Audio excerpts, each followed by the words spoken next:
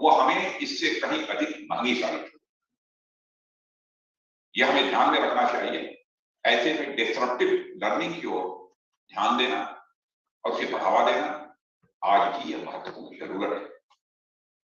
यहां मैं सुश्री सुनीता गांधी की एक पुस्तक destructive literacy, A road map for urgent global action के लॉन्च के लिए भी उनको बधाई देता हूं। आपने भारत और दुनिया भर में लिटरेसी प्रॉब्लम्स पर अपना जो एनालिटिकल व्यू दिया है, वह निश्चित ही इस प्रॉब्लम को एड्रेस करने में चाहेगा। साथियों, शिक्षा संबंधी चुनौतियां किसी खास वर्ग, क्षेत्र या जाति की चुनौतियां नहीं होती है, यह पूरे राष्ट्र की चुनौती होती है और इसलिए इसके निवारण के लिए पूरे राष्ट्र और समाज को एक साथ मिलकर आगे आना। इसके लिए केवल सरकार के प्रयास, केवल प्राइवेट सेक्टर के प्रयास या फिर केवल एनजीओ के प्रयास पर्याप्त नहीं होंगे। इसके लिए whole of the nation approach अपनाना आवश्यक है। इसमें राष्ट्र और समाज के सभी अंगों का पार्टिसिपेशन। नेशनल एजुकेशन पॉलिसी 2020 भी इस भागीदारी की आवश्यकता रेखांकित करती है। साथियों, इस भागीदारी की संकल्पना को साकार करने के लिए आज जब पॉलिसी मेकर्स, विभिन्न कॉर्पोरेशंस के हेड्स, इंटरनेशनल और नेशनल एनजीओ के हेड्स और शिक्षा जगत के अन्य गणमान्य लोग एक मंच पर एकत्र हो गए, तो निश्चित ही भविष्य में एक बड़े बदलाव का संकेत। आप सभी हमारी वर्तमान चुनौतियों में से एक प्रमुख चुनौती पर चर्चा करने के लिए एकत्र हुए हैं। आप लोग इस महत्वपूर्ण विषय पर विचार विमर्श करते हुए प्रैक्टिकल, इफेक्टिव और फ्यूचरिस्टिक आइडिया के साथ सामने आएंगे, ऐसा मेरा विश्वास है। साथियों, ये बड़ी खुशी की बात है कि इस समिट में रिपब्लिक ऑफ मालदीव्स के minister of state for education Shri Abdulla Rasheed Ahmed ji भी अपनी गरिमामयी उपस्थिति प्रदान कर रहे हैं। इनकी प्रेजेंस निश्चित ही सभी को लाभान्वित करे और इनके अनुभव से लाभ लेते हुए यह संस्थान और भी महत्वपूर्ण कार्य करने की ओर आगे बढ़ेगा। मैं आप सभी को इस समिट की सफलता की शुभकामनाएं देता हूं। मैं आप सभी के भविष्य में प्रयासों की सफलता की शुभकामनाएं देते हुए यहीं पर अपना निवेदन समाप्त करता हूं। आप सबको बहुत बहुत धन्यवाद। जय Hind. We truly thank our most honorable Defense Minister, Shri Rajnath Singh Ji, for this wonderful thought-provoking message. Progress in life is often made in small incremental steps, but occasionally advances are made in leaps. We mustn't be talking about small adjustments or adding something on to what already exists. Let us all give prominence to profound changes at an institutional level. Yes, a paradigm shift is what is required. A radical change in the core concept and practices of a given domain, discipline, or field. The field of education at both the basic and higher education levels has undergone tremendous change in recent years. This change has been precipitated by unprecedented demand for high quality and meaningful education at all levels across the globe. Coming up next is a presentation which needs a serious thought by all of us. I request Mr. Nishant to have this video played, a paradigm shift in education.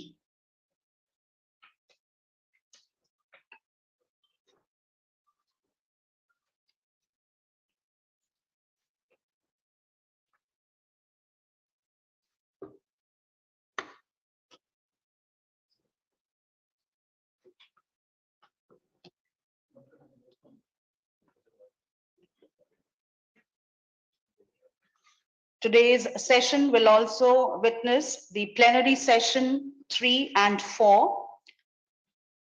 Plenary session 3 would be pre-lunch and session number 4 would be post-lunch.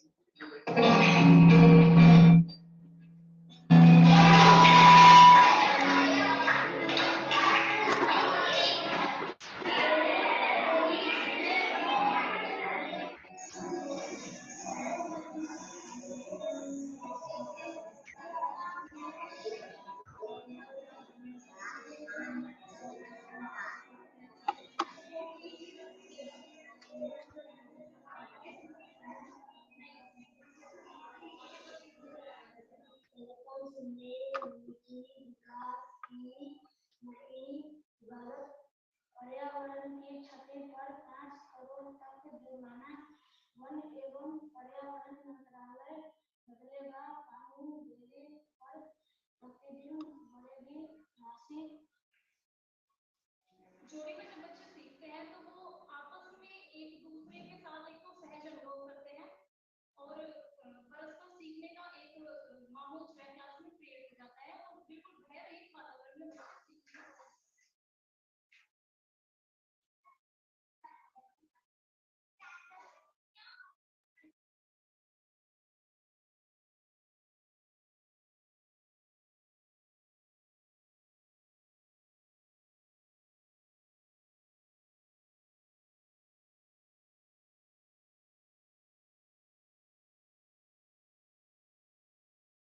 हमारे ज्यादा भी होते हैं जो class में एक उनका involvement class में होता है उनका दिखाई देता है और दूसरे जो स्पेशल चाइल्ड्स होते हैं हमारे पास वो भी ज्यादा इंटरेस्ट लेते हैं चीजों को करने में चीजों के लिए कि पहले जो बच्चे थे वो थोड़ा कभी कभार टीचिंग के बीच में थोड़े बोर हो जाते थे अब बच्चे ज्यादा इंटरेस्ट के साथ कर रहे हैं चीजों को।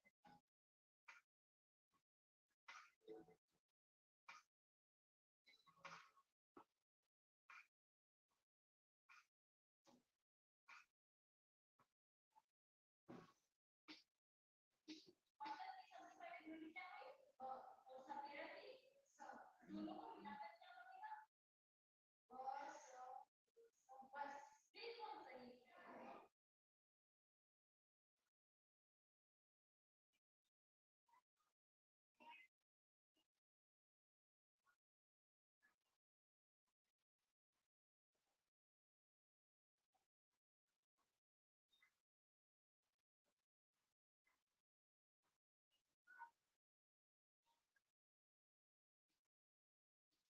जो बच्चे एकदम पढ़ने में इच्छुक नहीं थे वो भी बहुत अच्छे से आज रुचि लेकर के सीख रहे हैं और मैं चाहता हूँ कि ये विधा जो है हर विषय में हर विद्यालय में हर तरीके से अपनाई जाए।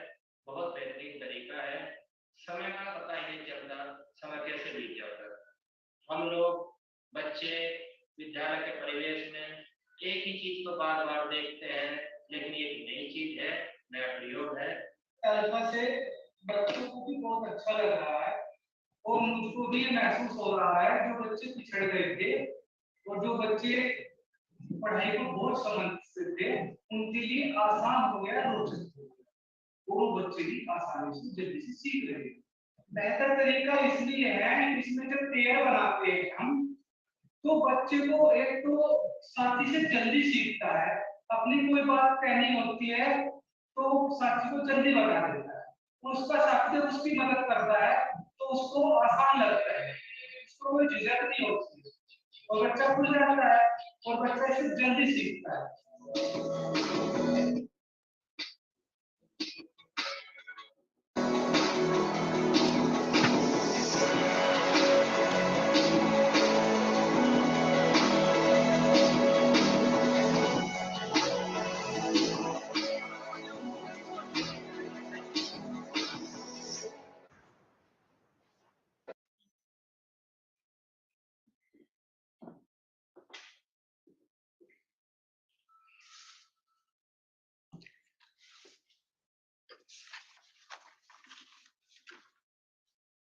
Well, moving ahead, if you're working on something exciting that you really care about, you don't have to be pushed. The vision pulls you. Wondrous are those success stories that have created from the ground up and those that are driven by the real sacrifices of people amongst us. These success stories exude pure passion and a genuine purpose to fulfill their broader dreams and desires. Ladies and gentlemen, please join me in welcoming Ma'am Dr. Sunita Gandhi to share her views on FLN, foundational literacy and numeracy, and its significance to attain basic literacy and numeracy skills in an early and foundational stage of schooling to help students amalgamate their skills in the classroom learning for a better future.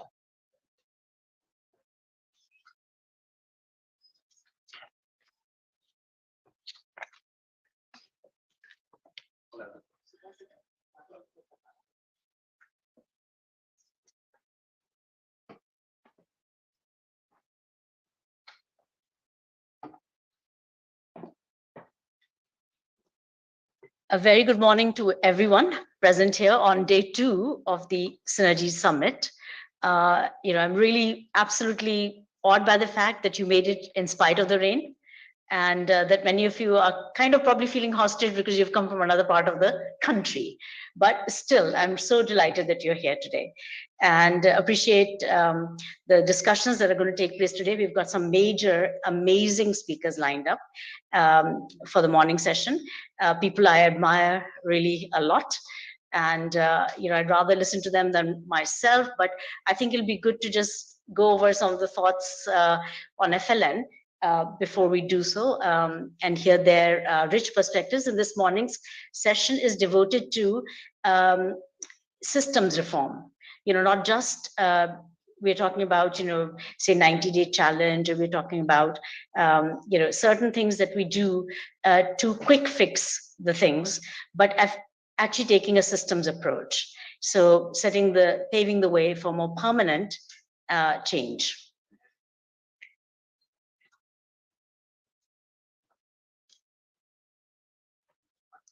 Okay, so while they're setting up my PowerPoint presentation, I'd like to say that yesterday the thrust of the discussion from the people from Save the Children, from Deepak Foundation, Archana is here today, from Tirumala from Infosys, from basically many of the CSR bodies that were present here yesterday, as well as thought-provoking lectures by people like the gentleman who talked about Think Sharp, right? Think Sharp organization, and that was really powerful.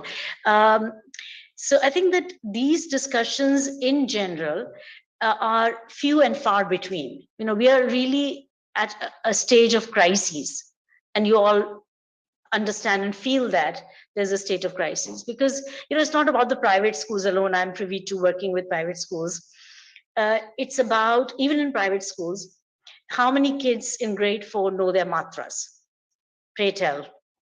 How many kids? What percentage of your children can read flawlessly Hindi newspapers in grade 4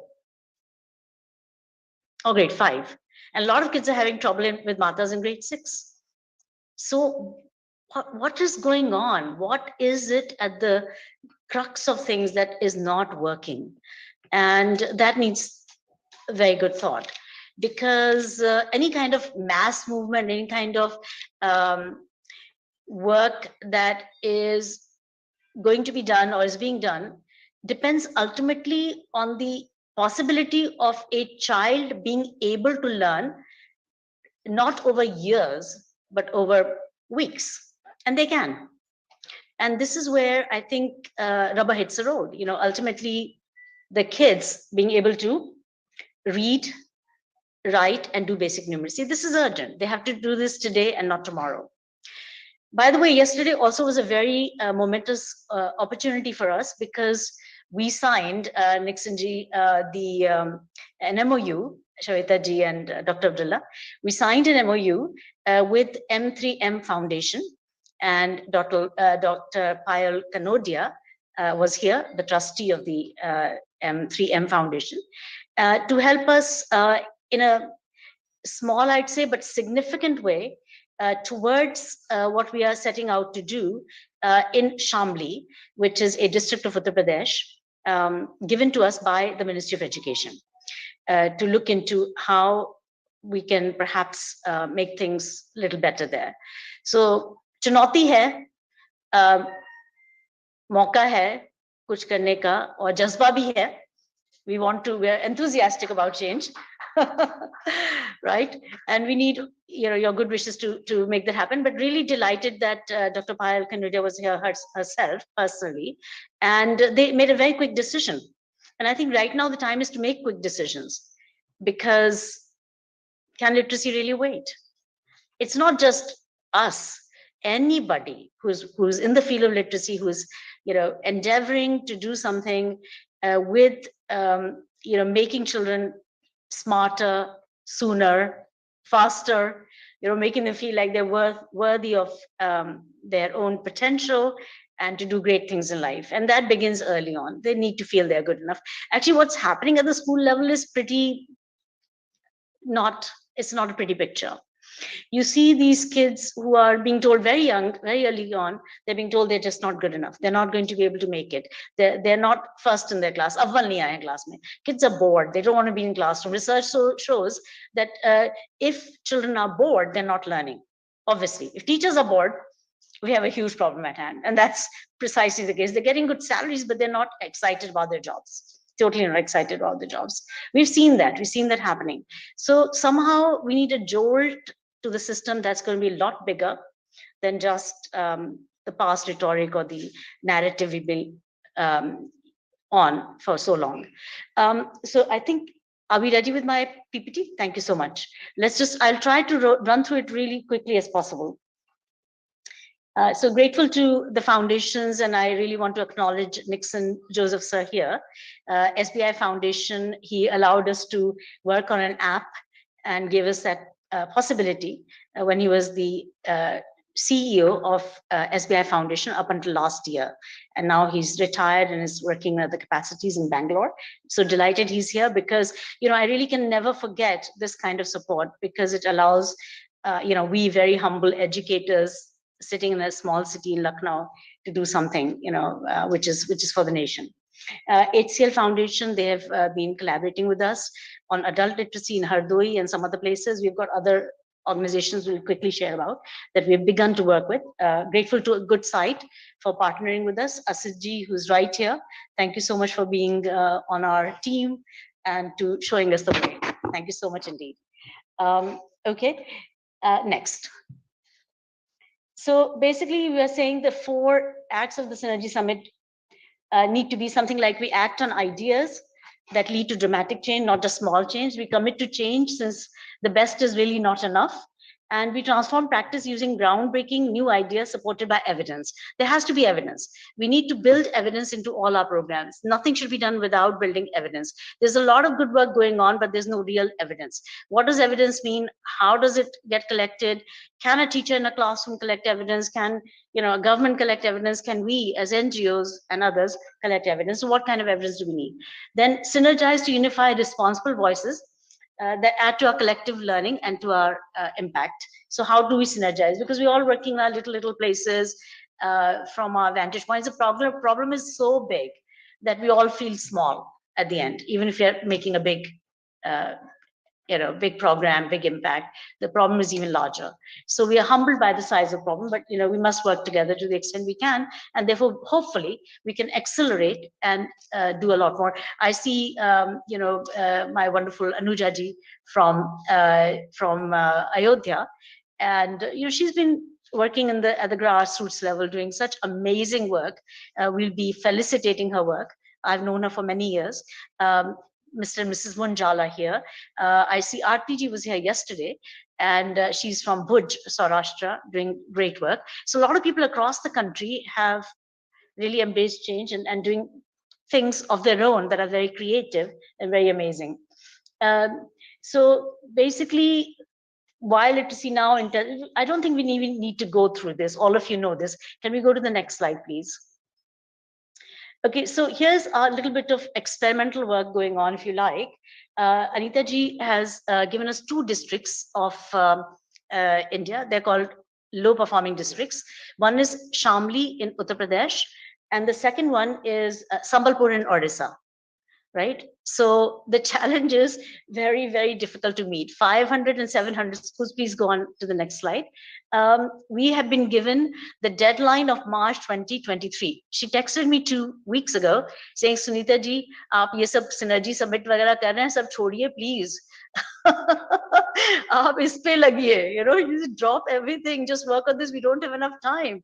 So I said, all right, ma'am. She said, I'm not going to come to your Synergy Summit because I want you to focus on the other stuff. I said, okay, no more summits. But we are hosting one more, by the way. So hopefully she'll be convinced to look at it in a different way. Anyway, so we need to act with promptness.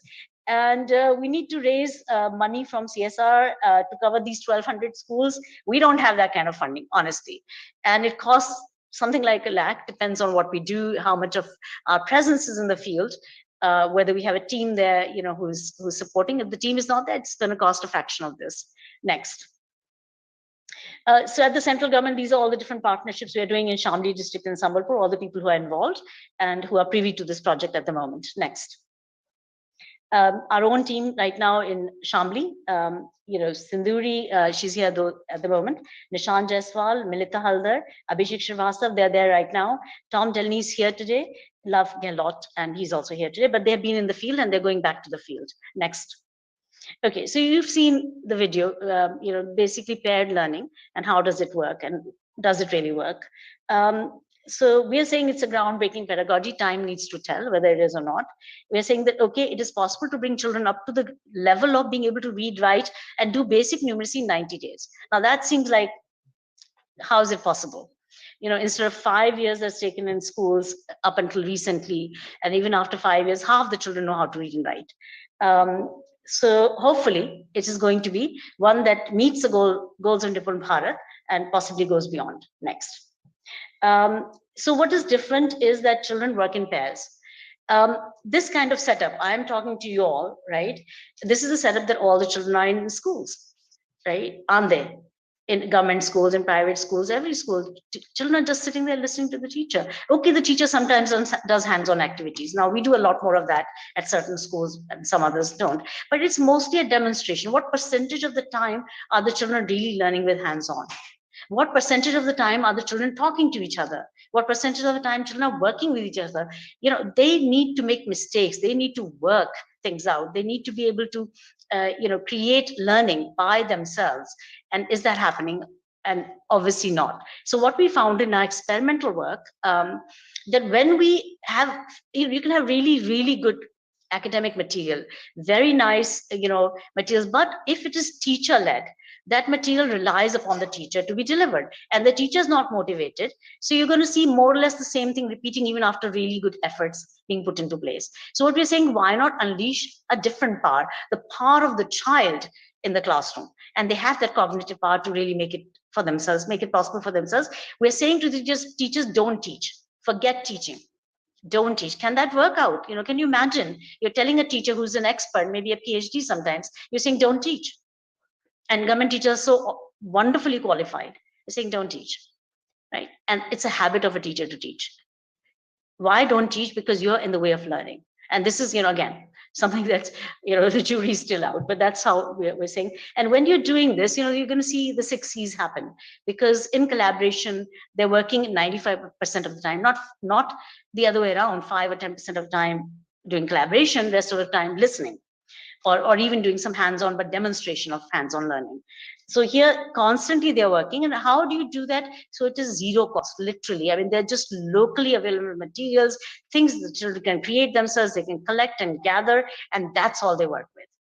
And they'll develop all the 6 C's that we know about. Next.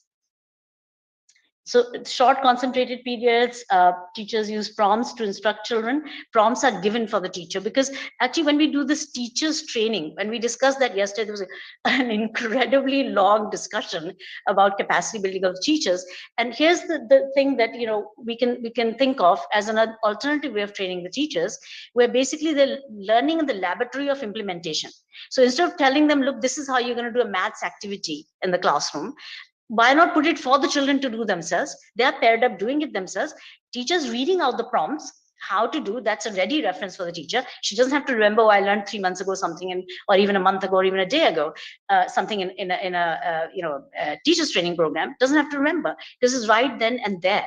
And in implementing that, she is learning and being reinforced in the process of how to implement that change. So maybe it is a more powerful way to learn for the teacher. So rather than isolating them into rooms and not in the laboratory of their classes, why not try it in the laboratory of their own classes? Okay, next.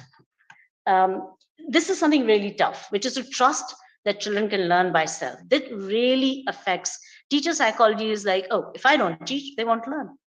And it's not just here in India. I had these group of people from Cambridgeshire come to Lucknow at our invitation.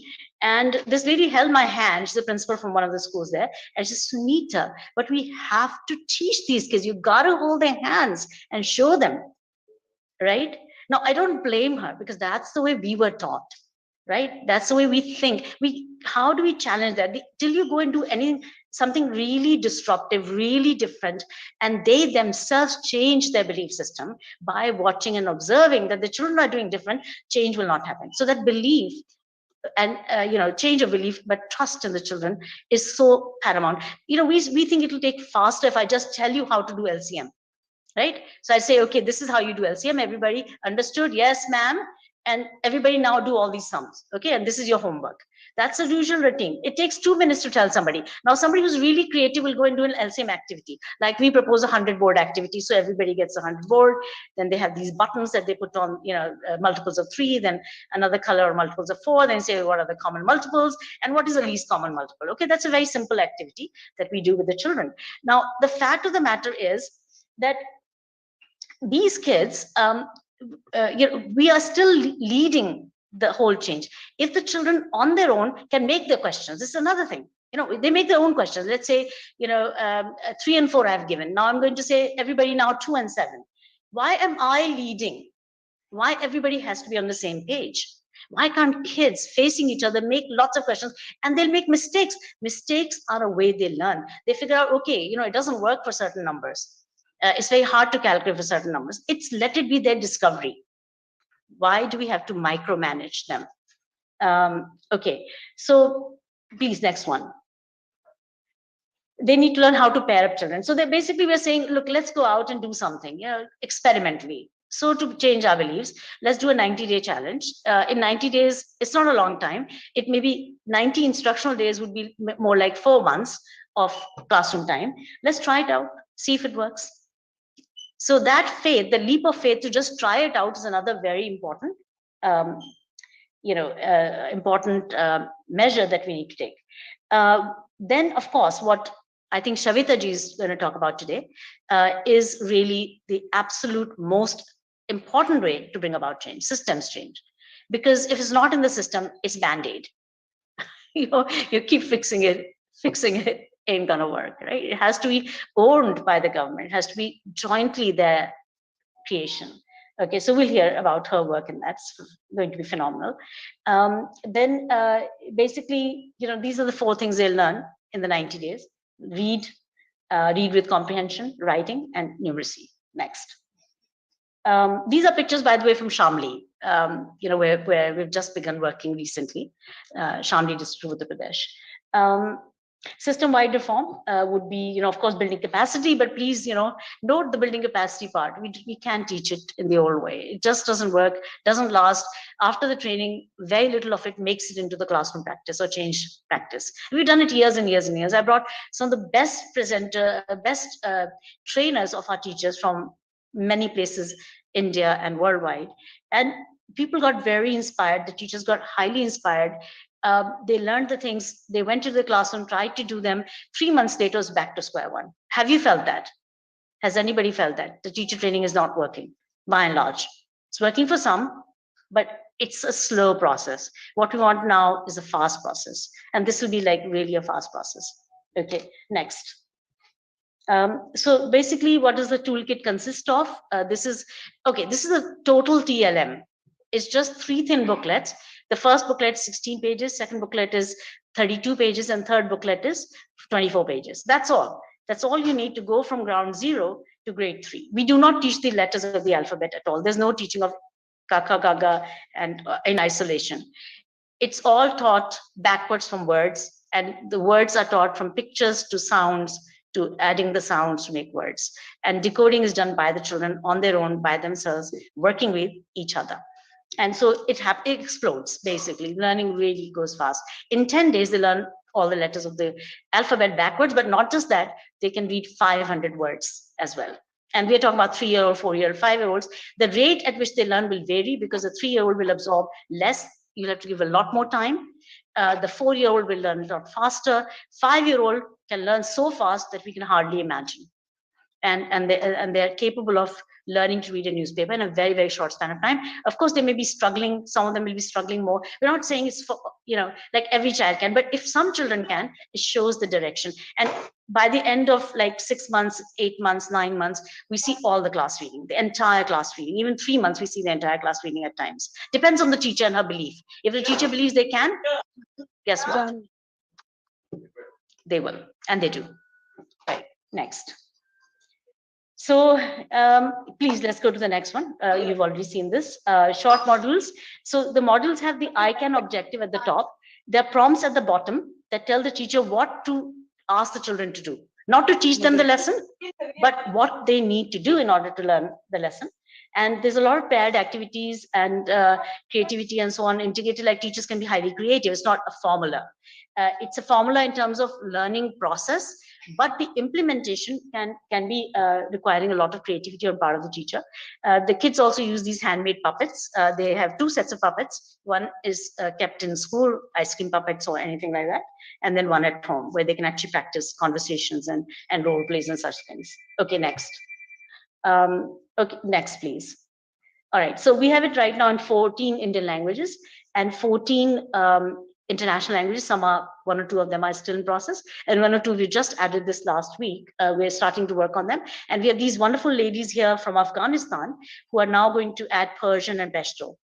There's a Swiss company that's working there helping us, but you two are also really looking forward to your converting those two languages for use in Afghanistan.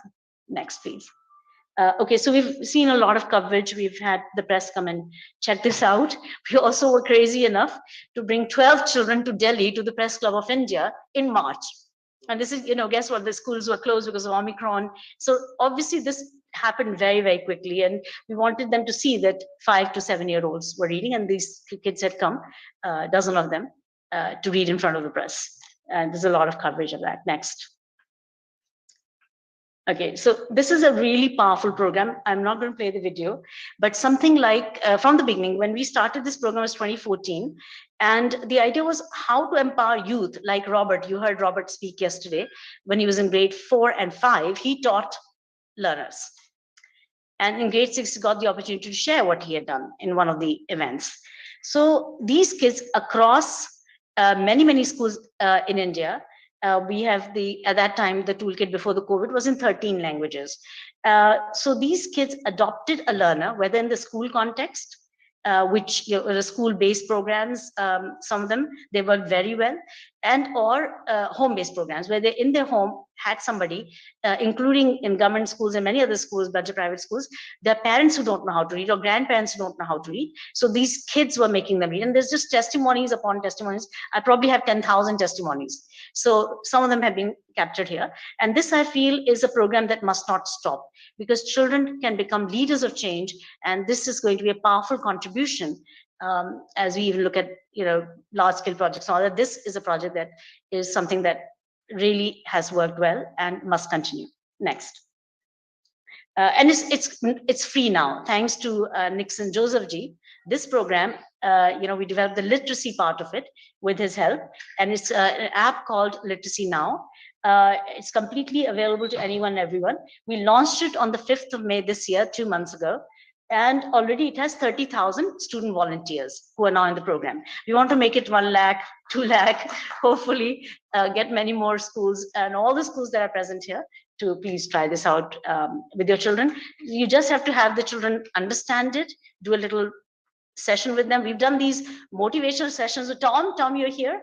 Tom has done so many motivational sessions with these children, and these kids, they love it. Their parents probably have concerns, or bacha khud ka padhai karega ki kisi aur ko padhayega. Even though it takes 15 minutes a day, they're sort of concerned about whether my child will study or not. But the kids are excited about it because we are hitting their idealism. We are actually tapping into their idealism, and they're idealistic at this age. They want to go save the world. They want to make a difference, and we need to therefore utilize this facility, thanks to Nixon Ji, to be able to do this. Their videos, their interactive games, their P-tests, post-tests, there's a verification process, and there's a certification process, all inbuilt inside this. Next.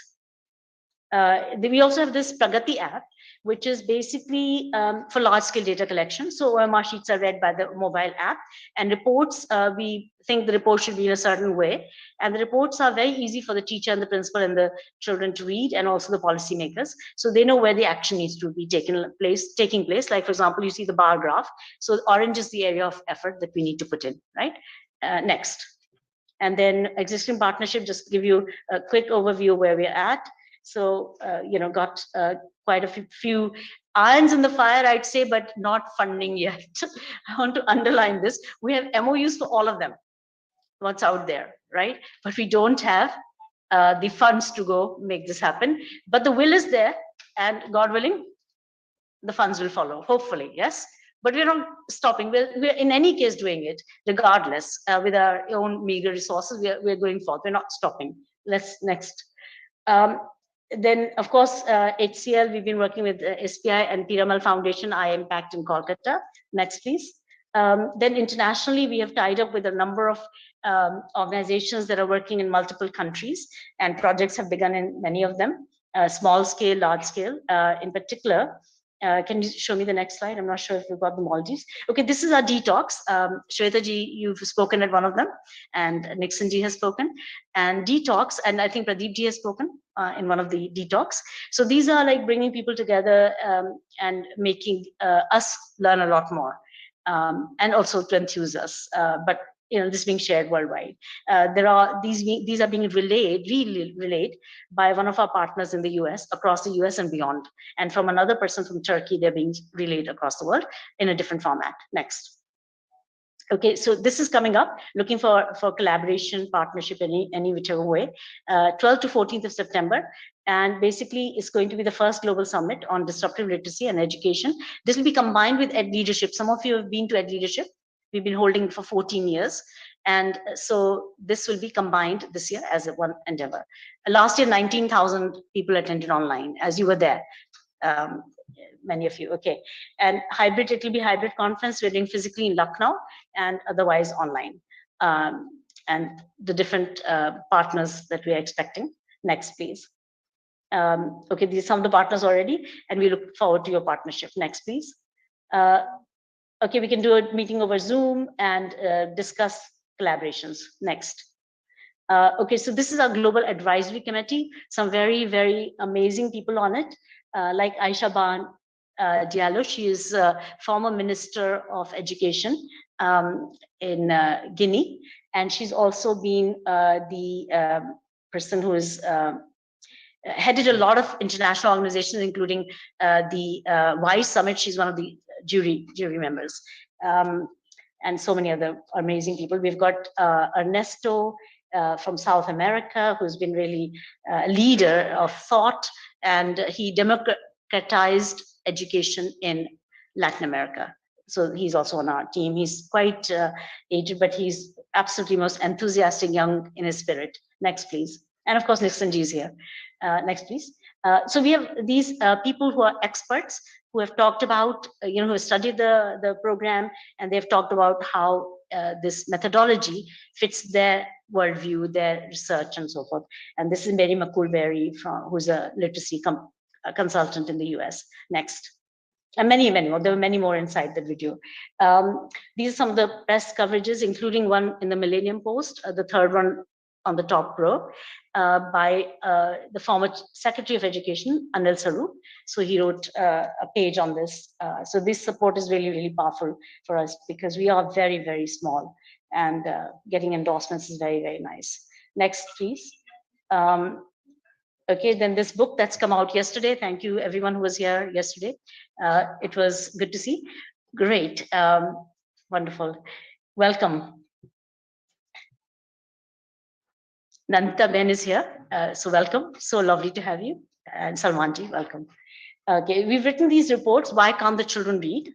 And Accelerating Adult Literacy, based on a survey of Lucknow's, this was done by 4,000 teachers of government schools in Lucknow district, where we designed the survey and they took it. They spent many, many days collecting data, and 1.5 lakh people were covered. And it's the data analysis of that, and got published recently in the Economic and Political Weekly of India. So this is like, looking at inequalities of illiteracy and how they compound each other. And there's, again, Tom was involved in helping to write this. Next. Some endorsements from various people. Very grateful. Sir, who spoke today, sent us this video. He made the video, by the way, I found out on his birthday, which was Sunday. Very nice of him. And all these wonderful people. Next, please. That's it. Thank you so much. Thanks for entertaining me. I look forward to your views, and look forward to your, being on stage, the good presenters here today, and learning from them. So over to you guys. Where's the master of ceremonies? Here. Okay.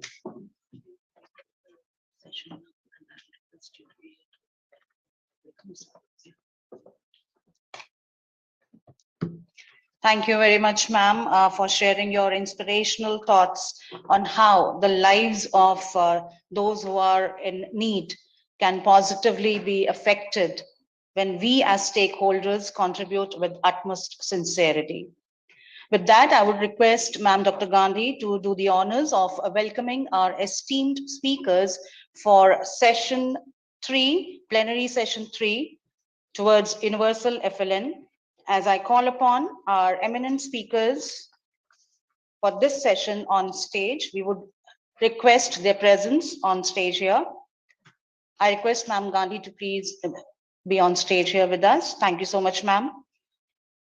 First, I would like to invite and appreciate the presence of Ma'am Shweta Sharma, Co-Managing Director, Central Square Foundation. Ma'am Shweta is Managing Director at Central Square Foundation. She has been a part of the founding team of CSF and co-leads CFS strategy, operations, and strategic partnerships. She leads CSF's work on FLN across system reform and government projects, classroom instructions, and also oversees CFS organizational development. Thank you very much, ma'am, for being with us. We next would like to have the gracious presence on stage by Mr. Nixon Joseph. We invite you, sir, to be a part of the plenary session number 3.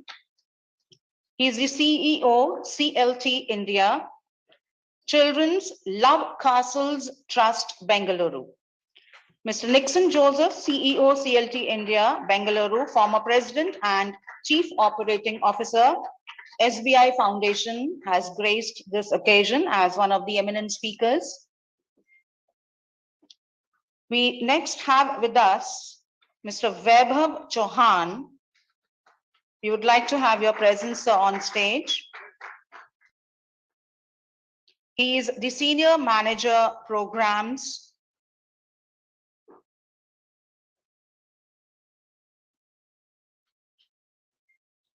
with HCL Foundation as a Senior Project Manager.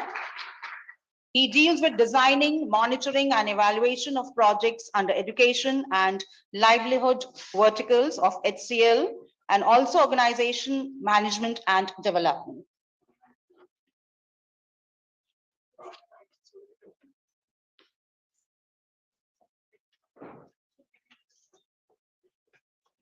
So,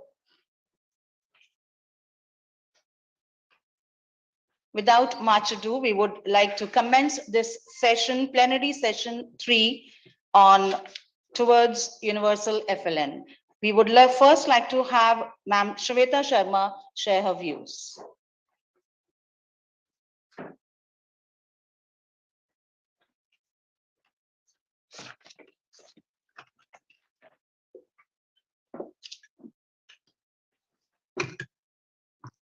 Am I audible? Yes. Yeah, okay, great, thanks. Yeah, usually I don't need the mic, but we'll try it with the mic. Good morning, everyone. Thank you to Dr. Sunita Gandhi ji and the entire team of Devi Sansthan for a very topical discussion on foundational literacy and numeracy. By way of introduction, I'm Shabita Sharma Kukreja, Managing Director at Central Square Foundation. I've been a part of the founding team. We work on school education, kindergarten to grade 12. We've had a more diversified portfolio of issue areas we focused on in the first 5 years of our journey. Very entrepreneurial, trying to figure out where we can have catalytic impact. And sure enough, the more we understood education and what it will take to reform and strengthen it at scale in India, whether we were looking at data, whether we were looking, learning from our partners, learning from other leaders in the ecosystem, it becomes obvious that you have to get the first step of any journey right. And for children, with respect to education, that means solving for foundational literacy and numeracy. In India, the challenge of quality of learning existed even before COVID, right? I mean, we have the National Assessment Survey, the ASER survey that Pratham's been running for close to 2 decades. We already knew our children are not learning. What COVID did in the last 2 years was that children were homebound. And unfortunately, there wasn't a hue and cry about the fact that we let our children sit at home for 2 years. And take a moment to let that sink in, right? And I'm not saying that health and vaccination and migrant labor and food shortage wasn't important, but somewhere the message that we sent out as a country was also that we are education baad mein solve ho jayega, right? That it's okay. There was more, there was a lot of focus on 10th board exams, on college admissions, and all of that is important. But somewhere when it came to our young kids, the country made an assumption that as and when things normalize, we will be able to help them come back to school and they'll start learning. So a system where our children were not learning pre-COVID, during COVID, even with our best attempts, whether there are foundations like ours, we've been working on education tech. I always say we worked on EdTech before it became cool. We genuinely believe EdTech needs to be leveraged, but in a blended manner. No amount of technology can replace a teacher, can replace a school. It's a very powerful tool, which in a blended manner can augment the solution. But unfortunately in COVID, we could only rely on technology. And in the Indian context, we have to think of technology with the digital divide that exists. As a parent to kids who were in grade 4 and 7 when the COVID hit, I'm very fortunate that their school and teachers put in the effort for tech to actually work. But this is also in a context where my children were used to leveraging technology. Khan Academy was not a new word for them, right? Like they knew they could use it to problem solve. They had a dedicated device and data. So does the EdTech technology work? Yes. For education, it can work, but the basic conditions that need to be made available are not relevant for India as a whole. And at the cost of making it sound elite, the reality is that maybe when all of us in this room talk of EdTech or what it has meant for all family and children, we are talking of India. We call it India 1, 2, 3, right? We're talking of India. Bharat mein education technology ko kaise leke jayenge is a whole different conversation. What we also learned in COVID was some very strong community-based programs. And Dr. Gandhi also spoke about some of the adult literacy initiatives, the work that you've been done with, Nixon's support for the, Literacy Now app. Relevant solutions started getting created, but not in a systematic manner. Dr. Gandhi has already spoken about that. My focus on FLN will be system reform. Innovative bottom-up solutions are very, very important. More of the same hasn't worked in India. We need to do something different. However, the story of education reform in India also is that we are a minefield of successful pilots and failed scale-ups. Chote se scale mein, when we start something, with a lot of degrees of control, with supportive philanthropists, with good patient CSR capital, we are able to show change. However, the diversity and complexity of our country means we have to design for scale from day one. If we pilot something innovative, what are aspects of that solution that can be taken to the system for a longer term adoption? So again, learning challenge, COVID hits us. how do we now solve for the paradigm shift that we need in foundational literacy and numeracy in a scalable manner, in a sustainable manner for the long term? And the guidance I got was to share 3 learnings. I'll break it up into, I'll double click on all of those in the next couple of minutes. Specifically, when it comes to foundational literacy and numeracy, the good news is that almost after 3.5 decades, we now have a national education policy, which also front and center talks about early learning. Never before in any policy document has there been an explicit focus area called out. Whereas this policy explicitly says that until we solve early learning, everything else will not fall in place. So that's the upside, right? The second thing is that we not only have a focus in early learning in NEP, but India now also has a FLN mission by the name of Nipun. The Ministry of Education, even though the system of physical schools were shut, but the education departments, whether at a central government level, CBSE level, state government level, have done the groundwork for Nipun, which is our national initiative for proficiency in reading with understanding and numeracy. I think a lot of what Dr. Gandhi also spoke about, right? How do we make sure kids learn to read with meaning? And I want to underline the read with meaning and numeracy, right? I mean, there are indicators, and I mean, as CSF also, we talk about the relevance of oral reading fluency. It's a good marker, but it's a start of a journey. After a certain speed, and it's true of all of us, right? Our brain gets freed up, we can do meaning making, because eventually a child doesn't need to read with speed, but needs to understand. And my first-hand experience as a parent is that even math requires literacy skill, because after you're done counting, right, you have to understand a word problem before you can rush to ab add karna hai, subtract karna hai, ya multiply karna hai.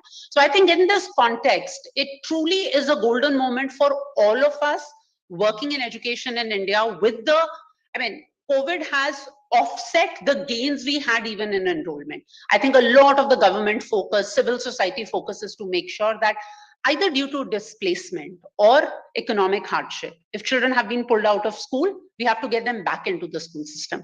And once they are back into the school system, we need a systematic manner to recognize the additional effort and focus that needs to go into that.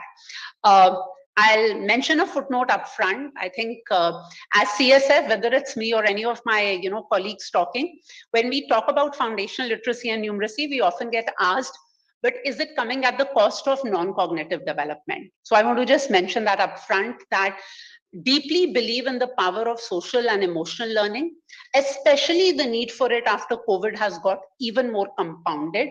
So nowhere is, please don't assume that focus on cognitive or FLN needs to come at the cost of non-cognitive. We both are equally important, but from a education perspective, it is important to also ensure the basic development in cognitive skills, because otherwise by middle school, if our children haven't learned reading with meaning and basic math operation, we cannot hold them responsible for engaging with EVS as a curriculum, science as a curriculum, or just being responsible citizens. Specifically, some lessons from our approach, and a lot of it has been preparation, because for all practical purposes, in the system, the rubber is hitting the road now. Nipun got launched on 5th July last year. But after that, schools have only opened in, spurts. Schools opened, they shut, took some time even for vaccination coverage to reach our teachers, our parents, our communities, and also our children. For us, I'll talk about the 3 core principles or approach that we focus on, is to look at it from a system lens. Like I said, bottom-up innovation is important, but expecting a bottom-up solution to get adopted often by itself hasn't been successful in India ever, or in education reform worldwide. Scale and sustainability cannot be an afterthought. We have to put that up front. Second, most of us in education talk about it's a complex production function. There are many stakeholders, there are many dependencies. That is the reality of the issue we are all working towards. And we have to design for what it means for all stakeholders. parents as enablers, parents not as instructors or educators, the community our children come from, where are our teachers coming from, what are the support systems we can provide to them, whether it's via school leaders or academic coordinators, education departments, district collectors, diet and SCRT structure. When we say a system lens, the scale and sustainability also has to take all the stakeholders together. You can't design only with one particular aspect and expect that to get institutionalized.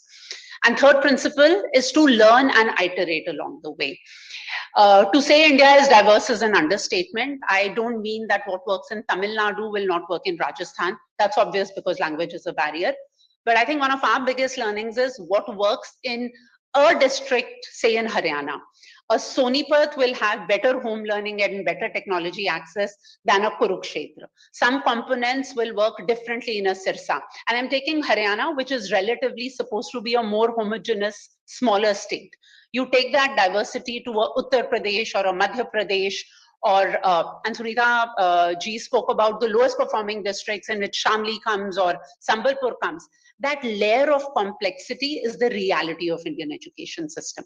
Whatever we design for scale, for sustainability, for taking all our stakeholders together, we have to empower at a district level the relevant adaptation and iteration. Saying that we'll set a Nippon goal for the country or for a particular state, for a particular language, is being very myopic. We have to take it down to what level of, and district works well, at least in the government system, as an administrative unit. What is our current learning level? What is the benchmark for the language in which those children are being taught? And how do we cover that distance? I think those are some of the, the key principles from an approach perspective I wanted to leave this audience with. And my last two words, which we're also learning as we're working on this, is I think it's very important to keep it simple. Sometimes people working in education, our own intellectual or geeky side takes up and we want to try and solve everything. But if a solution can work only with a small subset of stakeholders, it becomes a niche solution. And our responsibility is to solve for the entire country. So keeping it simple and pragmatic becomes important. And linked with that is when I say keep it simple, I'm not saying let's not be ambitious, but let it be a phase-wise reform. If you give me 2 techniques which I have to change in my teaching tomorrow, and if I do it consistently for 6 months and I get results, I will be more willing to try a more ambitious technique in the 7th month. Keeping it simple, but taking a more phase-wise approach on how do we get our children to the learning levels that they deserve as individuals, and we deserve as a country to truly leverage the, the human capital dividend that we all keep referring to is very, very important. So thank you once again to the Devi Sanstha team, to Dr. Sunita Gandhi, and look forward to hearing from my other panelists. Thank you.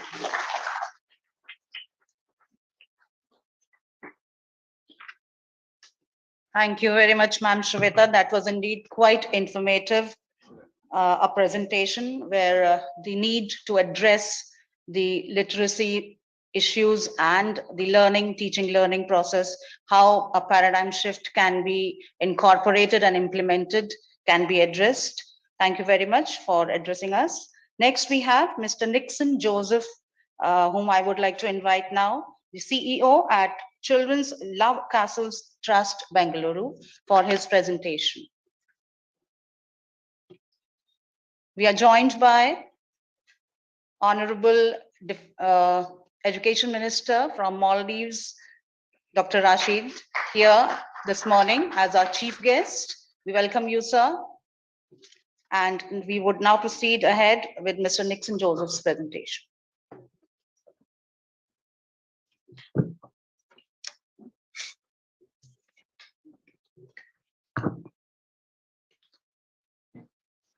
Good afternoon, everyone.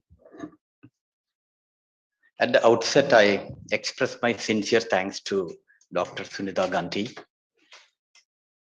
for inviting me here. My exposure to education sector has been quite limited. As a profession, I was a banker. I shifted to development sector only 6 years back.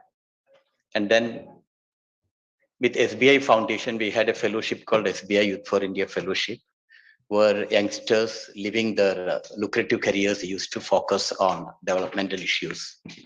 And there I saw some of the fellows focusing on illiteracy related programs, school education programs, etc. And from there, I learned a lot about what is happening in the education sector. It is my pride and honor that I could support Devi Sansthan in developing their app. Before retiring from SBI Foundation last year, I had recommended to the sanctioning committee that this is something which we should support, mainly because of the passion and determination of the founder, Dr. Sunita Gandhi. I should admit that I came from Bangalore only because this subject is very relevant, and also because of the passion and leadership which I have seen in Dr. Sunita Gandhi. I should tell that that is quite infectious. If we are able to interact or spend some time with Dr. Sunita, I'm sure all of us in our own way, like I am heading CLT India, I'd be able to carry some amount of inspiration and do something different there. So thank you, madam, for this invite. And lot of important points have been taken by my earlier speaker from Central Square Foundation. And I find that I am having less points to touch about, because she has covered almost all the points related to education, how it happened in the COVID, post-COVID situation, etc.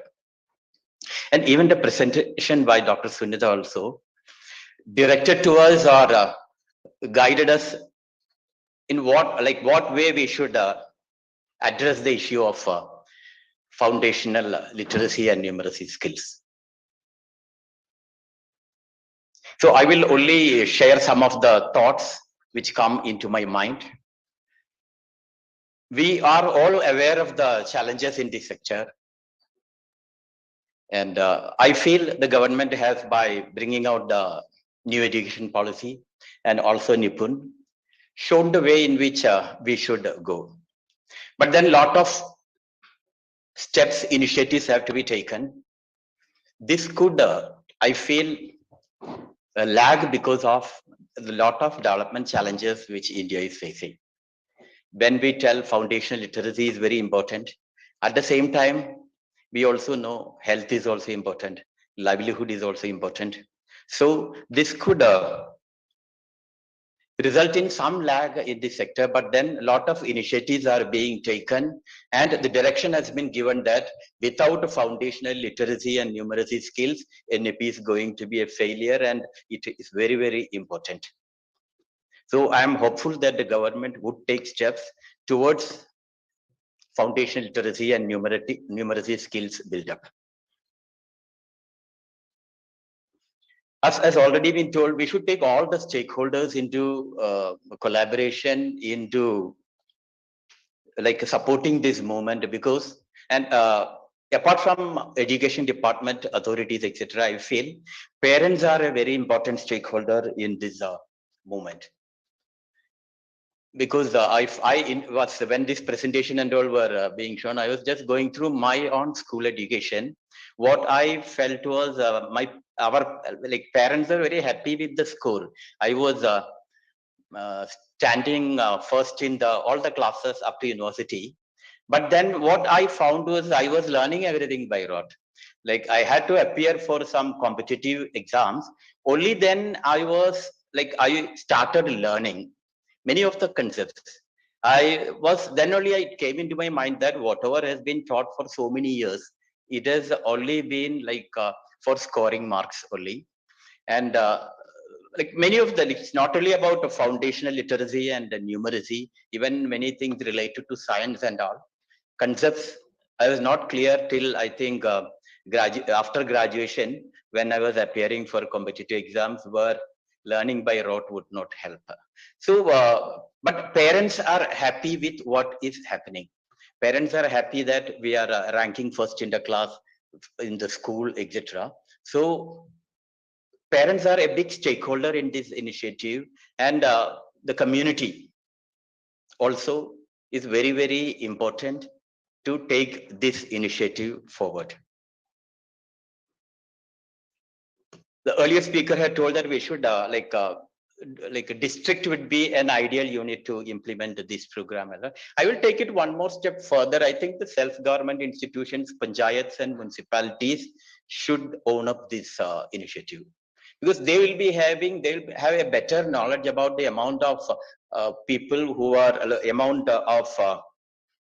people who are yet to be like literate in the foundational literacy or numeracy skill way. Also about the schools, about taking it forward and all. If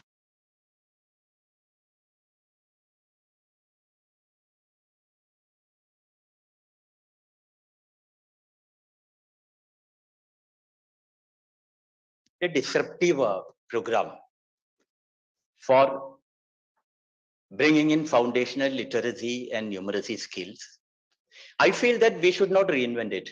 What like when I was in SBA Foundation, we used to get proposals for taking steps against illiteracy projects or foundational literacy, etc. We would be supporting several projects. But I am of the view that, especially since this program, this disruptive program, which has been found by Devi Sansthan, has been found successful, it's creating results. It is a program, accelerated program. Any CSR donor should try to help in replicating this program. And even if some NGO or someone comes to comes with a program to implement foundation literacy project, we should ask them to collaborate with Devi Sansthan, so that reinventing doesn't happen. In fact, I am now in my NGO, our NGO is in the EdTech sector. We are doing focusing on digital STEM education. But then when it was coming to this foundation literacy and numeracy also, when these talks were going on, I was thinking, why not I implement this program in South India? But then I was thinking initially about reinventing it, recruiting people and then starting a program on foundational literacy and all. But then after listening to this seeing today's presentation, etc., I decided that I will collaborate with Devi Sansthan to implement the program in South India, because that is the need now. And this has been quite a successful program. I'm very happy to see children of younger years, they're able to learn, read newspaper and all very easily, seamlessly, I should tell. And therefore, it's not only about school children, I would tell also about the community who are illiterate, who are not able to read. We will be able to implement this program, and many CSR donors would be here. I would tell let's not reinvent this again, because I feel a disruptive program has been found for addressing this issue and promoting foundational literacy skills, etc. So let's encourage this program and try to replicate it, scale it all over India. And that would be the only way to see that these foundational literacy, numeracy skills are achieved before 2025. If you are going to ask every NGO to come out with their own program, it's not going to be effective, or it's not going to lead in that direction. It won't be successful at all. One suggestion for the ministry would be that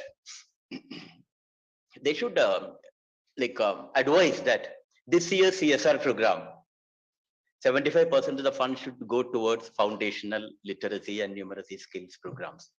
Because if this is going to be we know SDG, all the goals, it can be effective only if foundation literacy, numeracy skills are there. And then if it's such a priority, we have NDP, we have Nipun, everything. If it is such a priority, we should ask all the CSR funds, at least 75% of them, to be directed to foundational literacy numeracy program for 1 year. It is possible. Otherwise, and I have seen Department of Public Enterprises sending in notifications that this year's project should be for health. It should be for COVID, etc. So I think we should take it up as an advocacy. We should take it up with the government to instruct that public sector enterprises should spend 75% of the funds for foundational literacy and numeracy. I'm telling this not because this seminar is being held up, but because by 2025 we have to see that everyone is able to read and write. And since whatever kit has been found, etc., do not require internet, do not require any special technology and all. It suits India. It suits wherever we go, like whichever remote government schools or private schools, wherever it can be easily implemented. So I am very happy that I have come to this program and seen what is happening, what is being done in the foundational literacy numeracy skills area by Devi Sansthan. Very happy about it. I'll just about what we did in digital STEM education also, I will just mention for a minute, because at least some of you will be able to know or take some points out of it. See, our we started this focusing on digital STEM education because most of our students are not interested in science and mathematics. Over a period of time, because of the way it is taught and all, people do not, students get away from science and mathematics.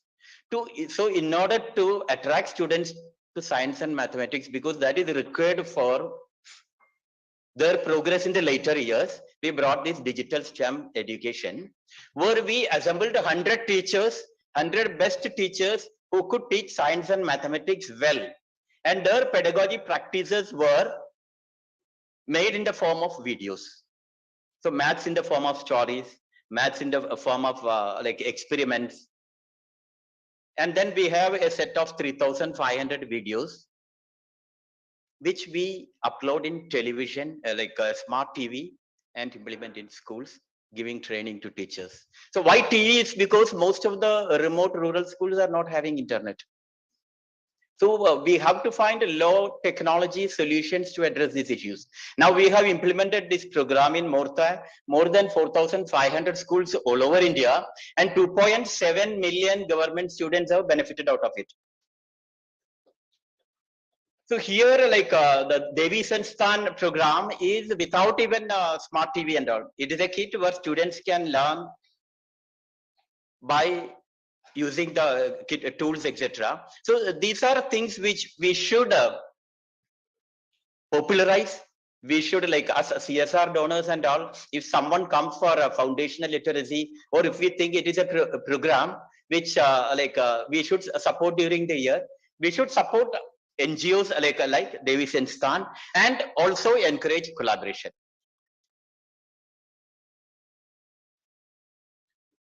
Thank you very much for listening to me, and I am once again express my thanks to all of you present here. I hope it will create a lot of thoughts and directions in the way foundational literacy and all can proceed. Whether it is possible, I will tell with determination it is possible. Dr. Sunita has shown it. I'll only tell from my personal example also. Till 45 years, I was not into any fitness activity, etc. At 45 years, I thought I should change. I should inspire others. How can you inspire others? You can inspire others by doing things differently. So in our bank, there were 250,000 officials, all are bankers. If you are all bankers, you don't inspire each other. You have to do something different to be inspiring. So I found that in SBI at that time, not only SBI, all the public sector banks, 1.2 million bank officers or bank staff, no one does long distance running.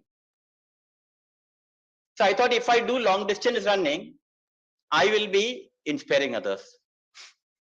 So many discouraged me. So in the same way, when such programs come, CSR programs comes, disruptive programs come, many people will discourage you. They will tell this is not possible.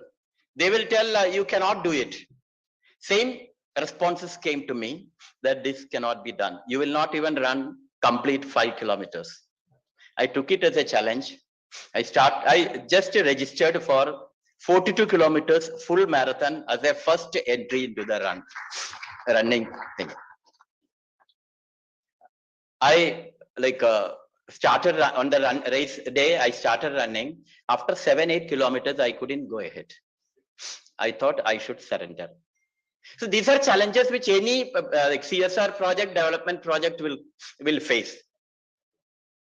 After some time, a lot of hurdles will be there, whether we should proceed or not. Then only I thought, if I surrender now, I will not inspire anyone. I will not be different. No one asked me to start this marathon running. I did it on my own. If it was so easy, everyone would do. This disruptive literacy, foundation literacy, all these programs, if it were so easy, so many would have done it. I thought I will not surrender. I continued. It took 7 hours for me to complete my first full marathon. But when I got the finisher's medal after completing 42 kilometers, it gave me the message that if you are determined, you can achieve anything in life. I continued that, and I'm very proud to tell from zero running, I have completed 55 full marathons. And why I tell this is, if we are determined, if we are passionate, we can achieve.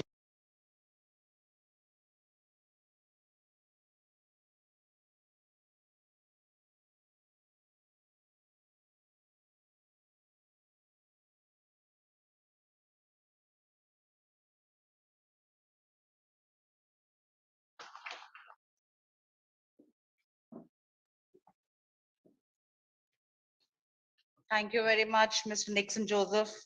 The passion that you exhibited is quite evident with the efforts that you are putting as a CEO and as CLT Children's Love Castles Trust. And with that, I would like to inform everyone that we are pleased to have with us Mr. Nin Z, who is the first secretary to Embassy of Cote d'Ivoire. We are pleased to have you, sir, here, and would request Ma'am Dr. Sunita Gandhi to give him a formal welcome by offering flowers. And we are equally pleased to have with him Ma'am Martine Guerrero, who has accompanied sir. It's a pleasure to have you here at the Synergy Summit.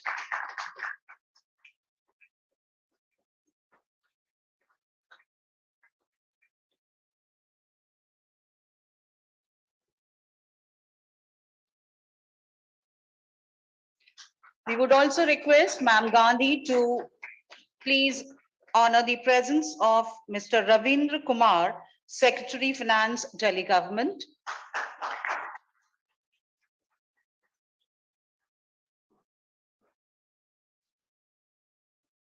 It's an honor and privilege to have you, sir, with us. Thank you very much to grace this occasion with your benign presence. Moving ahead, ladies and gentlemen, we have the speaker with us, Mr. Vaibhav Chauhan here, who is the Senior Manager Programs with HCL Foundation. Would love to have your presence here, sir, for your presentation. Thank you.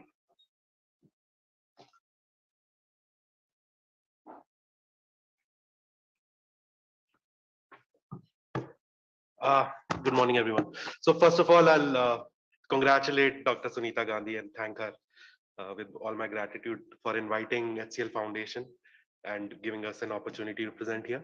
I'll also thank my co-panelist Shweta Sharma Kukreja and Nixon Joseph sir for their insights on how this problem of functional literacy and numeracy pans out. So I'll give take 3 portions in my talk, and first would be about the context, about us at HCL Foundation, where are we coming from. Then as we see this problem as 2 parts, one is in schools where newborn children, schools and Anganwadis are not getting the right set of environment so that they lack these skills of foundational literacy and numeracy. And the second is are the adults who have already passed through this education system and they lack this foundation literacy and numeracy skills. So we also see the problems in two parts. And first, the context. HCL Foundation started in 2011 as HCL Technologies Foundation, and we come from a background in HCL Technologies, which was one of the pioneers in EdTech, and we had a unit called HCL Learning, and that unit later was sold off to some other people. But one of the pioneers in India as well, bringing out content and bringing out technologies. And ma'am talked about India 1, 2, 3. So as EdTech comes out, it usually focuses on India 1, which is the urban schools with children giving out a lot of money, and these schools are very rich and they have some funds to invest in EdTech. So that is where our background is. From this, our founder, Shiv Nadar, started a foundation. It's called Shiv Nadar Foundation.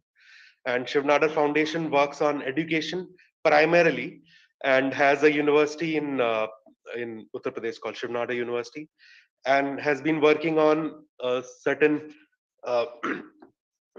programs. One school they have brought up in Uttar Pradesh called Vidya Gyan. It's a leadership academy, and across India, through competition exams, we from poor households, we select leaders, and then free of cost education and development is provided to them. And we have seen transformation in lives of these children. So that is one program that Shiv Nadar Foundation does. And then the start of the work that we do at HCL Foundation started with a program called Siksha. That is again a Shiv Nadar Foundation program that borrowed a lot from what HCL Learning was doing. And as HCL Technologies is a technologies company, the thought was that how can we leverage technology to bring out this improvement in these problems that I spoke about. So that is our context. Also, our chairman and founder and our chairman Roshni Nadar Malhotra, they have a very focus on education, and Shiv Nadar Foundation is primarily focused on education. And with that context we come from, and he usually says that Mr. Nadar used to say that nation building starts with education, and particularly on literacy, adult literacy. He used to correlate development of a region and of a village and of the country with literacy, because he used to tell us that if this problem remains, then because it's development at the end of the day, you need to change mindsets, right? And you're not able to, if you're not able to communicate with your stakeholders, with people in the village, and they are not able to read or understand you, this mindset cannot be changed. And literacy, so our understanding of this education about foundational learning and numeracy comes with that understanding that okay, this is the one of the foundational issues that we need to work on. And with that context, we started our work in 2015 with this background of technology and Mr. Nadar's thought process. We started again a little bit more context on what we do as HCL Samudaya and HCL Foundation. We are a mix of funders and NGO. So we are funders who are also an NGO. So we do our work ourselves. We don't usually to scale up. We partner with people like Devi Sansthan, and to get understanding of get solutions to problem with partner with people like Devi Sansthan and other people in the community and the ecosystem. But primarily we do things ourselves. We are the NGO, we are the funders. So with that context, we started this program Samudaya in 2015. It is about holistic rural development, and we work in one district, currently working in half of the district, and around 2.1 million population. And we invest a lot of energy. Yogesh and Ashish, my team people, are there, and they work in education, and Yogesh operationalize this program. and we have a team of around 300 working on multiple core issues. So health, education, livelihood. So with that context, we are able to understand from a different perspective how this numeracy and literacy work affect different aspects of individuals and of the community as well. So now coming to the other part, that is the foundational literacy numeracy part of our work. We started, I think, around 2017, and the target that Mr. Nadar gave, that carpet make everyone literate, right? Then we read about Cuba. They did it in 2 years, but that was a different regime. We are in a democratic country. And other different models. So the core of it, the learning that we found out, that in education as well and here as well, that at the last mile people are doing it, we had to empower them, right? Unless we think about how they are going to do it, but the whole system does not, is irrelevant, right? So the core person was going there and helping women or men to attain that change in their mindset and skills. That is the core of our learning. Second, if things are designed and structured in a process, it can be done at scale. So that is not an issue. We have reached a scale of 1,16,000. Our target work was 1,50,000 when it started 4 years back. 5 years now, sorry. We tend to forget the COVID 2 years, 5 years now. So 5 years back when we started, our target was to reach around 1,50,000 men and women. And we could reach 1,16,000 in these 5 years. And so somewhere, another thing, that important thing we realized was that for the community to come together and think that this literacy is an issue, you need to do extensive behavioral change communication. So we had to do it earlier, very strong behavior change communication, take out vans, paint slogans and everything. But once this ball started rolling, it was easy. Later on, we did not have to do it again, and that cost was saved. But initially, you had to do it. That is the second aspect. Third is it strongly is a gender problem. Women in data as well. I just before coming, I was checking out in NFHS 2015-16, 48.2% literate women were there in Hardoi, but 72% men were literate. In the new NFHS, 55%. So there is not much change in terms of that survey. So it's a gender issue. Working with women, because we had two hats, livelihoods and education. So we in livelihoods we work on entrepreneurship skills, digital literacy, financial literacy, and all these aspects. Because I saw somewhere this New India literacy mission program is there. So that is also talking about the whole aspects, not only these financial literacy and numeracy skills, but bringing in entrepreneurial skill, bringing in these skills. Again, in the rural areas as well, we need to probably target a little better. We had a carpet sort of an approach, but it's not necessarily if these 2-3 problems, they are compounded, your literacy and your livelihood issue is compounded. They're most profound in certain pockets in the villages, right? So it's good that is what the learning that Yogesh, I, and Ashish have come to, that in village as well, let's focus slightly more, a little more in the habitations, which habitation or mohallas or neighborhoods look at.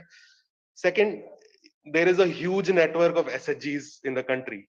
So if we combine these two aspects, and that institutional arrangement is already there, we don't need to.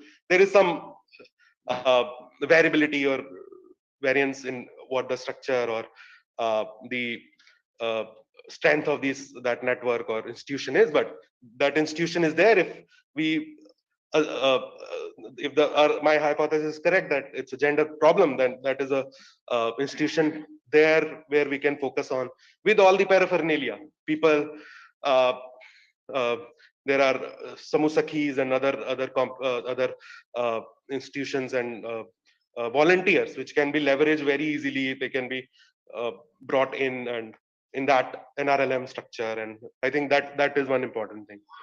So this was our 2 cents on the literacy part. It can be done on scale, and it's a gender issue. There is, again, institution structure already there. We don't need to recreate the wheel. Now coming to the education part. Education is a very complex problem and systemic problem. Shweta ma'am talked about that. But the core, again, coming to the last person who's delivering, we need to think about that person, the teacher.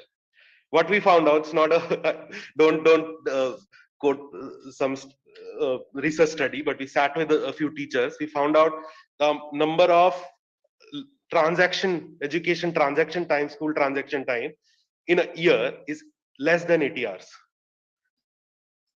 Very funny, right? So that is what found. We have not published it yet, but we would. We spoke to a few teachers, very less. So that we feel is the core of the issue, and that is coming from the system. If they're not in the school, they're in the school but doing something else. They're not in the classroom. The transaction is not happening. Now, so again, we in education we think of researchers think of two output functions, outcome functions in the production function of education. One is time in school, another is learning outcome. So we are able to improve the first one, which is time in school, by improving the infrastructure. But second one, learning outcome, very difficult. Right? In COVID, we had a good experience that out of school, when students were in their houses, we started this government also started. We call it Pados Pathshala. There we tracked all the children.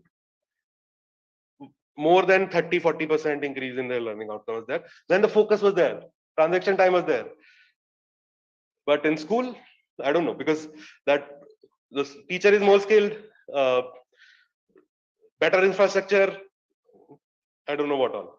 We have invested heavily in the infrastructure side, but we could manage the time in school, but learning outcomes not possible. Because again, we are not able to work with, we are working with 80 hours. What do we do? Now, hence it becomes a structural issue. The ma'am talked about everybody, diet system and DM, and they're all part of it. Unless we change their vision that okay, learning outcome, foundational literacy, numeracy is important. Because for them, elections, for them, probably the census, probably other things, these are important. For them, this is not important. So the topmost change of that mindset needs to be there, that okay, let's bring in focus on this.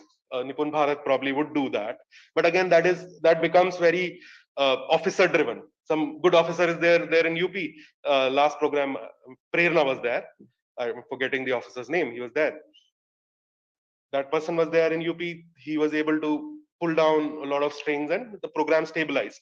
Then probably another equally competent person came, but that was not the priority. Something else was being done, right? So it is again become very contextual and driven by the person, not by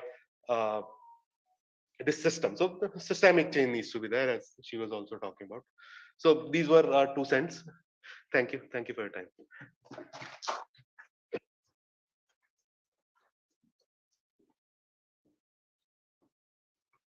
Thank you very much, Mr. Vaibhav Chauhan, for putting your presentation across in this session. And so logically, it has been quoted by you, all the examples and all the anecdotes that you shared with us, and emphasizing on the need to leverage our key resources by designing and giving them a structured approach so that our efforts become accountable and we become accountable for that.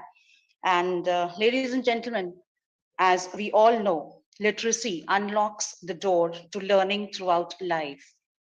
And it's so essential that we all put in our approach and find out the way for democratic participation and active citizenship. So here comes, we would like to have a video to be shown at this point, which showcases the efforts made by Devi Sansthan to promote literacy.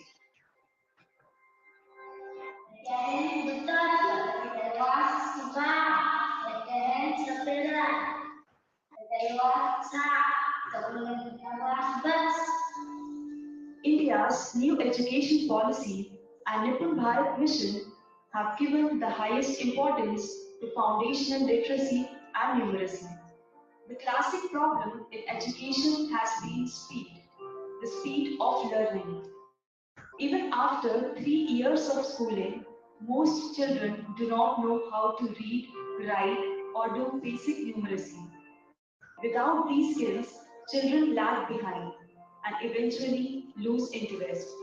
But there is a new disruptive research-based pedagogy that is making a huge difference. Alpha, or Accelerating Learning for All.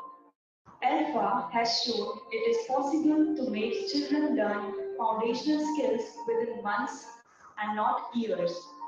Oral reading fluency follows from the ability to read in the first place. Alpha pedagogy has been incorporated in the Global Dream Toolkits, an online learning app called Literacy Now. Lessons are broken down into half-page modules. Children work in pairs. The children take turns to ask questions from each other and answer them. The teacher does not teach. Instead, the teacher reads out the prompts which tell the children what their task is.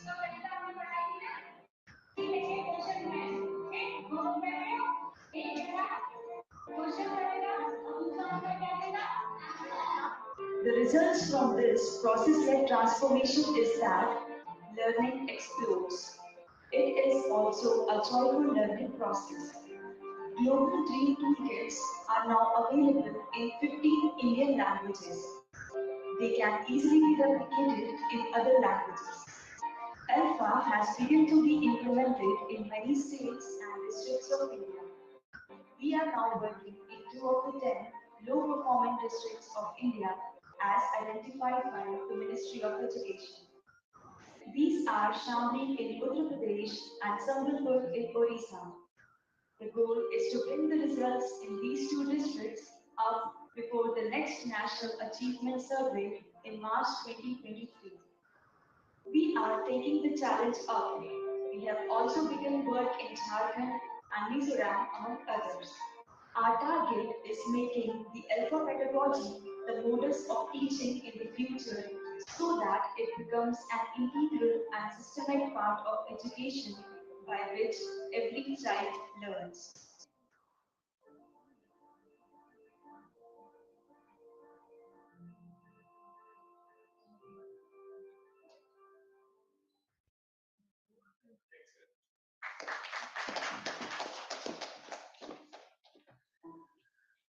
Well, now we would like to have a question answer session, an interactive session, and we would love to have our panelists here who are seated on the stage to address the queries and the questions from the audience. And I would like to invite Ma'am Shweta Sharma first to, if anyone out of the audience here would like to have any question related to anything which is related to illiteracy and our contribution and the paradigm shift, please, you're most welcome to put forward your questions to Ma'am Shweta Sharma. We have the cordless mics with us. We would be inviting questions from all of you.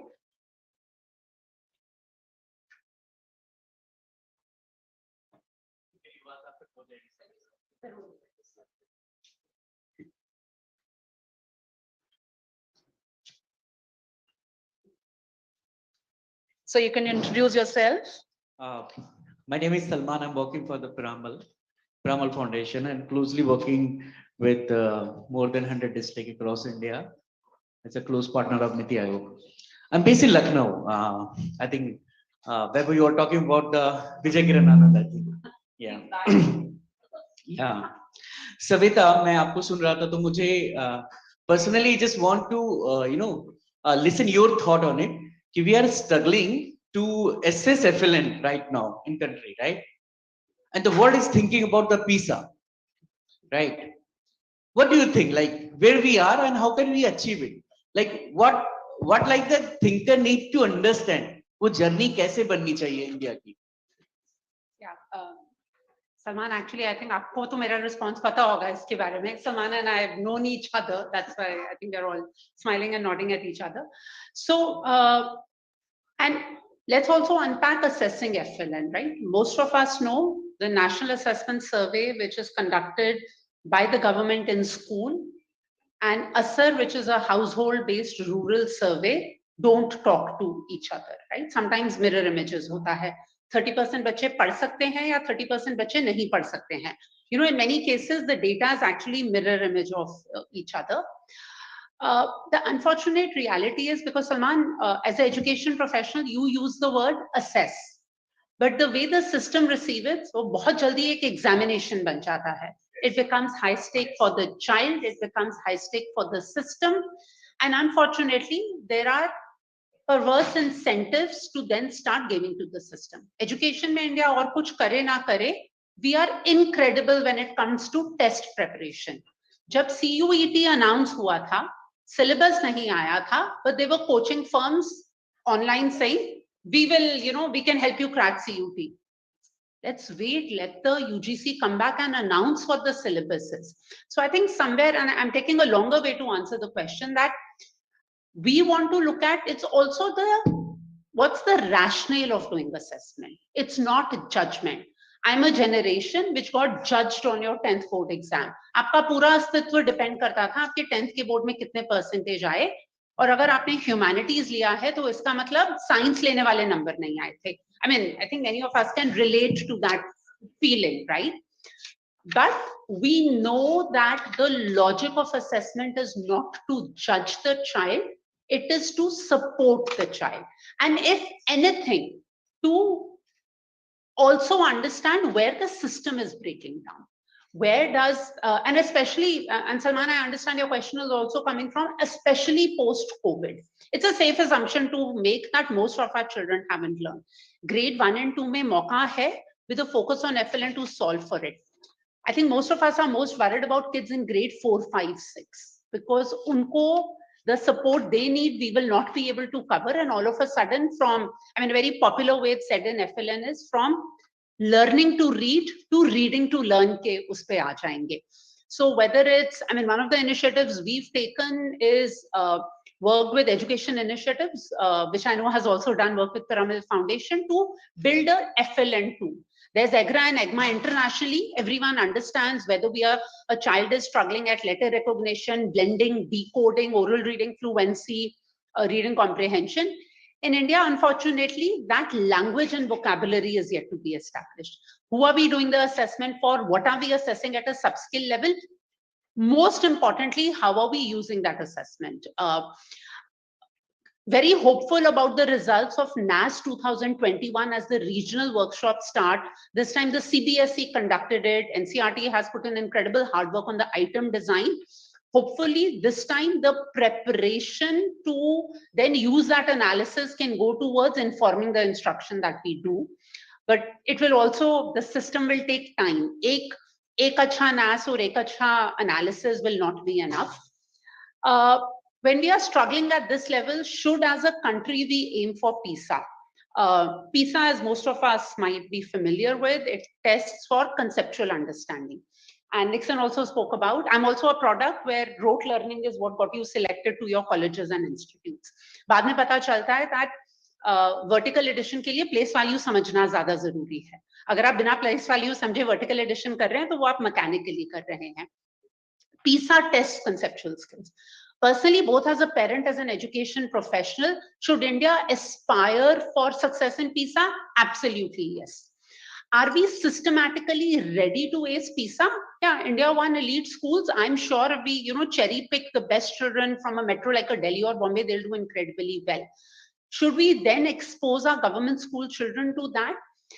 I personally feel we should, but the incentives should not be ki dikhana hai, humne behtar kiya hai. The incentive should be, let's attempt PISA. If we've come, second from the bottom, which is what happened in the last time we did PISA, we have to show gradual improvement. In fact, issue ye hai ki second from the bottom se agar hum top quartile mein aa jate hain, to problem ye hai ki wo asliyat nahi hai, right? So somewhere that perverse incentive of any assessment. Very long way of answering. understanding the difference between assessment and examination. It's not a judgment of the student. Use that data to inform instruction to support the teacher. Unfortunately, the no detention policy of Right to Education Act, which came from a very positive and very constructive space, because we don't want to judge the child, right? Why should a child have to fail and explain, घर में अपने पड़ोसी को मैं fail हो गई और मैं अभी चौथी कक्षा में ही हूँ? That is what we wanted to do away with.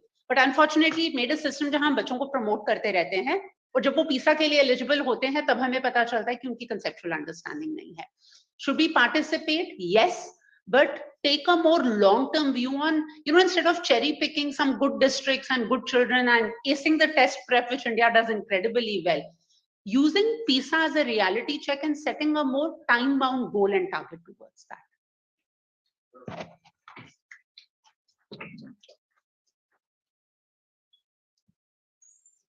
Hello sir, मैं जर्नलिस्ट हूँ, पोस्टर जर्नलिस्ट हूँ मैं प्रेस से।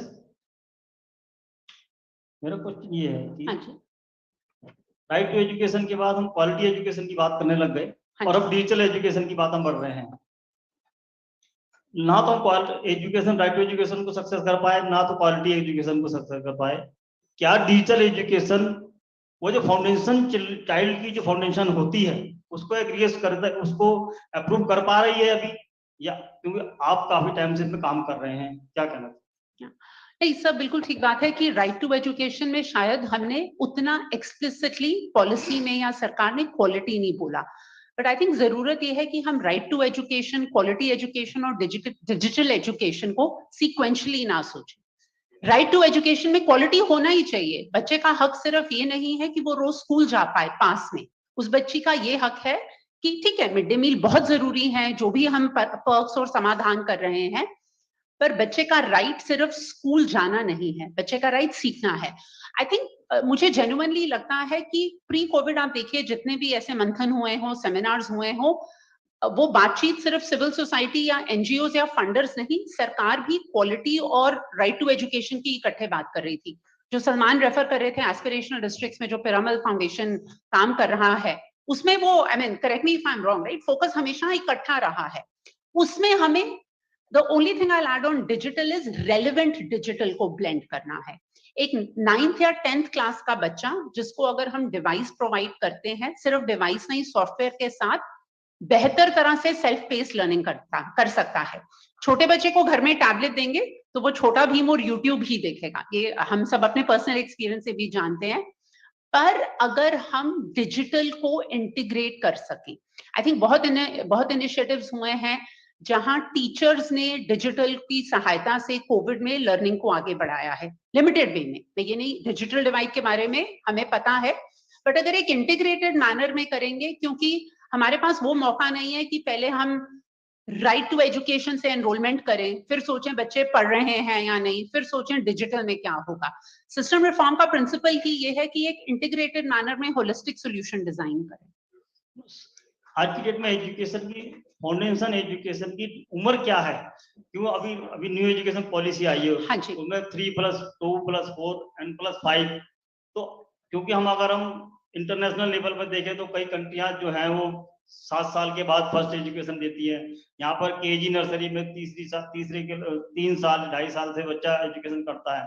तो ये बहुत बड़ा डिफरेंस है, क्योंकि हम जब आगे चलते हैं तो वो उतना ही गैप हमारा बढ़ता चला जाता है। तो उस गैप को कम करने के लिए हम नहीं sir, respectfully if I may disagree, इतना डिफरेंस है नहीं। आई थिंक समवेयर हमने अपनी सोच में बनाया हुआ है। देखिए, वर्ल्ड बैंक लर्निंग पॉवर्टी को डिफाइन करता है 10 साल का बच्चा। अरे 10 साल का बच्चा या बच्ची ना, फ्रांस अफ्रीकन कंट्री में 7 साल में फर्स्ट एजुकेशन नहीं, वो मैं आपकी बात समझ रही हूँ, बट इवन निपुण का फोकस है ग्रेड 1 2 3, 6 7 और 8 साल का बच्चा जब तीसरी से चौथी में जा रहा है, क्योंकि जो हमारा साइंस होता है, ईवीएस होता है, जो बच्चे से एक्सपेक्टेशन होती है, जिस लेवल की समझ, वो 4th में बढ़ जाती है। क्योंकि 1st 2nd 3rd में हम अभी भी प्रारंभिक भाषा, प्रारंभिक गणित पे ही फोकस कर रहे हैं। एनईपी में ये बहुत अच्छी बात आई है। अब उसका जरा चैलेंज होता है कि 2 मिनिस्ट्रीज इन्वॉल्व हो जाती हैं, बट एनईपी ने में भी प्री प्राइमरी के बारे में बहुत स्पष्ट रूप में कहा है। एनईपी ने तो बहुत एम्बिशियस कहा है कि 3 साल का प्री प्राइमरी होना चाहिए। यहाँ बैठे काफी लोग अग्री करेंगे दैट प्राइवेट में आप देखिए मोस्ट बच्चे 2-2.5 साल में किसी ना किसी प्री स्कूल में जाना शुरू कर देते हैं। हम प्रारंभिक भाषा के लिए मानते हैं शब्द ज्ञान, वोकैबुलरी बहुत इंपॉर्टेंट है। अब जो बच्चा 2.5 साल की उम्र से प्री स्कूल जा रहा है, उस बच्चे का जो वर्तनी ज्ञान होगा, जो स्पोकन लैंग्वेज होगी, मैं स्टेट लैंग्वेज की ही बात कर रही हूँ, इंग्लिश की बात नहीं कर रही, उस बच्चे की एबिलिटी कक्षा 1 में 6 साल की उम्र में बहुत बेहतर हो जाती है उस बच्चे से जिसको प्रारंभिक द अर्ली एजुकेशन का एडवांटेज नहीं मिला। सो एज का निपुण हमें कह रहा है ग्रेड 1 to 3 विच इज 8 साल के बच्चे। वर्ल्ड बैंक उसे 10 साल तक वो क्षमता की बात करते हैं। एनईपी में अर्ली चाइल्डहुड का एम्बिशियस एजेंडा रखा तो गया है, बट वो पॉलिसी डॉक्यूमेंट है, वो प्रैक्टिकली WCD, ICDS और मिनिस्ट्री ऑफ एजुकेशन और निपुण के बीच में कैसे तालमेल बैठेगा, अगेन काफी स्टेट्स उस पे एटलीस्ट एक्टिव डिस्कशंस और काम शुरू हो तो रहा है। उसी हिसाब से बस्ते का बोझ भी तो पीछे बढ़ता चला गया, फिर हम उसको ये भी लाते हैं कि हम उसको कम किस तरीके से करें, एक पैरामीटर भी नहीं बन पाया। बस्ते का बोझ भी तो बढ़ता चला जा रहा है उस हिसाब से, जिस हिसाब से एजुकेशन बढ़ रही है। हाँ जी सर, इसके बारे में I would like to please. add that you have said that the child when he goes to school at the age of 2.5 or 3, and when he reaches at 6 years, he reaches 6, his vocabulary is better.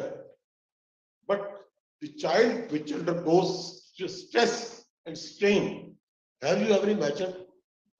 I have worked with the children. I'm a retired principal and education consultant now. For the last 50 or 60 years, I am in education. This is something, a private business, that 2.5-year child is put under the school, under the teacher. The teacher, whatever we include of motherly treatment and all that, but it is all said only. Nothing is in practice. Mother can be, mother or father, the family can be the best teacher for the age up to 5. NEP has very clearly defined that pre-primary, it should be like a, go-to learning system in a different way. But education started at the age of +6, as Finland and other countries have done it. So I just want to add whatever you said, that child undergoes strain if at all we teach more than his or her age. No, sir, in complete agreement. My understanding of NEP and neither my response meant कि हमें बच्चों को बहुत जल्दी पढ़ाना शुरू करना है, but हमें ये recognize करना है that pre-literacy और pre-numeracy बहुत ज्यादा जरूरी है जब हम FLN की बात करते हैं। मैं आपको एक मतलब अगर हम एक व्यक्तिगत एग्जाम्पल भी अगर मैं दूं, एक even mid house hold income में पढ़े लिखे पेरेंट्स का बच्चा जिस तैयारी से ग्रेड 1 में पहुंच रहा है, आप उसी घर में काम करने वाली एक दीदी या ड्राइवर के बच्चे को अगर हम उसे डिनाई करें एजुकेशन, कि भाई राइट टू एजुकेशन एक्ट में तो हम जब आप 6 साल के हो जाएंगे आपके बारे में सोचना शुरू करेंगे, we are setting that child to fail.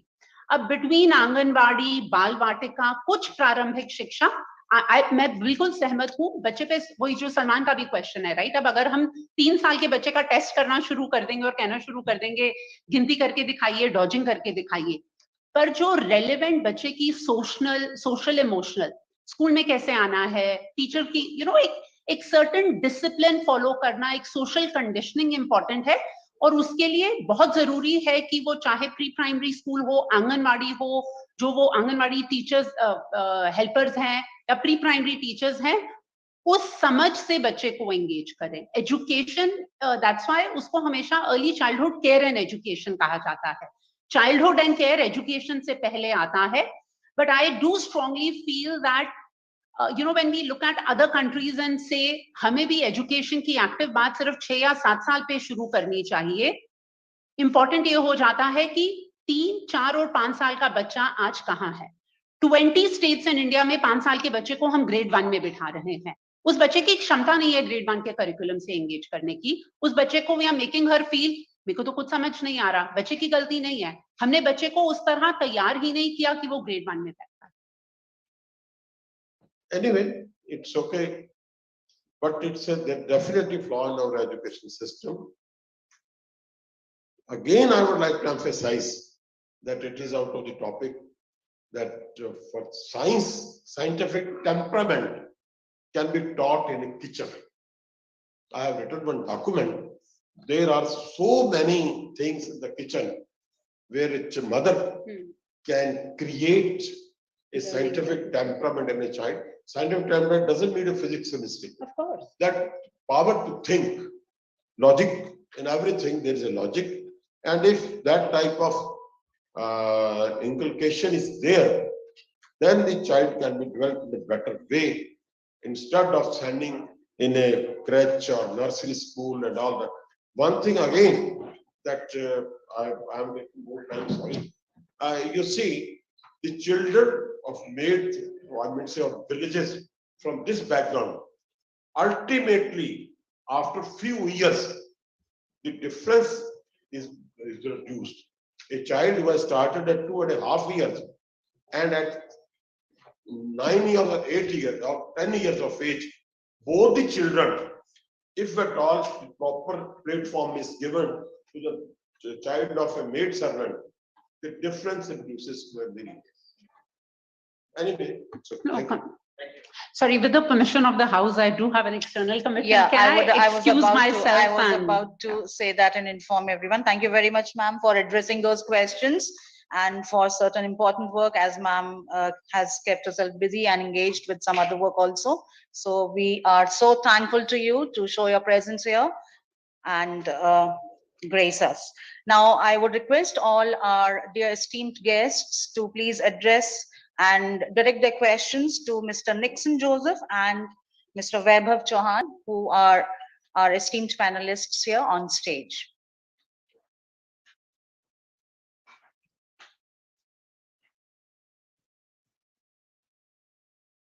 You can please raise your hand so that we hand over the mic to you for the queries. Right? Yeah. Yeah, sure, sir. Thanks, Jackson. Thanks for inspiring with your marathon story, Jackson. I think. You know what? I was just reading something in last 2 to 3 years, and I was just understanding. So excuse me, I'll just come back to you. Just give us 1 minute as ma'am Shweta Sharma.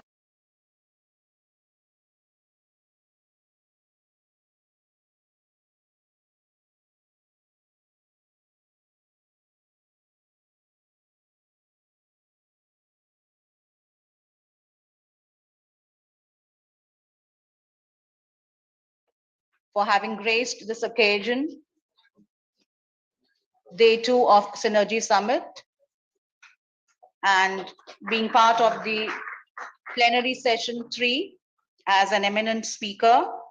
Can we please have a huge round of applause for Ma'am Shweta Sharma, Co-Managing Director, Central Square Foundation. Thank you very much, ma'am. Yes, sir, you can please come across once again with your question. Thank you. I was just trying to tell last 4 or 5 years, I was just reading something and I come to understand the pattern, right? In India, there is a fashion behind it, everything. Like after the NMP and the Nipun Bharat, every state just start putting energy on FLN. MP is like a Mission Ankush, UP Mission Prerna, even the Bihar Mission Bunyad, and there are lots of things is happening. I would like to understand, sir, you mentioned about the parent. Do you not think rather putting much energy on the teacher on a FLN, we should invest more energy on the parents? I am a father of 2.5 years old son, and I'm saying with like a 12-year experience in just primary education, I failed to influence my child, right? So I was just with my like an empathical approach. I just want to understand how you think, rather putting teacher energy. Do you not think we spend more time on like a parent to just understand what is FLN? Is something like that? I just want to listen you, sir. All right. Thank you, Jackson. FLN cannot be like a issue of one stakeholder.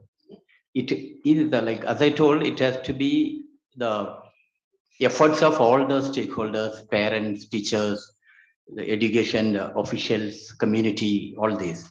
And as I told, parents should understand that this is not marks alone. What we like happen in classroom is not for securing ranks, etc. So that awareness about the need for FLN should be there among all the stakeholders. So before we come up with these programs or implement programs, we should first have an awareness program amongst the community, amongst the teachers, amongst parents, all these stakeholders, to understand them, make them aware about the importance of SLN. So I will not tell teachers. Teachers have the role to play. Parents have the role to play. Because education is, I think, the result of efforts put in by all the stakeholders. Yes. Thank you.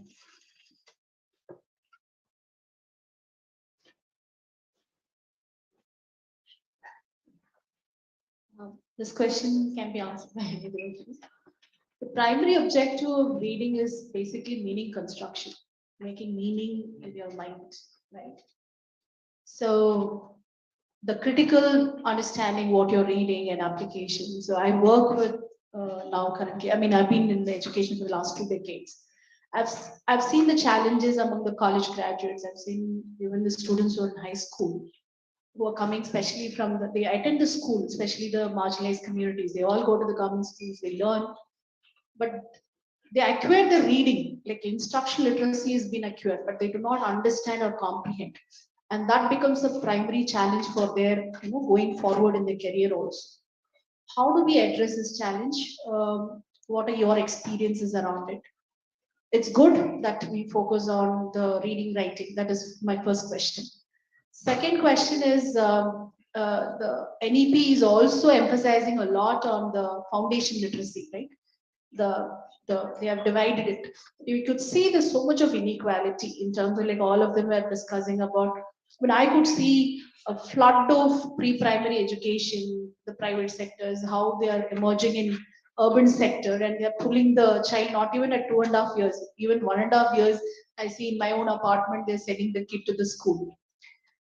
And the loads of Anganwadis at the rural areas or even urban rural localities where the children come and they take food and nutrition. Yes, the childcare is important. There's a huge gap is emerging. So what is your recommendation in strengthening or bridging these inequalities? These are my 2 questions.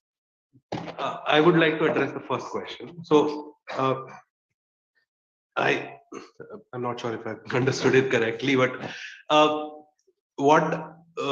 there are objectives of the education system. What traditionally the objective of our education system have been is to bring out bureaucrats, superstars, and that is what we think that still is, that mindset still there in the teachers. यार हमारे school से वो IAS निकला है, IIT गया है, right? And that, again, reflecting on what Shweta said, that brings a focus on the examination outcomes and not learning outcomes, right? And not assessment and examination she talks about.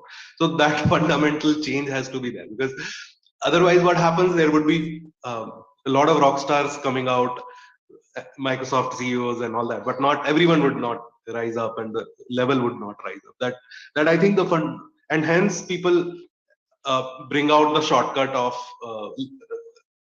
not just reading and reproducing, not understanding, as you were asking, right? And this is very fundamental to our system. Even people in our sector as well, they don't get this difference. They think that, okay, it comes out as an event that this girl got this scholarship. NGOs bring that out all the time, and whereas they should focus on the other things. So I think this becomes very fundamental. Comes very fundamental to how we are as a society, as Indians, and changing it is, I don't know, very difficult. Hence, thank you. Second question you asked about EdTech coming to the bringing that inequality being there. I think the solution would be to identify, because a lot of technology and products, not only digital, but we met a few people who are trying to collate or bring out these companies and sort of incubate these companies who are making products for India 3. And those products, I think some which work on fundamental learning structure, cognitive development and all that. I think if those can be brought down, the cost can be brought down, it could be replicated in Anganwadis and your government schools as well. So I think that technology, the right technology, right products are there and are getting developed, and that inequality can be bridged. I think cost is not an issue. It's more of the finding out what fits there. So I think that is my. Thank you. Does it answer a little bit? Thank you. Yes, sir.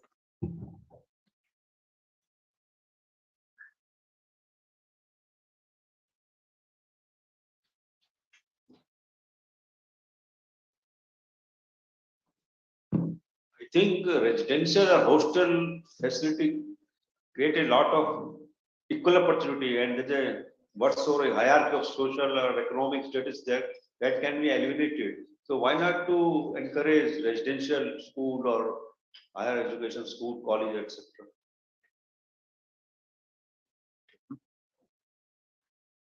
If I understood it correctly, you were telling that we should encourage residential schools, hostels, etc. No, it's a good idea. Only thing is the resources is the main constraint. When I think when I was in SBI Foundation also, some organizations approached us for a hostel for girl children. So that we could support, but that what I find in general is that we have a lot of development challenges.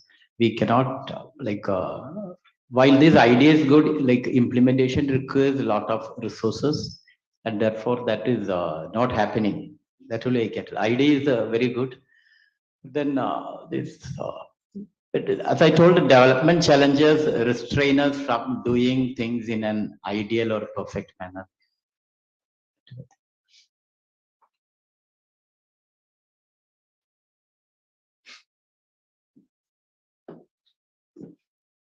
नमस्कार sir Bhairav sir, आपसे कुछ question है sir. Sir मैं बिहार से आता हूँ और मैं ग्राउंड लेवल से बच्चे को पढ़ा रहा हूँ। अभी तक 108 बच्चे को पढ़ाता हूँ जो कि नीडी है, बहुत नीडी है। मतलब वो क्या ऐसे करते थे जो जाकर स्नैचिंग करते थे, चेन खींचते थे, बहुत सारे ऐसे गलत संगत में पढ़ते वो गलत से काम करते थे। तो मैं उनको एजुकेशन दे रहा हूँ, अब वो प्लेटफॉर्म पर आ गए सर। तो उनका मैं आपसे ये प्रश्न पूछना चाहता हूँ, 2-3 स्टेट मैंने अभी मतलब ग्राउंड लेवल पर ये जा करके देखा है सर, और ये महसूस भी किया है कि जो सरकारी जो अधिकारी होते हैं, मैं खुद ही अपनी सरकारी गवर्नमेंट से बैकग्राउंड से आता हूँ, लेकिन फिर भी मैं उस पर भी इसलिए कहना चाहता हूँ सर, जो वो लोग अधिकारी सब जो होते हैं, जो जाते हैं लेकिन वो सब ये चीज नहीं कर पाते, उन पर नकेल कसना तो जरूरी होगा ना। तो वो लोग रोते हैं, तो जो सरकारी अधिकारी होते हैं जाकर के पैसा ये चीज करते हैं, ले लेते हैं, लेकिन बच्चे को जब पढ़ाने का इम्प्लीमेंट करने का समय आता है तो वो लोग चले जाते हैं। तो मैं ये कहता हूँ यार, तुम लोग आप लोग ये इस प्रकार से क्यों कर रहे हो, गलत काम कर रहे हो। भगवान ऊपर से देख रहा है, अगर आप ये करोगे तो आगे जाकर सबको कुछ नहीं मिलेगा। आपको पैसा तो मिल जाएगा, 18,500 मिल जाता है। मैं स्टेट का नाम नहीं लेना चाहता हूँ, 5-6 स्टेट गया था सब में, और भी बच्चे लोग वो सब हुआ था, तो वो सब रोते थे एकदम, ये सब कुछ ना करता है, ये सब ना कुछ करता है, ये सब कुछ नहीं करता है, आधार कार्ड नहीं बनाता है, मेरा पैन कार्ड नहीं बनवाता है, पैसा ले लेता है, ये सब करता है। तो सर ये तो कानून तो कम से कम बनना जरूरी होगा ना। तो बहुत सारे ब्यूरोक्रेट जो है इसमें इन्वॉल्व है, ये ग्राउंड लेवल को पूरा एकदम जड़ से खत्म कर रहा है ये लोग पूरा चीज से। तो ये सरकार के पास जाना चाहिए मेरा, और सरकारी सवाल है। तो मैंने इस पर सर कैसे नकल कैसे जाए, क्योंकि वो लोग बहुत रोते हैं। तो मैं जाता हूँ तो मैं क्या बताऊं सर, मैं उन लोग का पूरा ग्राउंड लेवल पर मैं उन लोग को देखा हुआ सर। 108 बच्चे को मैं दिया हूँ, और वो लोग दुआ देता है कि तू बच्चा, आप सब बिजनेसमैन होकर के काम करते हैं। मैं मकान का बिजनेस करता हूँ, और भी चीज करता हूँ सर। देखता हूँ वो लोग आंख में से आंसू गिरते रहता, मैं उसको ये चीज कहता नहीं मैं आऊंगा, आप लोग को पढ़ाऊंगा फ्री ऑफ कॉस्ट। और ये 2 से 3-5 बच्चों को मैं अभी भी पढ़ा रहा हूँ। सोच लीजिए सर कितना ग्राउंड लेवल पर कितना गिरा हुआ स्तर। उसके लिए सर नकेल कसना जरूरी है सर, आप लोग को सहयोग की जरूरत है सर। आप क्या इस पर सरकार देखिए, सकते हैं ब्यूरोक्रेट को, सरकार के पास जब तक ये नहीं जाएगा तो ईमान बेच करके ये लोग खा जाएंगे। देखिए आपको पहले मैं धन्यवाद देना चाहूंगा कि जिस मेहनत से आप काम कर रहे हैं ग्राउंड पे, जो रियली नीडी लोग हैं उनको करने का। दूसरा एक चीज बहुत इंपॉर्टेंट हमें समझनी चाहिए कि पहला ये कॉन्टेक्स्ट ये बताना चाहूंगा कि हम बहुत छोटे हैं कि हम कुछ किसी की नकेल कस पाए, हम अपने जगह पे जो काम कर सकते हैं। दूसरा मैं आपको बताऊंगा कि हमें एक सरकार को सरकार को ना एक बहुत इंपॉर्टेंट स्टेक होल्डर की तरह देखना चाहिए। ये बहुत इंपॉर्टेंट है ना। We can criticise all the every one, we don't like this, we don't like that we can, हम बहुत ही उनकी आलोचना कर सकते हैं, कोई दिक्कत नहीं, बट उनको एक बहुत इंपॉर्टेंट स्टेक होल्डर, क्योंकि देखो जहां तक आप 100-500 बच्चों के साथ काम कर रहे हैं और हम 1.5 लाख बच्चों के साथ काम कर रहे हैं, है ना, हम उतना ही कर पाएंगे, है ना। आपको पता है कि अब भारत की जनसंख्या चीन से ज्यादा होने वाली है, आजकल आया कुछ आर्टिकल इसी साल। तो सरकार की मदद और उसमें चेंज लाए बिना ये नहीं हो सकता, है ना, बिल्कुल नहीं हो पाएगा, हम नहीं कर पाएंगे, है ना। तो ये बहुत इंपॉर्टेंट है। अब तुम कितना ही क्रिटिसाइज करो पर करेंगे वही, है ना। तो अब हमें ये सोचना है और हमें अगर हम इन्फ्लुएंसर बन सकते हैं, हमें पूरे इकोसिस्टम में वो इन्फ्लुएंस लाना है, जिससे सरकार में जो इंपॉर्टेंट स्टेक होल्डर्स हैं उनको पता चले कि कैसे होता है हमारा काम। आप वहां पे ग्राउंड पे जाके काम कर रहे हैं, आपसे अच्छा कोई नहीं बताएगा कैसे होता है ना। तो वो कैसे होता है वो हमें उनको बताना है। और जो ये क्या नाम है, आप जो बता रहे हैं ना कि नकेल कसना बहुत गलत वर्ड है, तो वो वर्ड के लिए माफी चाहता हूं, लेकिन मैं सर जो देखा हूं मैं अपने आंख से, नहीं, मैं समझ रहा हूं, sorry for that word, but sir जो अधिकारी ऊपर तक जैसे आप लोग जा सकते हैं, जैसे गांधी मैम, सुनीता गांधी मैम जैसे कल ही देख रही थी, जो मैं वीडियो पूरा शुरू से देख रहा था, तो वो लोग तो हाई लेवल पर ये सब तो जा करके सब मीटिंग करके से, हाँ सर ये चीज होना चाहिए सारे, मतलब ये इम्प्लीमेंट करके तो कानून बनेगा तो इम्प्लीमेंट तो हो सकता है। So thank you so much for addressing that question, and I hope all the queries must have got answered. Definitely, जैसा कि कल भी हमने अपने इस सेशन में डिस्कस किया था और आज भी किया है, that the need of the hour is to collaborate, and a lot of planning and discussions and seminars and workshops have been conducted so far, but now is the time to implement it and execute it with all our efforts. Thank you very much, everyone. And now I would like you all to watch a very short video about Literacy Now app, which has been implemented in some of the schools, and teachers are successfully making the utmost use of it. Please have a look. And at the same time, I would also like to inform all that we are pleased to have here with us Wing Commander Praful Bakshi ji, military consultant and humanitarian law instructor, with us as one of our special guests. Thank you so much, sir, for gracing our session here today on Day 2 Synergy Summit. The video, please. Sign up as a volunteer. Add your learner.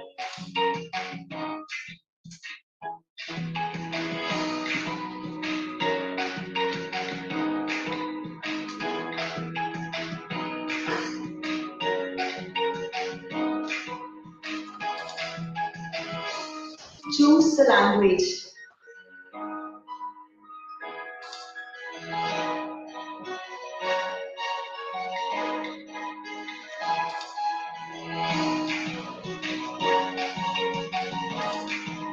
Take a photo and press the sign out.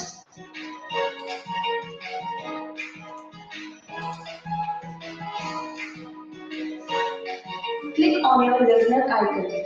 Click on pre-test. Select the language. Ask the learner to complete pre-test.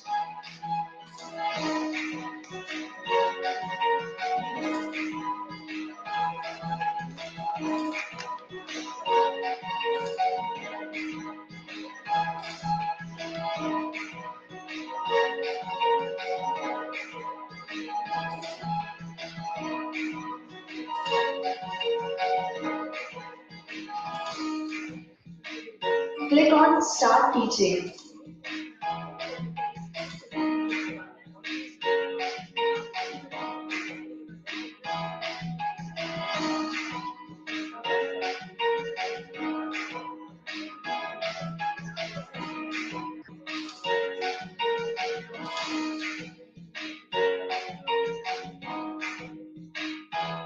Click on Post Test. Choose the language.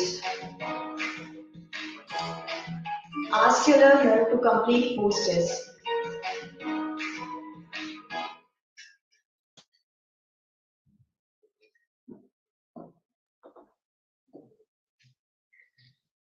And now, ladies and gentlemen, I would like to invite here at the podium Mr. Ginn, the first secretary to Ambassador, Embassy of Cote d'Ivoire, to address us.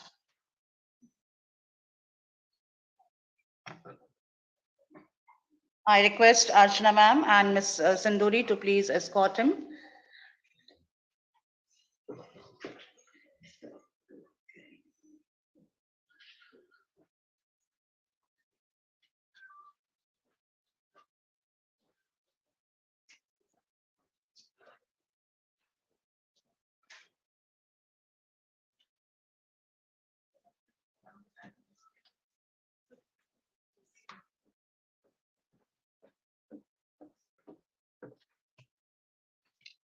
By the time Mr. Ginn is here with us, I would like Roli Tripathi ma'am, to please felicitate the speakers here, the eminent speakers who joined us for session 3.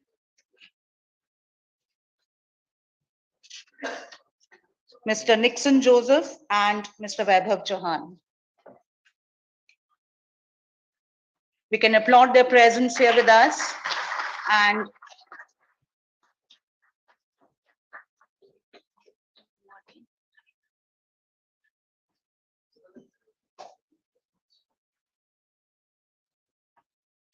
we are ever so grateful, sir, Mr. Nixon and Mr. Vaibhav, to have you here in the summit. And we'll definitely look forward to collaborate with you and have your presence in our future endeavors as well.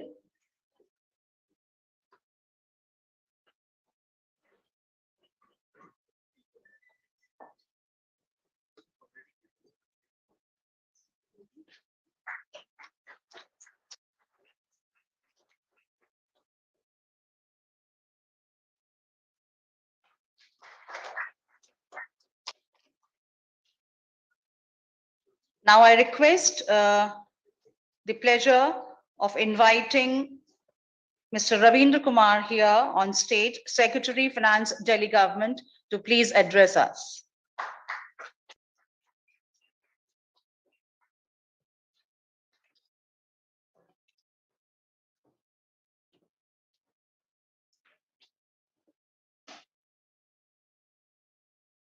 Please.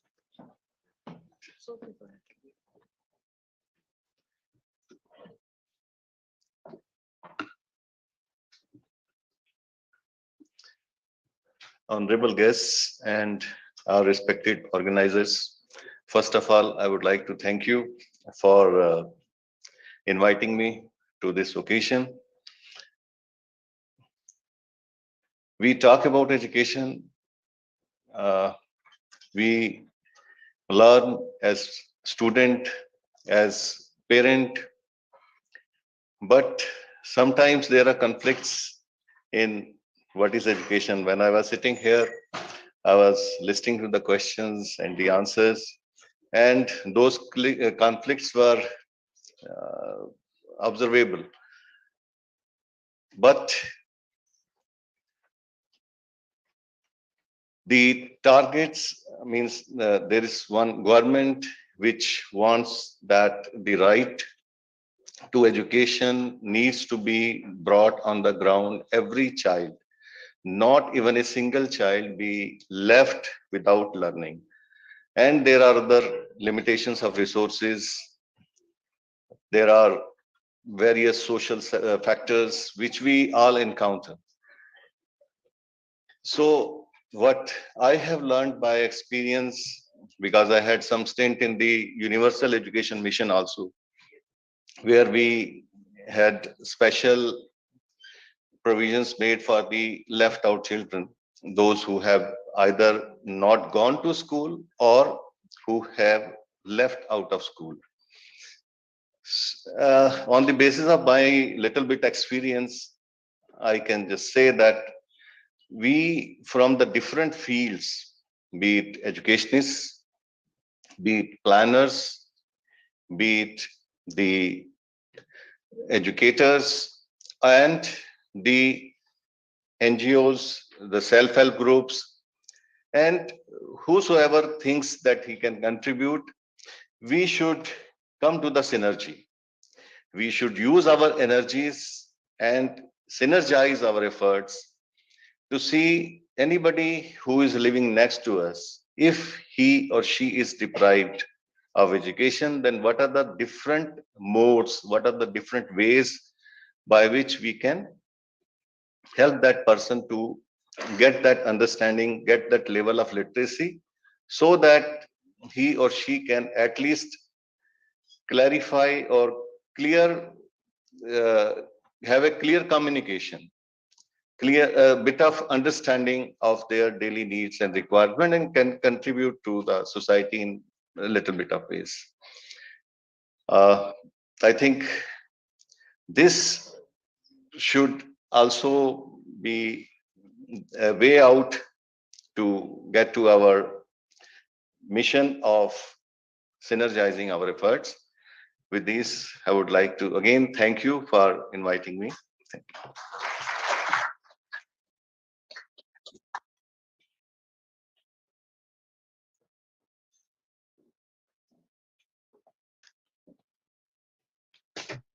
Thank you very much, sir.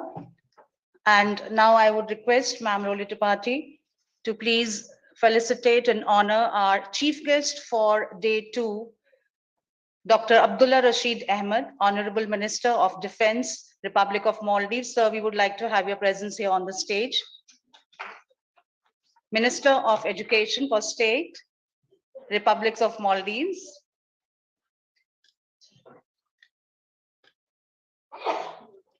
Dr. Abdullah Rashid Ahmed is the Minister of State, Minister of Education for State, Republics of Maldives. Mr. Rashid is a distinguished educationist with 30 years of experience in the field of education. He is a former vice rector of Abbott College and is currently the head of the National Institute of Education. Sir, it was indeed a great pleasure having you here yesterday and today, and listening to your most inspirational speech and address. We would like, sir, to have you here at the podium to please address us once again and give us an insight into and a better understanding for FLN and our efforts. Thank you so much.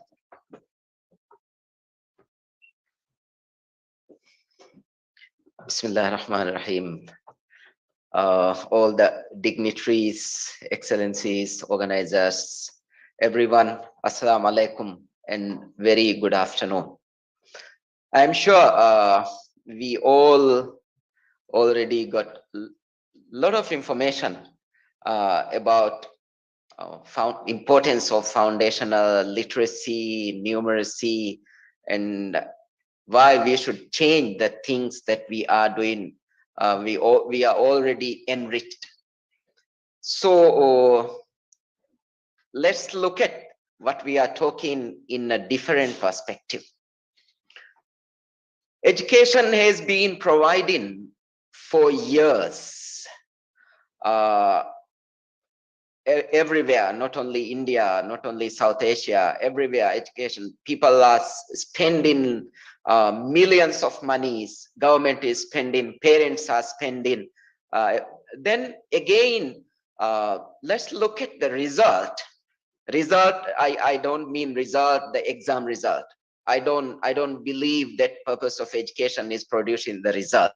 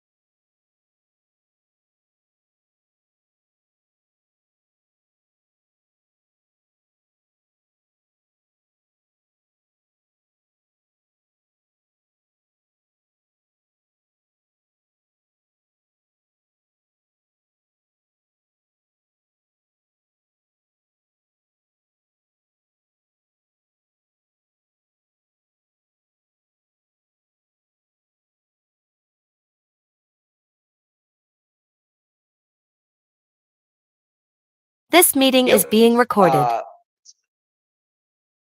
Almost everything we do, we can see innovation and creativity.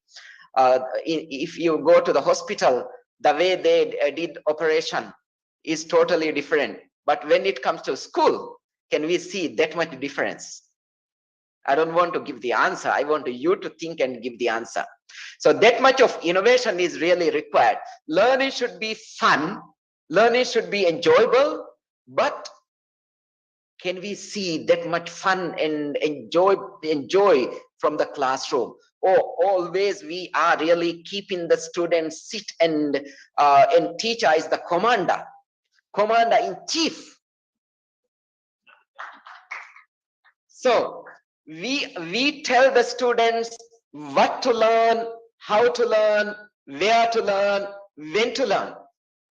Let's stop these things. Let's tell the kids only what to learn, then leave them how to learn, where to learn, when to learn. Then only learning will be successful, learning will be enjoyable, then teachers will not take the pressure. Teachers will, there will be no room for teacher get tense, frustrated, then because kids will enjoy that. So since I have a lot of educators here, I thought to tell. Then another thing is, I think since morning to now, we all are very serious. I haven't seen anybody laughing, but I can see you all are smiling. But laughing is needed. So then you may ask what I'm going to do with that. Okay, let me tell you a joke. Yeah. A very lovingly living couple, husband was out and wife was at home. Then husband called wife by telephone saying that, see how he addressed, darling, how are you? Then she said, okay, I'm fine. Then husband said, don't cook dinner for tonight. She was happy but and surprised. Why? Why don't I cook dinner tonight? Because I'm bringing food from second wife. Okay? So then night falls, husband came and husband knocked at the door and wife opened the door. Then husband didn't know what had happened. Once he found how things are going on, he was in the hospital. So as soon as the wife heard the word second wife, you can imagine the feeling and the frustration and anger, everything started and everything accumulated. And she was waiting until he knocked at the door. So once he knocked at the door, she has released all her tension and everything. So then finally she took him to the hospital. And once he is stable, she had seen a receipt in his pocket. So he took the receipt and, oh my goodness. Yeah, the restaurant's name is Second Wife. So yeah, sometimes this type of things. So sometimes, so there the problem is the person who has given the wrong name. So innocent person, isn't it? Innocent person got punishment from that. So I'm not going to take much time now. Really happy to meet you all, and I really appreciate what Dr. Sunita Gandhi is doing. I think it's last year we happened to meet with Dr. Sunita Gandhi. I really don't know how she got my contact and all those things. I got an invitation to 1 hour one-to-one interview. So we had a very productive chat with Dr. Sunita Gandhi, and it was 1 hour interview, one-to-one interview. And after the interview, she introduced this foundational literacy and numeracy. Then definitely somebody who was very thirsty when you see the water. So we really need enhanced literacy and numeracy in the Maldives. We have already started a program, Enhancing Literacy and Numeracy 3 years project. Since we were in that, you can imagine how much I would be attracted. So immediately I told Dr. Sunita, yeah, that's so wonderful. And she said she's happily introduce, implement, and help to the kids in Maldives. So from then we started communicating, and she sent a draft MOU. As you know, from the government, we have a long procedure before we sign an MOU. If it is an NGO or private party, immediately people can decide. But when it comes to the government, it should go to the Attorney General and all the approval. So we will not be in the government forever. I don't know even tomorrow. But the MOU signed should always be honored. Whatever the government should be there. So all these. So we have now signed and we are ready to start. A very special thanks to Dr. Sunita for this wonderful work. And also, one thing I noticed in India, a lot of NGOs are trying to promote education. That's a very good thing. And those companies, they are spending for their CSR. There is another good thing. And at last but not least, I have seen so many women leaders. So women's empowerment, really, if you look at in this audience also, we can see more women empowerment, women's leaders.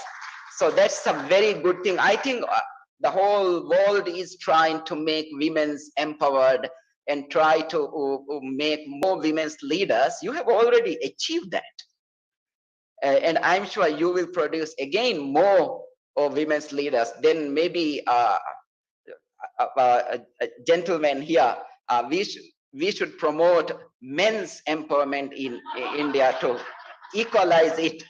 Yeah, that should come to an equilibrium, isn't it? Now I think it's not really balanced. I may be wrong, but in my observation, not only in this conference, many other conferences, many other meetings, I have seen this. That's very good, very good. Keep up your good work. All the best. Thank you so much.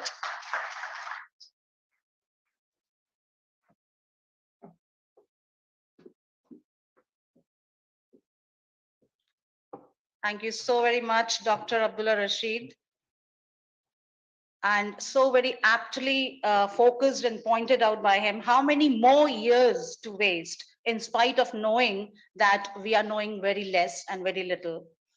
We need the joint effort from the entire society, as you said, sir, from the entire village to ensure proper implementation and execution of the education in the right direction. With that, we announce the lunch time, which will proceed from now, and you all are invited to join us for the lunch at the gardens where we had it yesterday. With these two lines, I would like, thank you so much. And with these two lines, I would like to invite you all for the lunch now. In the morning, as we all witnessed the blessings of the Almighty in the form of rains. I do not know what the weather is outside, but खुद को इतना भी ना बचाया कर, खुद को भी इतना ना बचाया कर, बारिश हुआ करे तो भीग जाया कर. So it can be the rain of knowledge, rain of anything, and let us all drench in that together to have a better society for all of us. Please, I would request now all our dignitaries and all our guests to proceed for the lunch.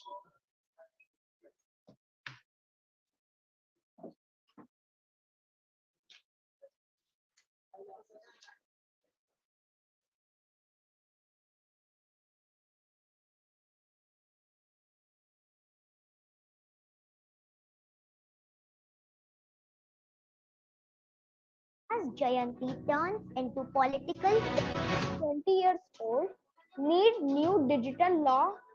Chandrasekhar.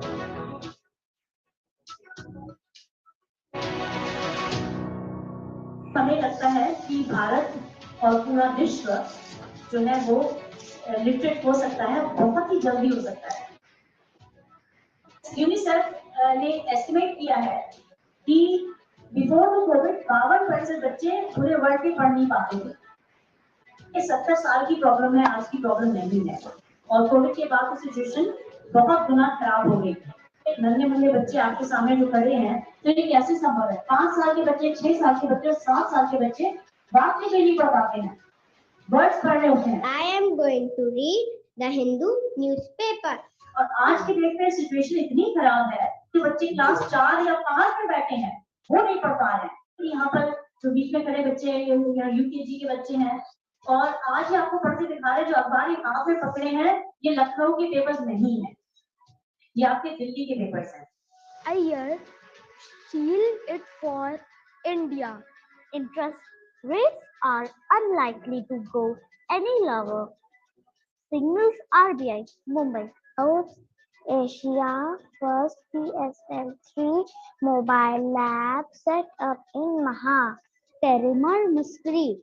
Experts do not rule out the possibility of experimental underground. खुद आके इनसे कहेंगे मुझे ये पढ़ के सुनाइए, तो वो पढ़ के इन्हें सुना देंगे। ये बच्चे आपके सामने क्लास 2 से नीचे के बच्चे हैं और भूले नहीं बल्कि बहुत सारी चीजें उन्होंने सीखी।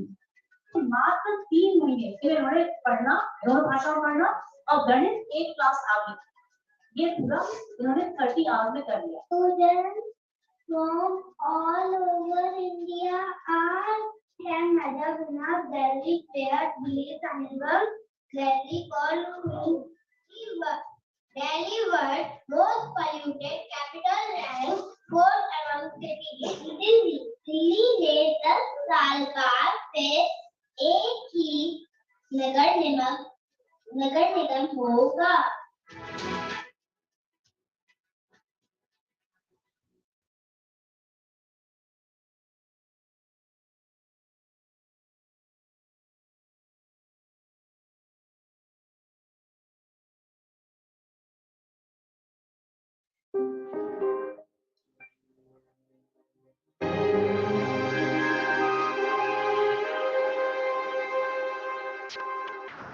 While I was coming down from the corridor, I went to the various classrooms. The children are reading newspapers. It's very tough language in this, in English and Hindi both. इसको ये लोग पढ़ रहे हैं इतनी खूबसूरती से, ये बहुत ही बड़ी बात है इनके लिए, जिस लेवल तक ये पहुंच गए।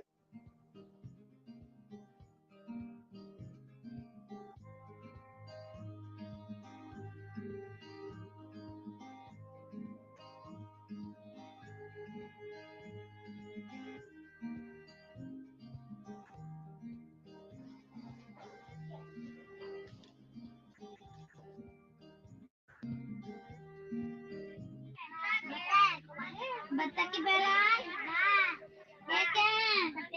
सपेरा की बेलन, दोनों मिला के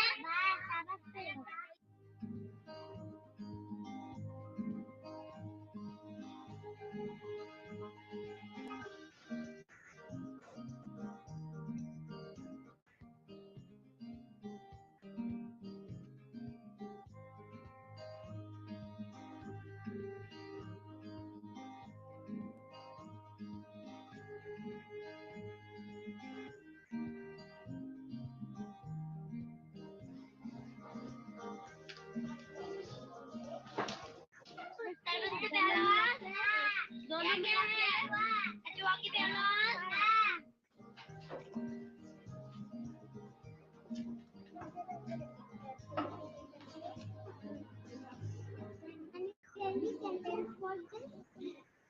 That is a fox.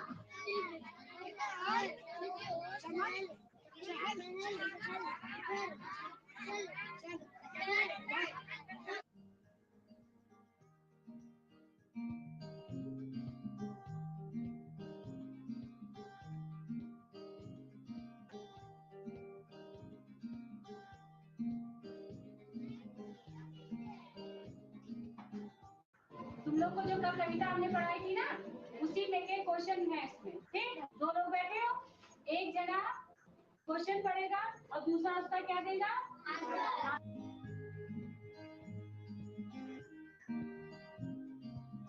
विमल का क्या अर्थ है?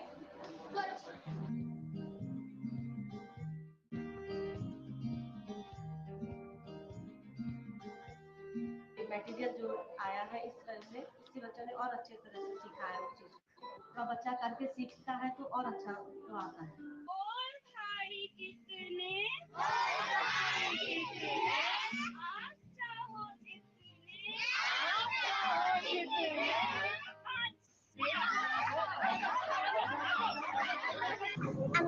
बुक तो पढ़े रफल बहुत अच्छा सबस रथ सैनिक स्कूल में प्रवेश के लिए आवेदन अब 28 तक rules to fix responsibility for managing plastic waste. New Delhi, aiming to deal with the menace of plastic waste. मैं उग्रसेन वर्मा सहायक अध्यापक कंपोजिट स्कूल श्रीनगर जमना Shravasti Uttar Pradesh global dream method के बारे में मेरा अनुभव रहा है कि इस विधि से और इस पुस्तक के माध्यम से बच्चे पारंपरिक तरीके की अपेक्षा तेजी से और रुचिकर ढंग से सीखते हैं Coming to City International School was a fantastic experience, especially looking at the work which the Devi program is happening, the FLN, and the students, the way they were reading. It was really an eye-opening experience. Thank you so much for having me.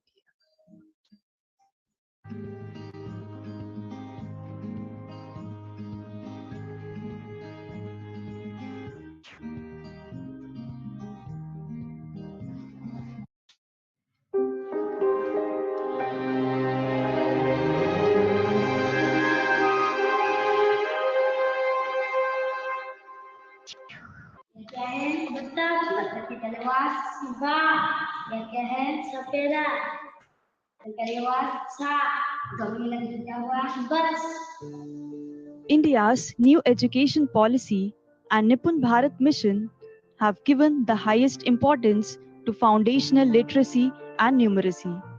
The classic problem in education has been speed, the speed of learning.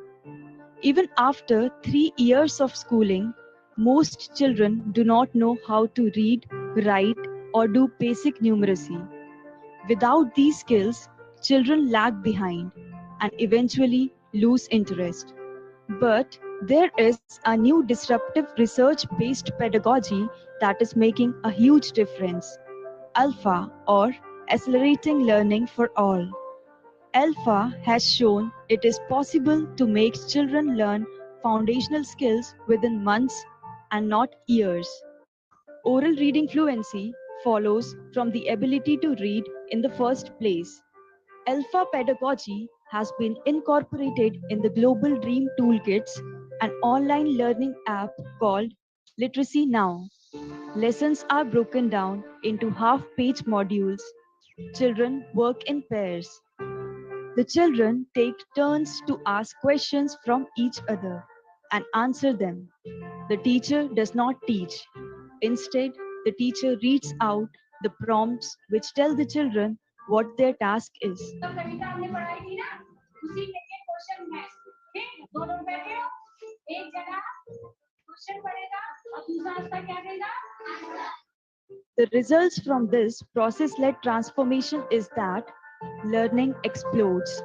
It is also a joyful learning process. Global Dream Toolkits are now available in 15 Indian languages. They can easily be replicated in other languages.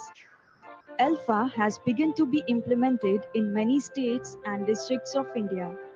We are now working in 2 of the 10 low-performing districts of India as identified by the Ministry of Education.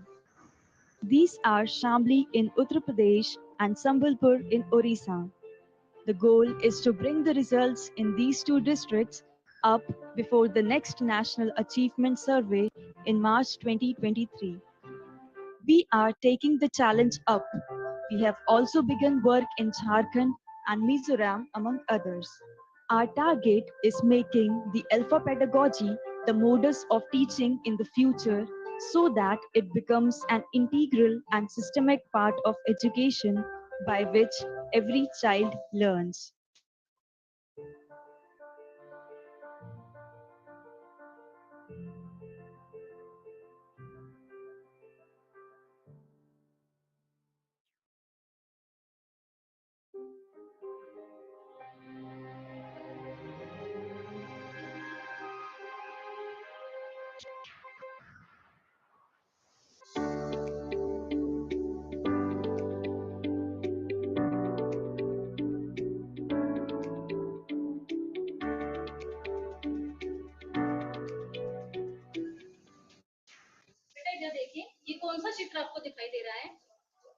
ये बत्तख।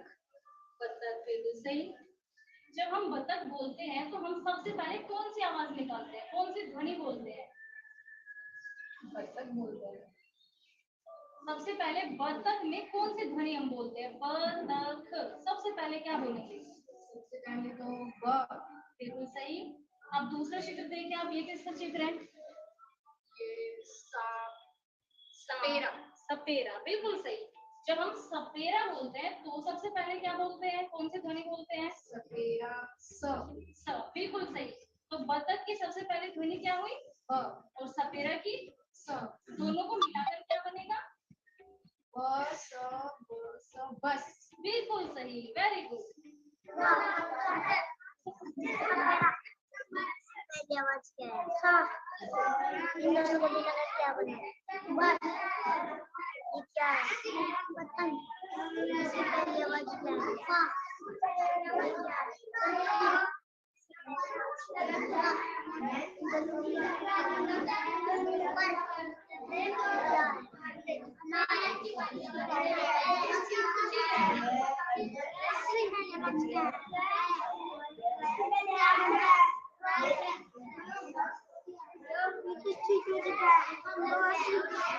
पहली आवाज क्या है?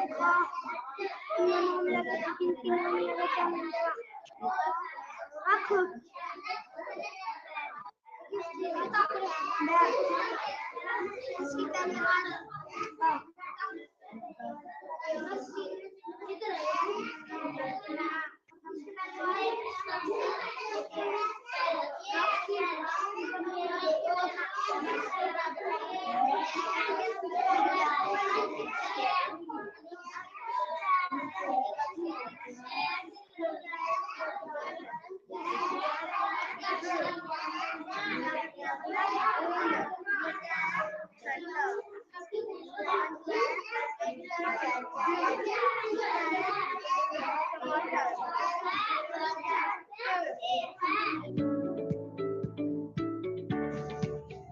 एक चुटकी का मतलब है 1, 2, 3, 4, 5, 6, 7, 8, 9, 10। अब जब अभी हमारी 10 हो जाएंगी इसका मतलब है दाई। दाई को हम कैसे करेंगे? क्लैप से। इसका मतलब हो गया दाई। 10 चुटकी का मतलब एक दाई, जो कि हम क्लैप करके ऐसे बताएंगे। अब मैं आपको कोई संख्या बना के बताऊंगी, आपको बताना है कि मैंने क्या संख्या बनाई। जैसे 20,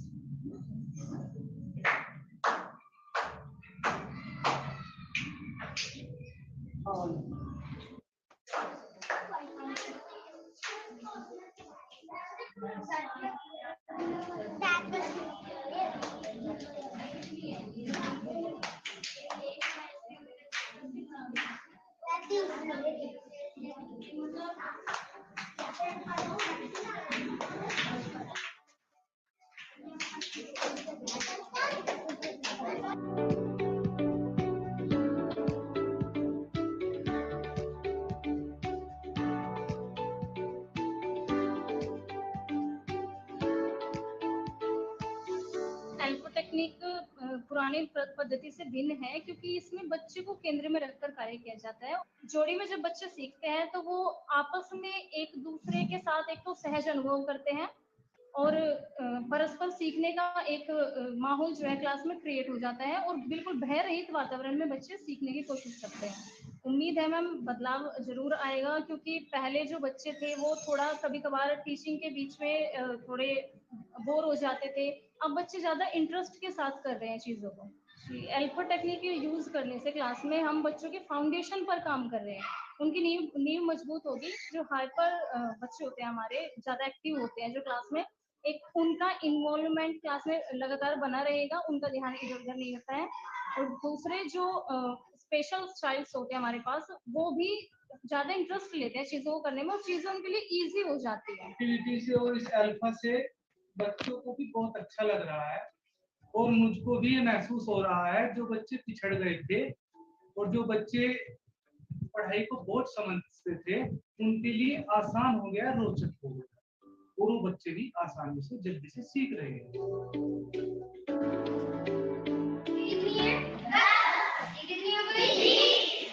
बीच में हमने 2 22 हो गई? जी मैम। अब 22 में मैं एक और 38 शाबाश शाबाश।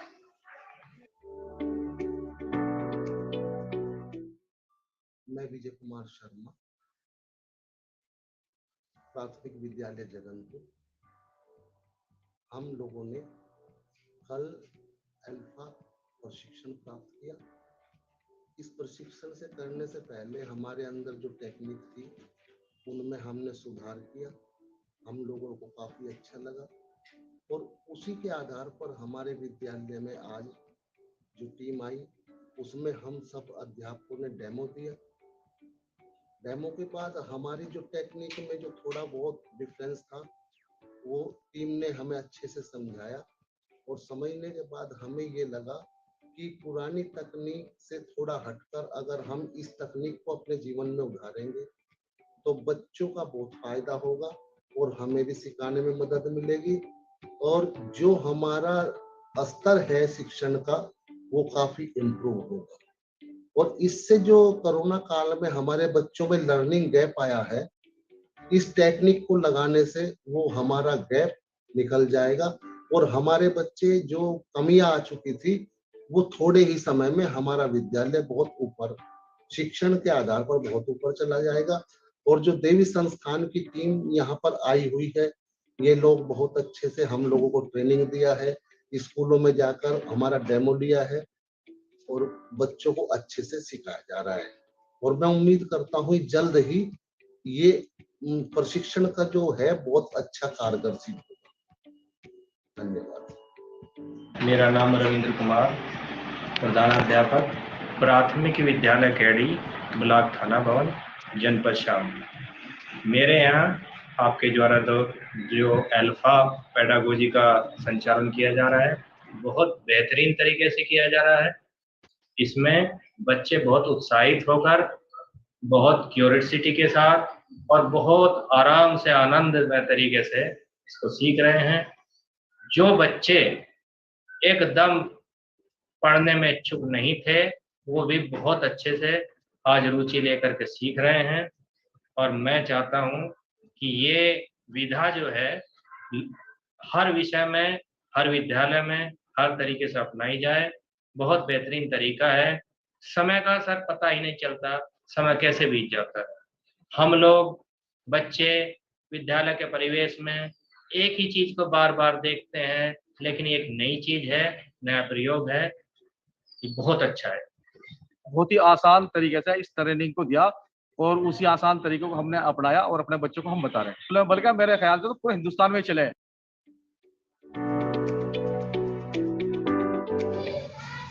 अच्छा बच्चों, अभी आपने जो गणित की ये संख्याएं सीखी, जोड़ना सीखा, ये सारी चीजें जो आपने सीखी है इसको कहते हैं अल्फा टेक्निक। तो क्या आपको अल्फा टेक्निक से गणित को सीखने में मजा आया? Yes, ma'am. अच्छा लगा सबको? Yes, ma'am. बच्चों, जो ये नए तरीके से आपको भाषा ज्ञान दिया गया है ये आपको अच्छा लगा? Yes, ma'am. अच्छी तरीके से आपकी समझ में आया? Yes, ma'am.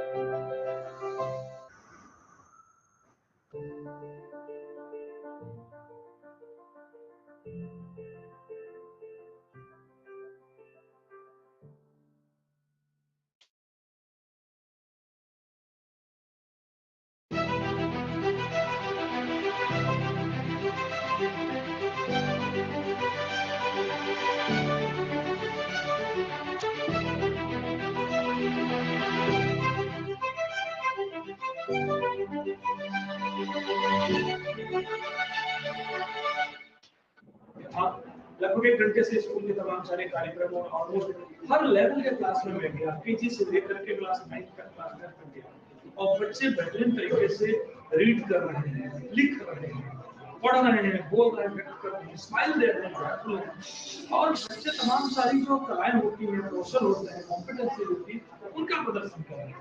Do you know, mass is used to measure the weight of an object. To convert larger to smaller, we multiply, and to convert smaller to larger, we divide. It is first to fifth is a ascending order, and fifth to first is a descending order. Is to divide the numerator and denominator by the greatest common factor. Now 6 divided by 2 will be 3. छोटे बच्चे जब बात कर रहे हैं कि competency क्या होती है, स्किल्स क्या होती है, कोलैबोरेटिव स्किल क्या है, क्रिटिकल थिंकिंग क्या है, क्रिएटिविटी क्या है, सुन के अच्छा लगता है। Can you tell me the price of this pencil? The cost of this pencil is 10 rupees. Okay, what is the cost of this toy? The cost of this toy is 150 rupees.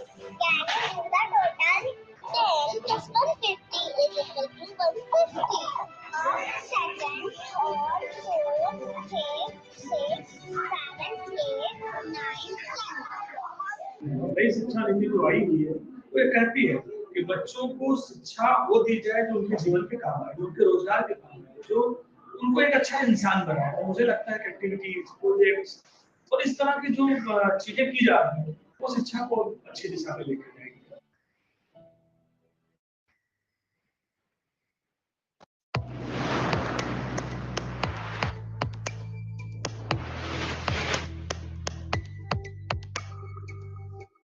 इस समारोह के मुख्य अतिथि माननीय केंद्रीय मंत्री शिक्षा और कौशल विकास एवं उद्यमिता श्री धर्मेंद्र प्रधान जी का हम हार्दिक स्वागत एवं अभिनंदन करते हैं।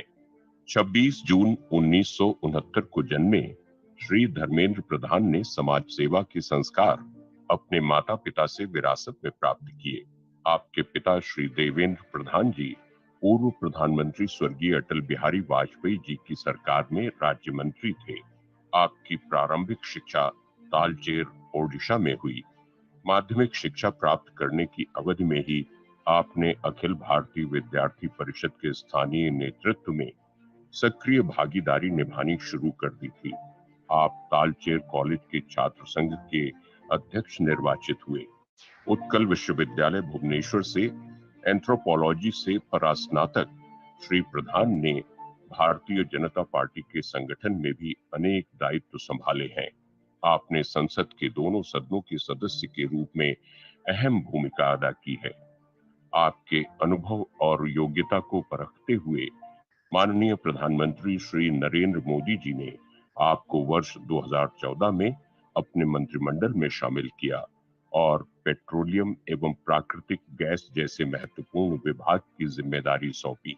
आपके मंत्रालय द्वारा प्रधानमंत्री उज्ज्वला योजना का शानदार क्रियान्वयन किया गया और आपको उज्ज्वला मैन की संज्ञा दी गई। वर्तमान में केंद्रीय मंत्री शिक्षा तथा कौशल विकास एवं उद्यमिता के रूप में आप सराहनीय भूमिका निभा रहे हैं। आपने शिक्षा के क्षेत्र में कई नए पहलुओं की शुरुआत की है, जैसे कि निपुण भारत। इसके अंतर्गत बच्चों की प्रारंभिक साक्षरता और संख्यात्मकता को प्राथमिकता दी जा रही है। इसका मूल उद्देश्य ये है कि ग्रेड 3 तक के बच्चे प्रारंभिक साक्षरता और संख्यात्मकता में निपुण हो सकें। आपकी इस नीति के लागू होने से सरकारी विद्यालयों में उच्च श्रेणी की शिक्षा दी जा रही है। शिक्षा के क्षेत्र में किए गए आपके कार्यों के लिए आपको शत शत नमन। ग्लोबल ड्रीम का उद्देश्य शिक्षा के क्षेत्र में दिशा परिवर्तन के द्वारा लोगों तक शिक्षा को व्यापक तथा तीव्र गति से पहुंचाना है। देवी संस्थान भारत सरकार की नीतियों का अनुपालन करता हुआ साक्षरता और संख्यात्मकता की मुहिम चला रहा है। राज्य और केंद्र सरकारों के साथ मिलकर देवी संस्थान भारत को 100% साक्षर और संख्यात्मक बनाने की इच्छा रखता है। आइए हम भारत को गौरवान्वित और बेहतर बनाने के लिए एक साथ नए दृष्टिकोण को अपनाएं। इस लक्ष्य तक पहुंचने के लिए हम आपके सहयोग और आशीर्वाद की आशा करते हैं। आपकी उपस्थिति से हम गौरवान्वित महसूस कर रहे हैं। हम आपका पुनः स्वागत एवं अभिनंदन करते हैं।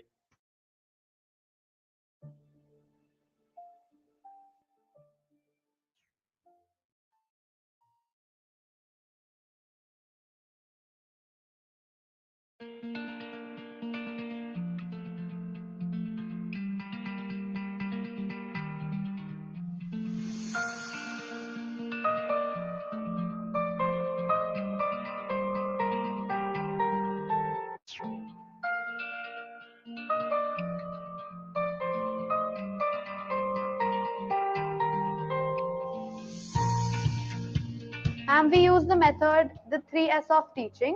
It is Sawal, Samay and Sambandh. Sawal means we ask the learner questions so that they can pick up the things at their own pace. The second is Samay, we give them plenty of time. And the third is Sambandh, we keep a friendly relationship with the children. Then we follow the FLN, that is foundational literacy and numeracy. In this, we follow the reverse method of teaching.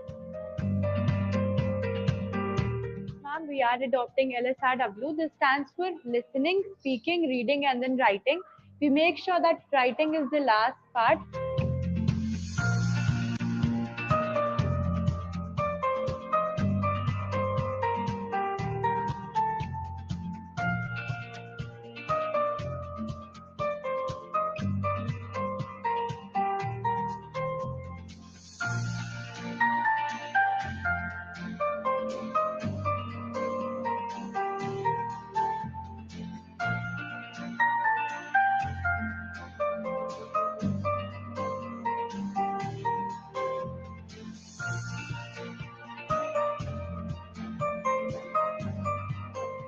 बहुत अच्छा अनुभव रहा global team के साथ. It's a very nice project that is initiated by Smita Gandhi ji. I am very pleased to say Global Dream Campaign to spread literacy. शिक्षा जो है ये मनुष्य के लिए वरदान है.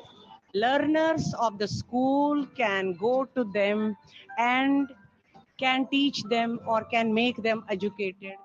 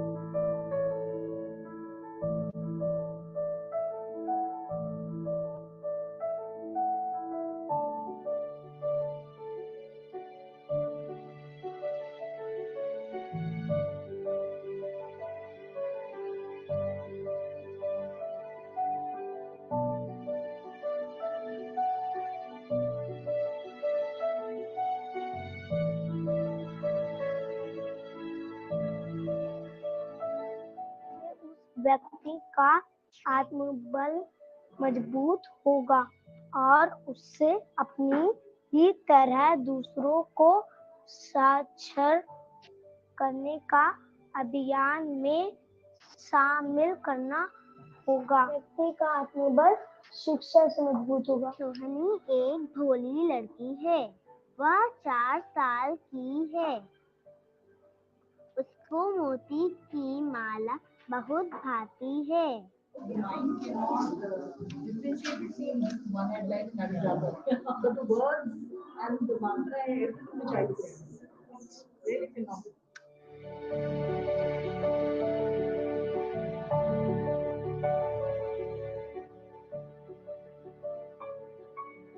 शहर में अब 110 सीएनजी गाड़ी उठाएगी कूड़ा और हमारे शहर को साफ रखेगी।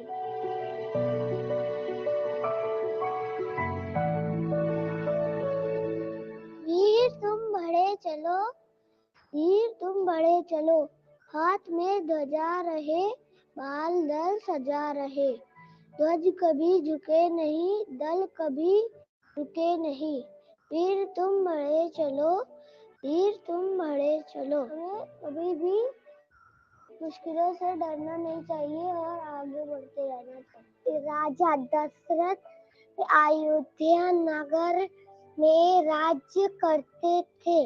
उनकी 3 रानियां थी।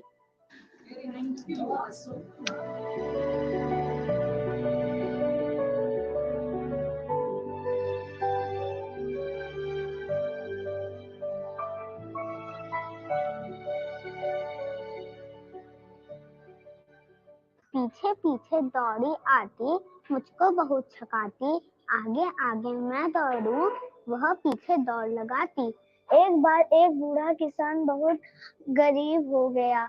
उसके 4 पुत्र थे। उनके क्षेत्र में परंपरागत और नए अवसरों के बारे में बता रही है श्रुति गोयल। दिल्ली कोरोना के नए स्वरूप ओमिक्रॉन के बढ़ते मामलों को देखते हुए राज्य अब पाबंदियां लगाने लगे हैं।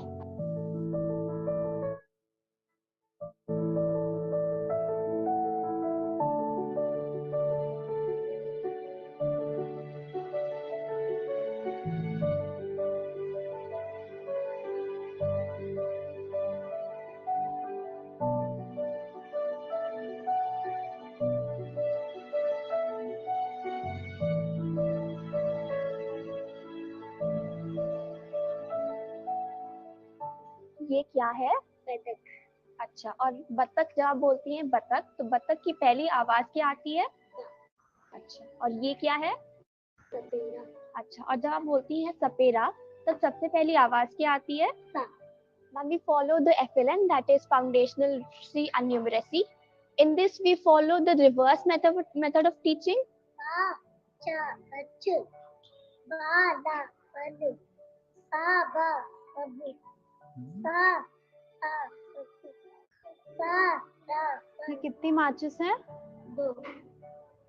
और ये वाली? 5। 5। मुझे इसमें से 5 सेब निकाल के दो।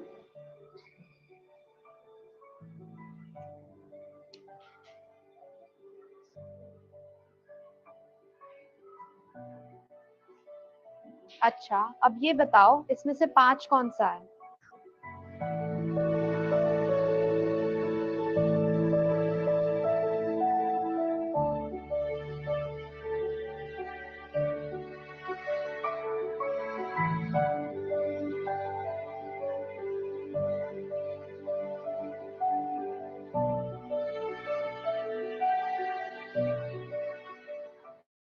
ये क्या है? रस्सी की पहली आवाज क्या है? ये क्या है? खरगोश की पहली आवाज क्या है? अब इन दोनों को, इन पहली आवाजों को जब तुम एक साथ जोड़ोगी तो क्या नया बनेगा? Ma'am, we are adopting LSRW. This stands for listening, speaking, reading, and then writing. We make sure that writing is the last part once the learner has mastered in the above 3 parts, which is listening, speaking, and reading.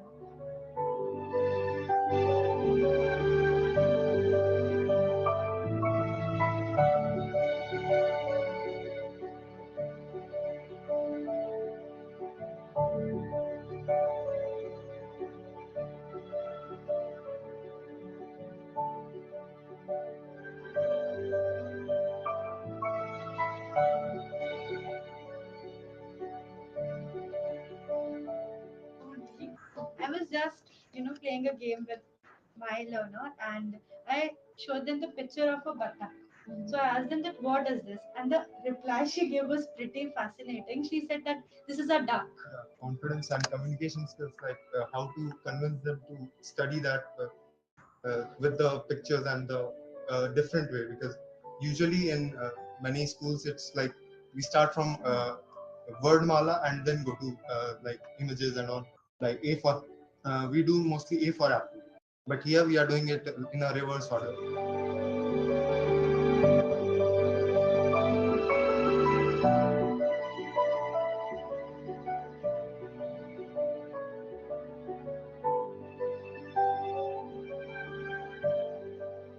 Coming to City International School was a fantastic experience, especially looking at the work which the Devi program is happening, the FLN, and the students, the way they were reading. It was really an eye-opening experience. Thank you so much for having me.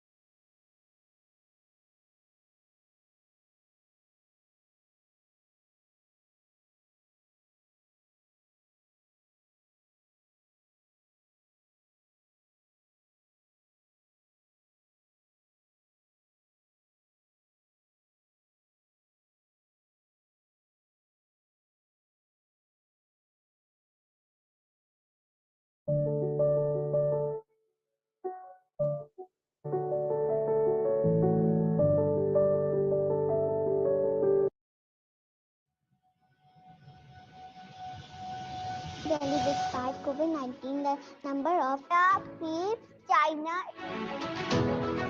Ravidas Jayanti turns into political. 20 years old, need new digital law. Chandrasekhar.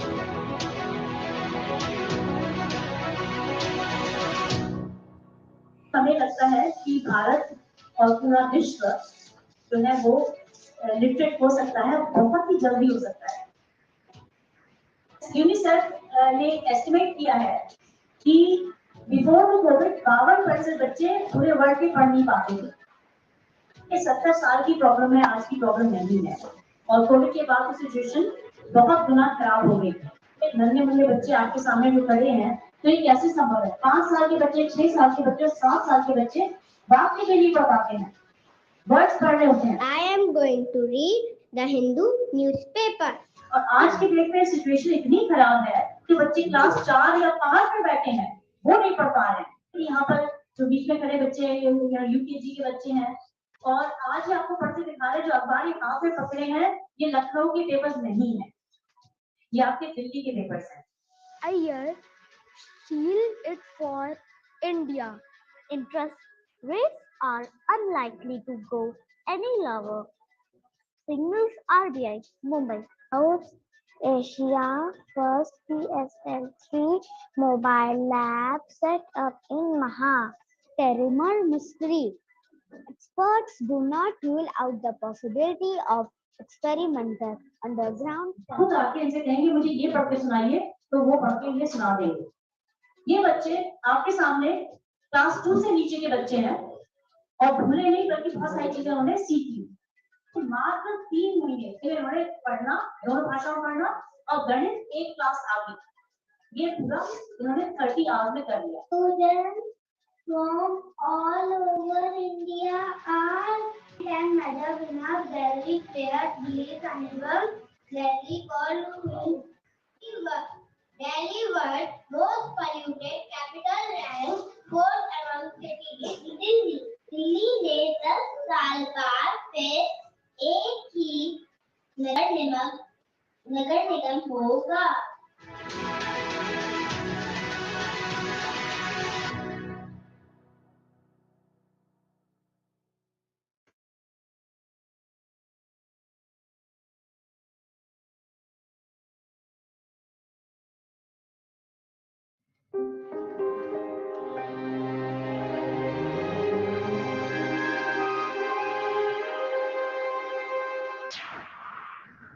While I was coming down from the corridor, I went to the various classrooms. These children are reading newspapers. It's very tough language in this, in English and Hindi both.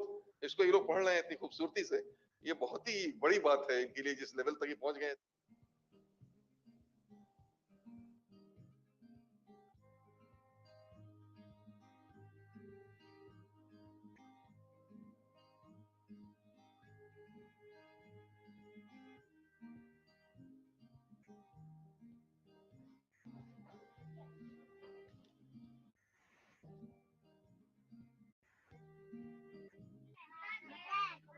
बत्तख की बहरान,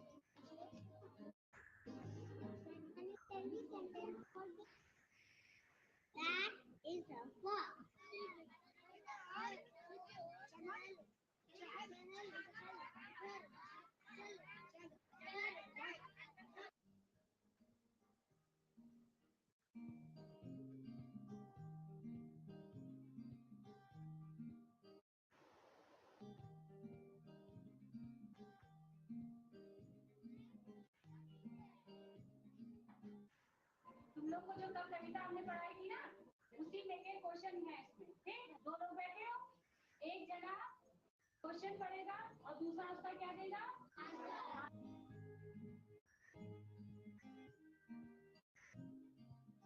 विमल का क्या अर्थ है?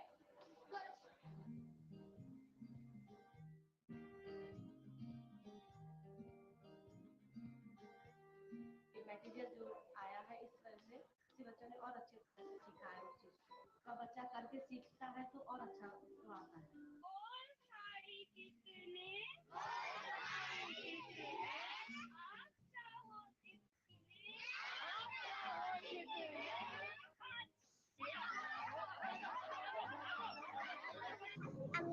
Book to पढ़े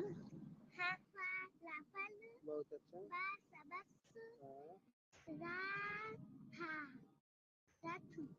सैनिक school में प्रवेश के लिए आवेदन अब 28 तक।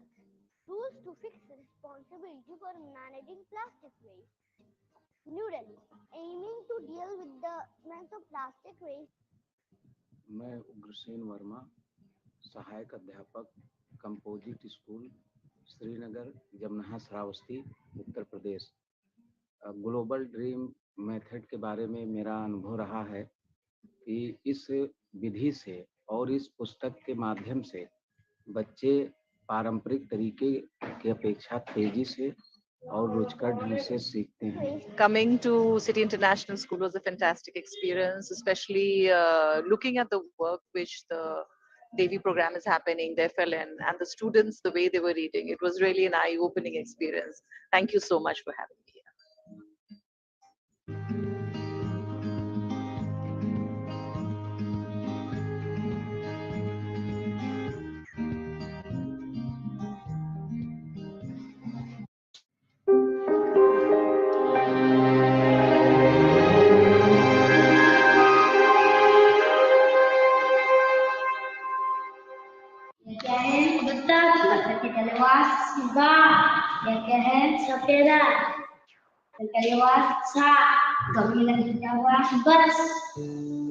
India's new education policy and Nipun Bharat mission have given the highest importance to foundational literacy and numeracy. The classic problem in education has been speed, the speed of learning. Even after 3 years of schooling, most children do not know how to read, write, or do basic numeracy. Without these skills, children lag behind and eventually lose interest. But there is a new disruptive research-based pedagogy that is making a huge difference. Alpha, or Accelerating Learning for All. Alpha has shown it is possible to make children learn foundational skills within months and not years. Oral reading fluency follows from the ability to read in the first place. Alpha pedagogy has been incorporated in the Global Dream Toolkits, an online learning app called Literacy Now. Lessons are broken down into half-page modules. Children work in pairs. The children take turns to ask questions from each other and answer them. The teacher does not teach. Instead, the teacher reads out the prompts which tell the children what their task is. तो कविता हमने पढ़ाई थी ना, उसी में के question है। ठीक, दो लोग बैठे हो, एक जना क्वेश्चन पढ़ेगा और दूसरा उसका क्या देगा, answer. The results from this process-led transformation is that learning explodes. It is also a joyful learning process. Global Dream Toolkits are now available in 15 Indian languages. They can easily be replicated in other languages. Alpha has begun to be implemented in many states and districts of India. We are now working in 2 of the 10 low-performing districts of India as identified by the Ministry of Education. These are Shamli in Uttar Pradesh and Sambalpur in Orissa. The goal is to bring the results in these 2 districts up before the next National Achievement Survey in March 2023. We are taking the challenge up. We have also begun work in Jharkhand and Mizoram, among others. Our target is making the alpha pedagogy the modus of teaching in the future so that it becomes an integral and systemic part of education by which every child learns.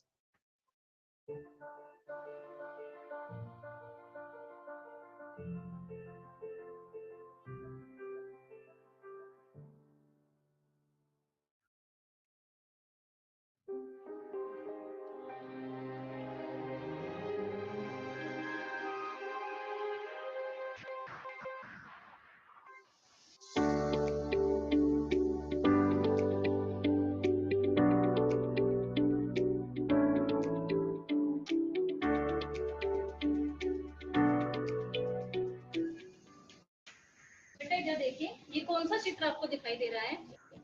ये बत्तख। बत्तख, बिल्कुल सही। जब हम बत्तख बोलते हैं तो हम सबसे पहले कौन सी आवाज निकालते हैं, कौन सी ध्वनि बोलते हैं? बत्तख बोलते हैं। सबसे पहले बत्तख में कौन सी ध्वनि हम बोलते हैं? बत्तख। सबसे पहले क्या बोलेंगे? सबसे पहले तो ब। And for this particular session, we have our eminent speakers who would be joining us on stage. I would request Ma'am Yusra to please escort them to the stage.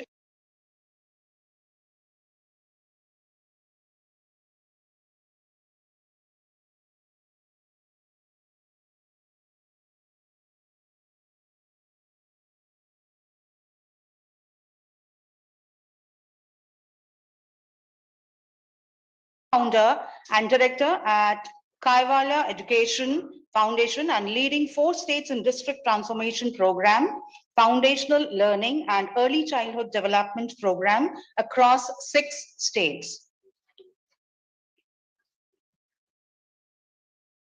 Thank you very much, ma'am, for gracing this occasion. And next we have Ma'am Swati Jha. May we have her gracious presence on stage to join the panel.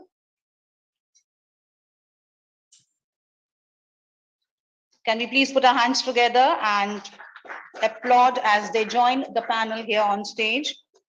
Ma'am Swati Jha is the Program Director, American Indian Foundation in Gurgaon. Her current assignment centers on addressing a highly neglected issue, the education of children affected by distressed seasonal migration. She has 2 decades of experience in formal and non-formal education, mostly working with children from vulnerable communities. And next we have Mr. Pradeep Kumar. Can we have you, sir, here on stage? Thank you so much. Mr. Pradeep Kumar is the Director Programs and Partnerships at World Reader. Mr. Pradeep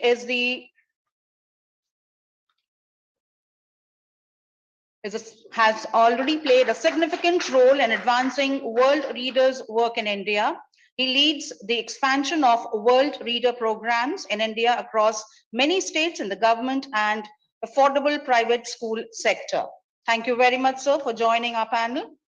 We would now like to begin with Ma'am Swati Jha, Program Director, American Indian Foundation, to give her presentation at the session here towards Universal FLN.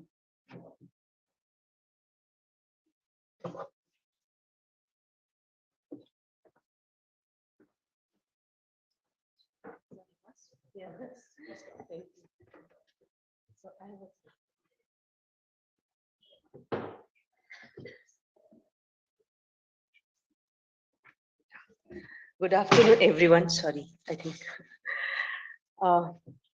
Thank you for having me here.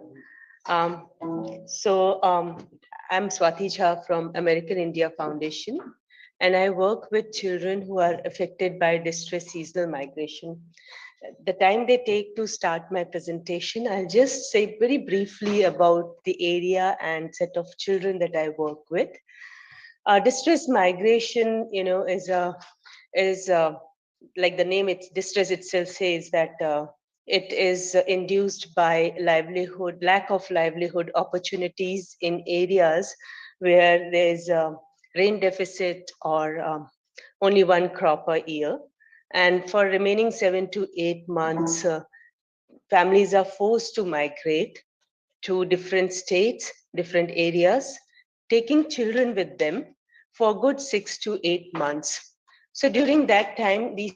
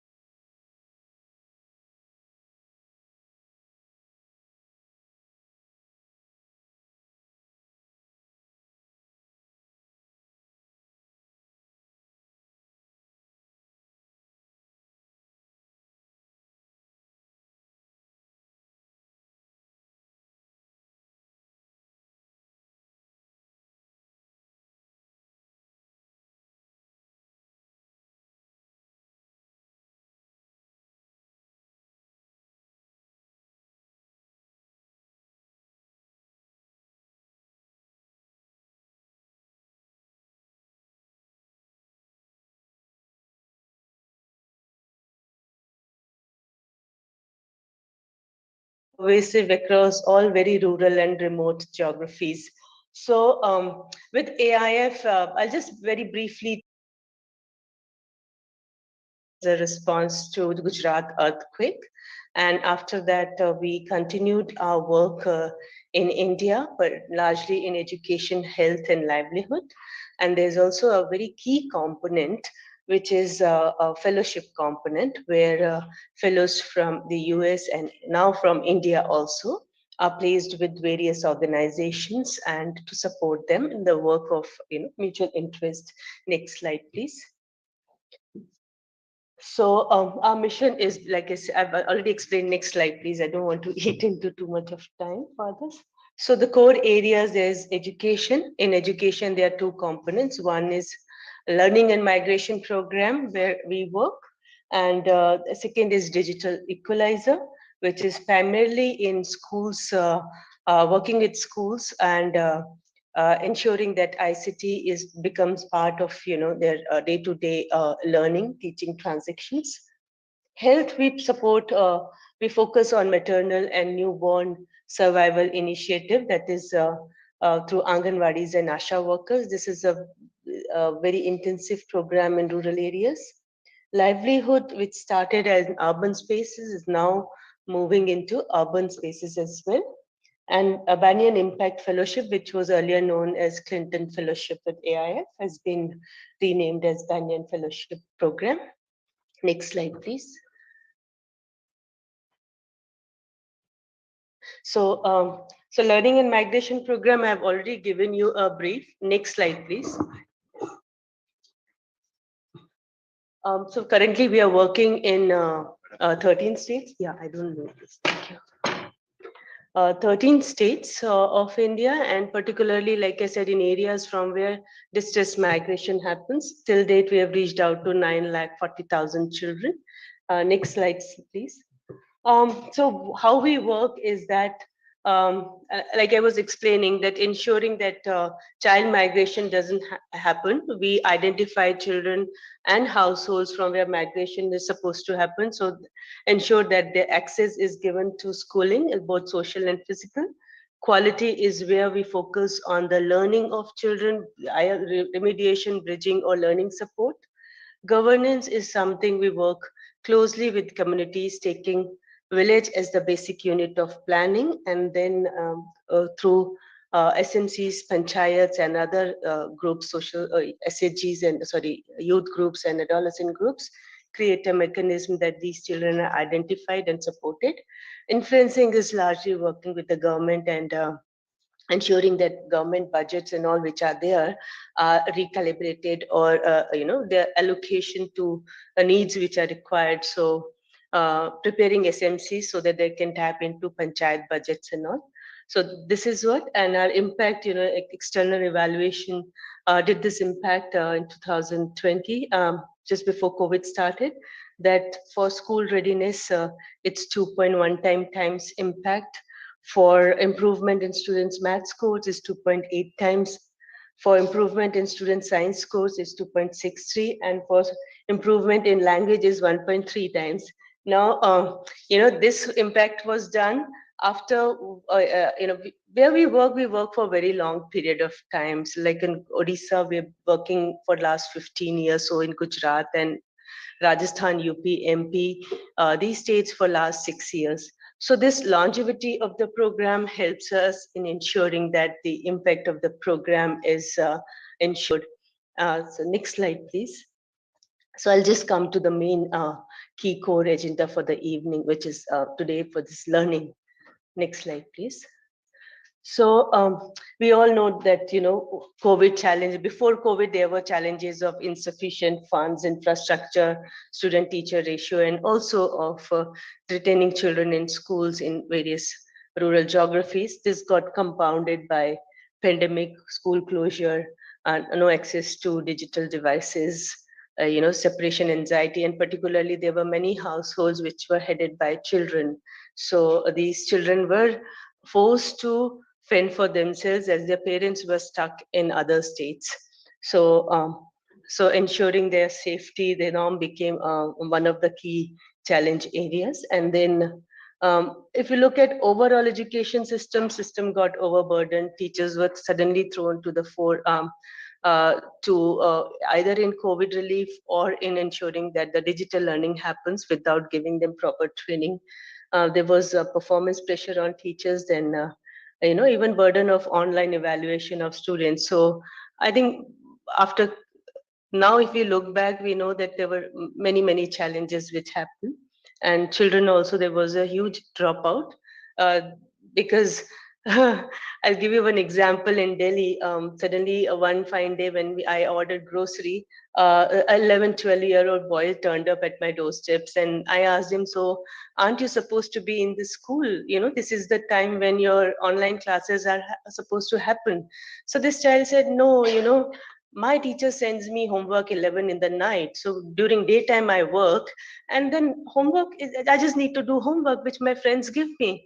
So I thought, this is not one child. There are millions and millions of children who went through it. In rural areas, they were largely either working with their parents in Manrega or doing household chores, and a lot of pressure on girls' marriages. So states like Rajasthan, who have actually worked hard to bring down child marriages, particularly that of girls. During pandemic, we found that there were not only girls, but boys were also married off. So this was a situation. Next slide, please.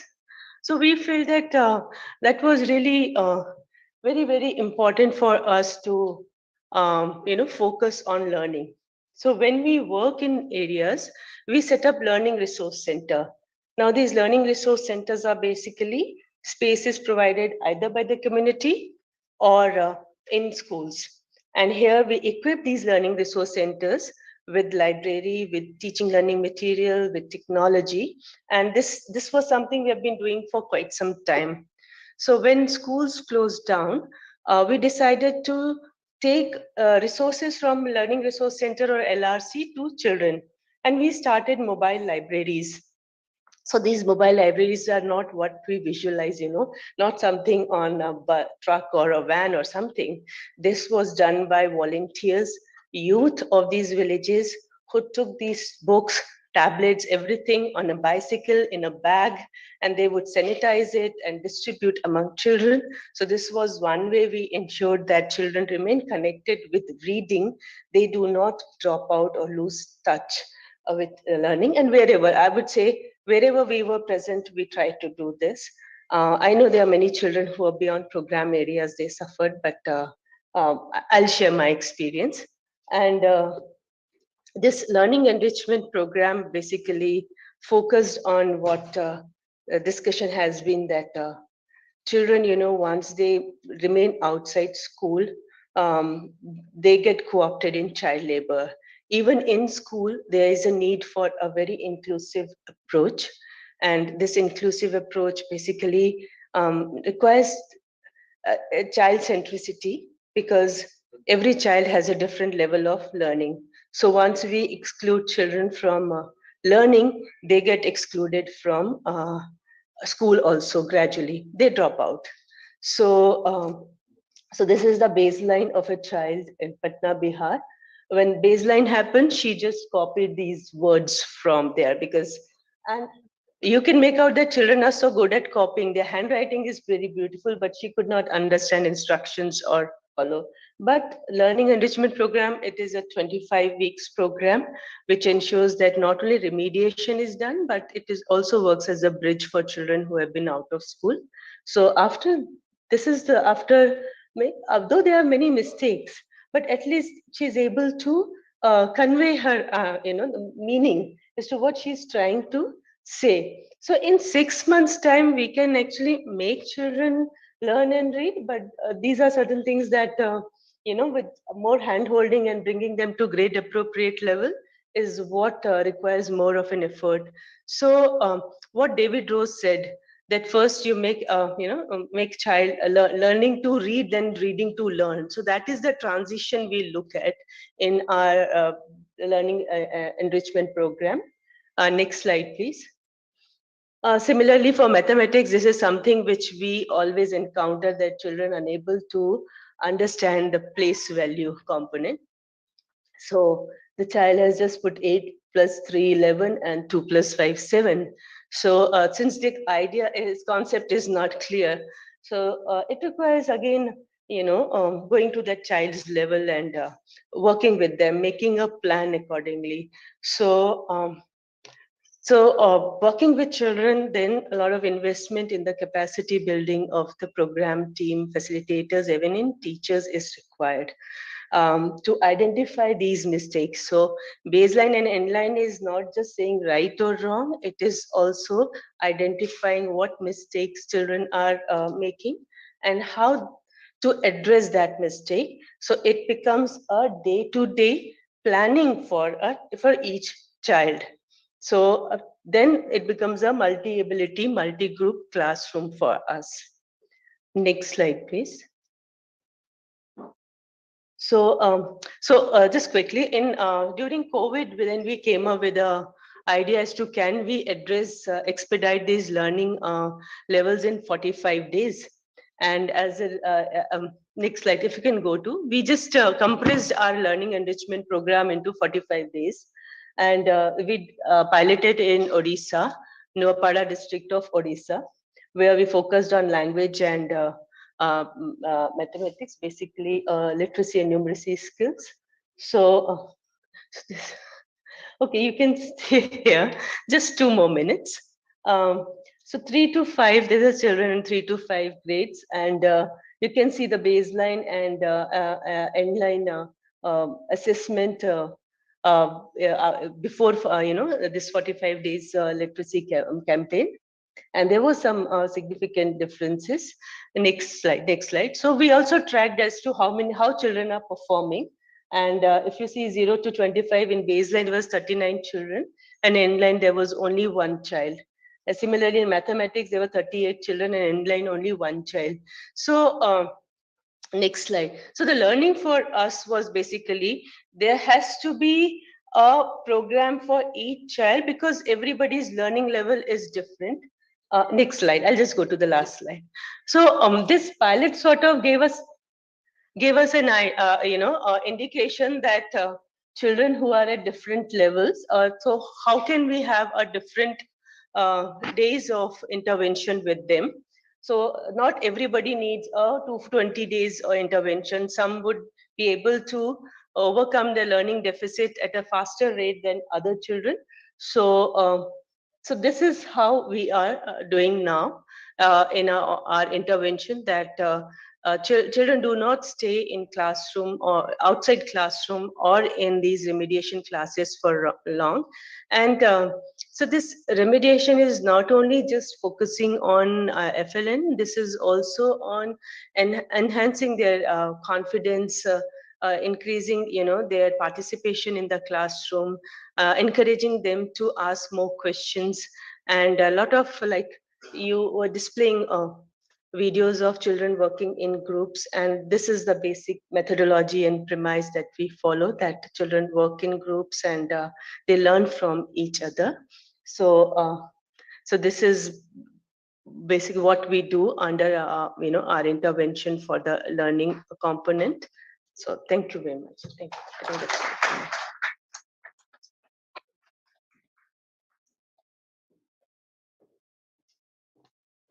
Thank you so much, ma'am, for taking up this grave issue. As you mentioned, we all do agree that distress management, distress migration, which is caused by extreme economic deprivation, maybe, or sometimes natural and environmental disasters, we would like to give a serious thought to it at the grassroots level so that the children can be benefit out of it. Next, we would like to hear from Ma'am Nandita Raval, core team member, Piramal Foundation.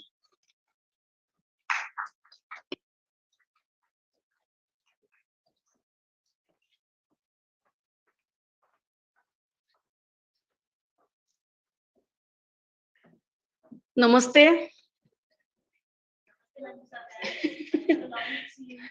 Thank you. Post lunch session है, हमने lunch किया है, तो हम try करेंगे कि हम बात करें इसमें।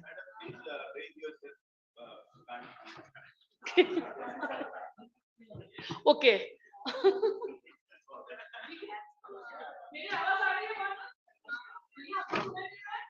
मैडम चौकी है इधर, मगर ऑडियो रिकॉर्डिंग चल रही है ना, लाइव चल रहा पूरा। अच्छा, ओके, ठीक है, ओके, ओके, सर, ओके।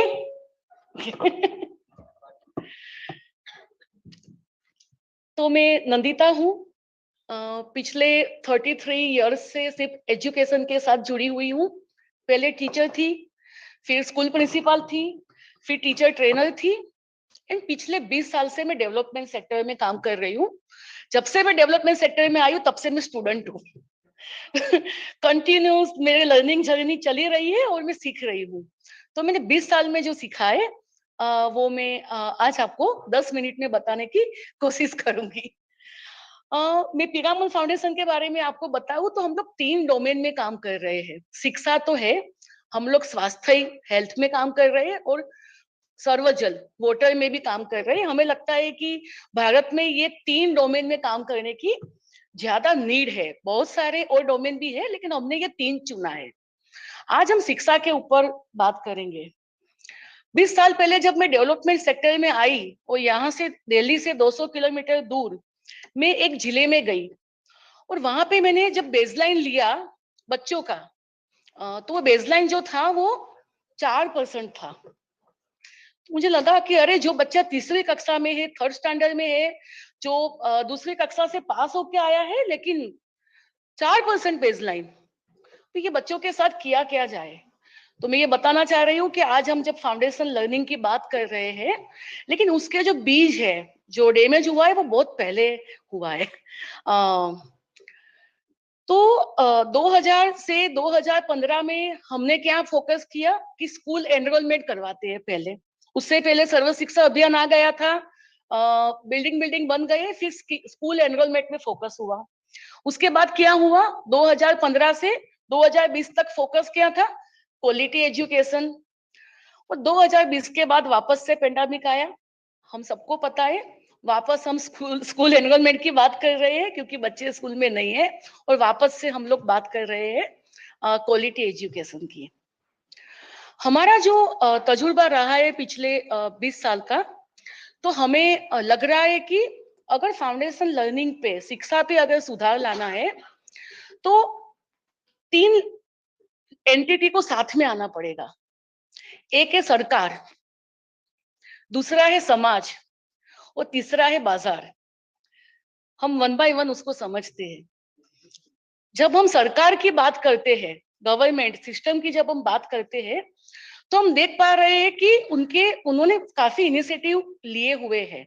आज हमारे सामने न्यू एजुकेशन पॉलिसी है, आज हमारे पास निपुण भारत है, हमारे पास आज डिजिटल इंडिया 2020 का हर एक स्टेट का रिपोर्ट है जहाँ पे किस तरीके से इनोवेशन लिए गए हैं, वो सारा डेटा हमारे पास है। हमारे पास हम देख पा रहे हैं कि शिक्षा के ऊपर कितना बजट जो है वो सरकार अलोकेट कर रही है। हमने ये भी देखा कि मॉडल स्कूल पे इकोनॉमिक जो पिछड़े रीजन है उसके लिए भी किस किस तरीके का बजट दिया है। तो सरकार वो अपनी कोशिश कर रही है अपने तरीके से।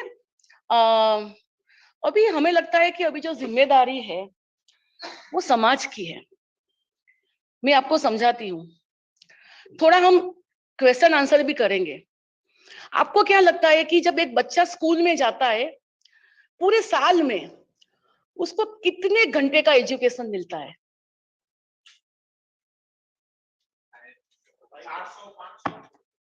400-500 जी। और जी सर, तो अगर हम देख ले कि 54 संडे को निकाल दे, सारी छुट्टियों को निकाल दे, विंटर समर वेकेशन को भी निकाल दे, टीचर की पोलियो इलेक्शन ड्यूटी को भी निकाल दे, तो हमने देखा है कि बच्चा जो है वो 125 दिन तो पढ़ पाता है।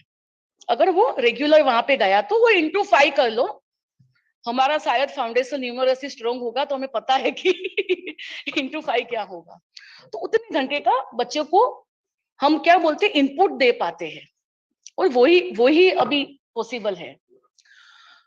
बच्चा घर में कितने दिन रहता है, कम्युनिटी में कितने दिन रहता है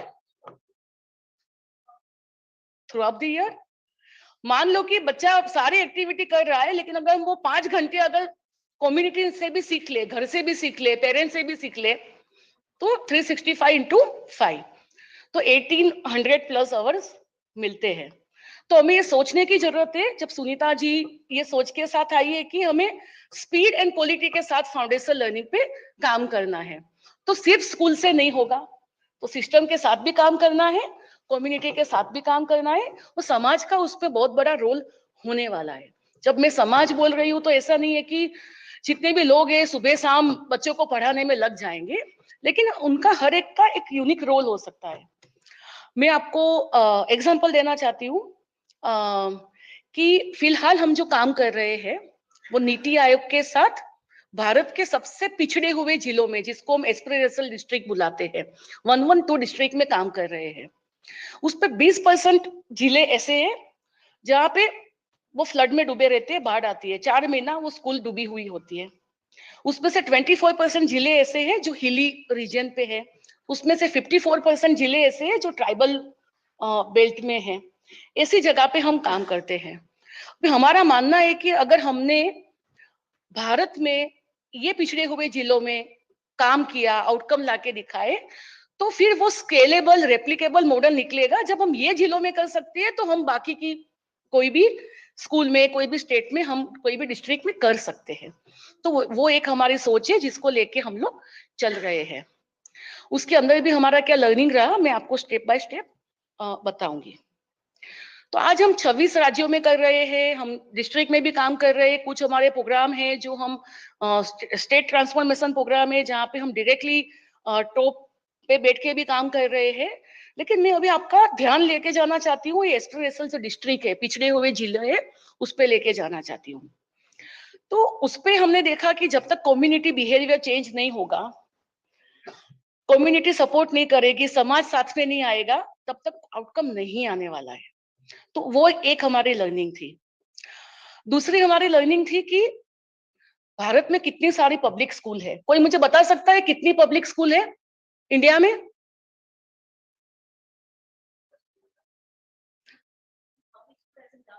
government school, yes,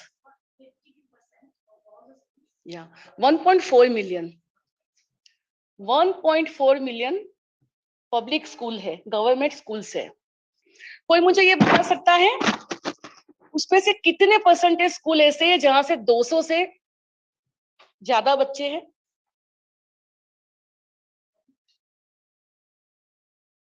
near to 22% school ऐसे हैं जहां पे 200 से ज्यादा बच्चे हैं। 78% स्कूल ऐसे हैं जहां पे 200 से कम बच्चे हैं। ठीक है, तो हमने सबसे पहले हम समझने की, कम्युनिटी को समझने की कोशिश कर रहे हैं, अभी स्कूल को और डिकोड हम कर रहे हैं। अगर हमें सॉल्यूशन लाना है तो वो कैसे आएगा?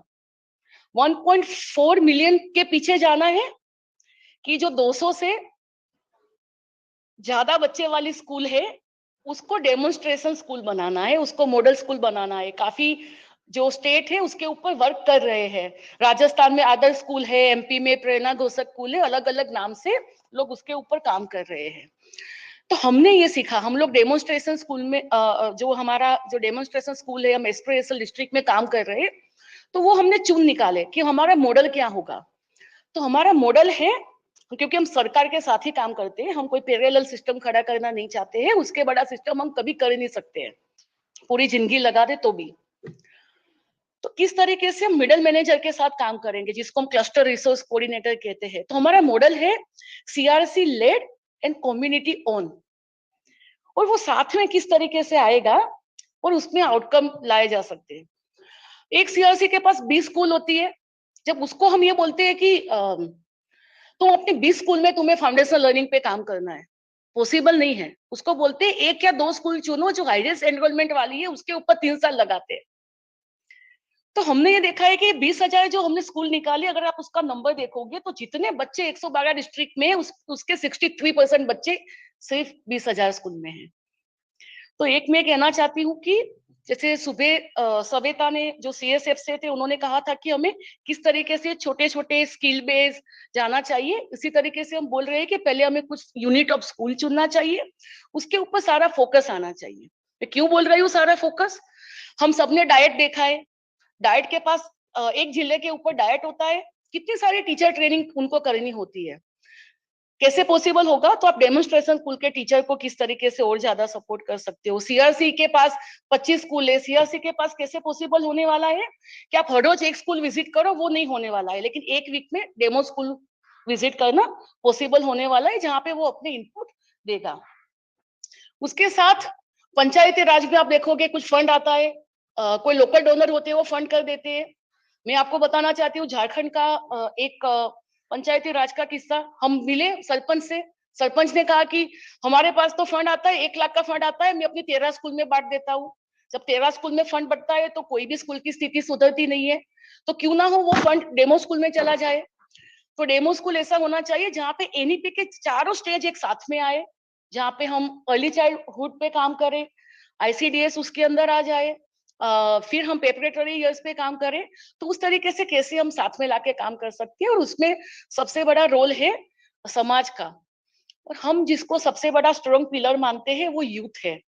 यूथ को कैसे आप साथ में लेके चल सकते हैं। पेंडेमिक में हमने देखा कि बच्चे तो स्कूल बंद थी, पढ़ नहीं पा रहे थे, उनके साथ क्या किया जाए, उनकी स्थिति बहुत ही भयंकर थी। तो उनके साथ हम लोग सोशियो इमोशनल लर्निंग पे काम करने चले। हमें लगा कैसे जाएंगे, हम तो वहां पे जा नहीं सकते, इतना डर था कि हम तो वीडियो कॉल पे भी मास्क लगा के बैठे हुए थे, ये कैसे किया जाए। तो जो यूथ जो है वो वहीं पे है, वो कैसे सपोर्ट कर सकता है, वो गली मोहल्ले में। मैं आपको बताना चाहती हूँ, हमने सोशियो इमोशनल लर्निंग पे करिकुलम बनाया, art through seal, theatre through seal, sport through seal, और हमें 7.5 लाख वॉलंटियर मिले। और वो 7.5 लाख यूथ के साथ हमने वो पूरा नीति आयोग के साथ कैंपेन लॉन्च किया और उसके ऊपर काम किया। तो मैं ये एग्जांपल के साथ बताना चाह रही हूँ कि समाज को भी साथ में आना पड़ेगा, उनको भी साथ में काम करना पड़ेगा। कभी आगे मिलेंगे तो हम ROTI पे भी बात करेंगे कि पेरेंट्स अगर एक वीक के 45 मिनट भी अगर बच्चे को देते हैं और हम ब्लेंडेड लर्निंग मेथड लेके जाते हैं, जहाँ पे स्कूल में भी कुछ पढ़ाया जा सकता है, कम्युनिटी में पेरेंट्स सपोर्ट कर सकते हैं, यूथ सपोर्ट कर सकते हैं, क्योंकि हमें पता है कि भारत में सब जगह पे डिजिटल पॉसिबल नहीं है। हमने देखा है कि सब जगह पे जियो का मार्केट है, और जियो का फोन जो है वो स्मार्टफोन नहीं है, वहां पे हमारे सारे जो ऐप है वो नहीं आते हैं। तो पूरा रिसर्च हम सबने किया हुआ है। तो किस तरीके से हम ब्लेंडेड लर्निंग मेथड से जाए, कम्युनिटी को साथ में ले, यूथ को साथ में ले, सरपंच को साथ में ले, लोकल हाइपर एनजीओ के साथ हम काम कर रहे हैं। हमारे साथ 800 लोकल हाइपर एनजीओ जुड़ी हुई है, जो वहां पे है, जो जिनको ट्रस्ट है, कम्युनिटी उस पर ट्रस्ट कर रही है। मैं यहाँ से दिल्ली से जाऊंगी तो शायद मुझ पर ट्रस्ट नहीं करेंगी, लेकिन वो लोगों पे करेगी। उनको साथ में रखते हुए कैसे आगे किया जाए, तो समाज को कैसे साथ में लाना है। तो मैं आपको बताना चाह रही थी, वो एक कोशिश है। और तीसरा, जब हम बोल रहे हैं बाजार मार्केट की बात कर रहे हैं, सुबह भी जो सर थे उन्होंने कहा था CSR फंड के बारे में, वो हमें बता रहे थे। एस्पिरेशनल डिस्ट्रिक्ट में आपको पता है कितना परसेंटेज CSR फंड आता है? जहाँ पे सबसे ज्यादा पिछड़े हुए जिले हैं, जहाँ पे सबसे ज्यादा जरूरत है काम करने की, 1.5%।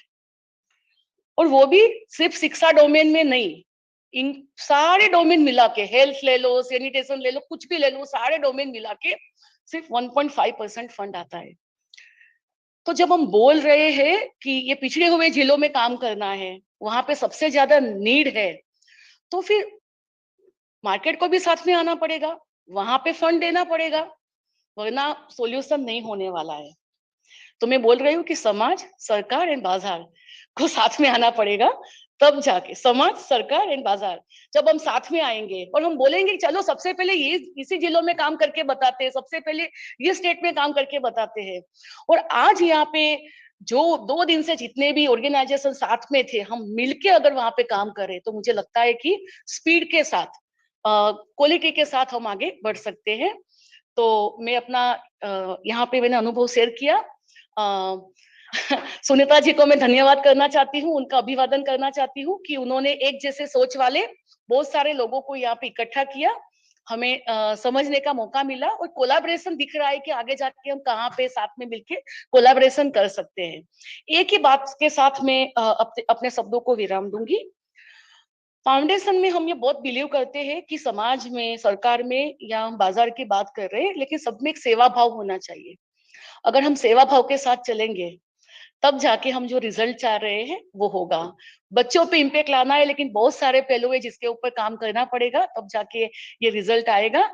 और बहुत सारे ऑर्गेनाइजेशन है जो कटिबद्ध है ये करने के लिए, तो हम आशा करते हैं कि नियर फ्यूचर में सब साथ में मिलकर काम करेंगे और होपफुली अगली बार जब ऐसे फोरम में मिले तो हम यहाँ पे सक्सेस स्टोरी देखते होंगे कि क्या अच्छा रिजल्ट आया।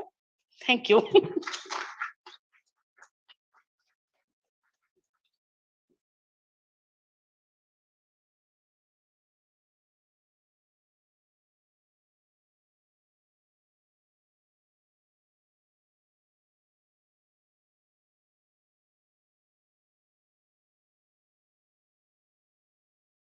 मंजिल के लिए हम क्यों वेट करें? सो मंजिल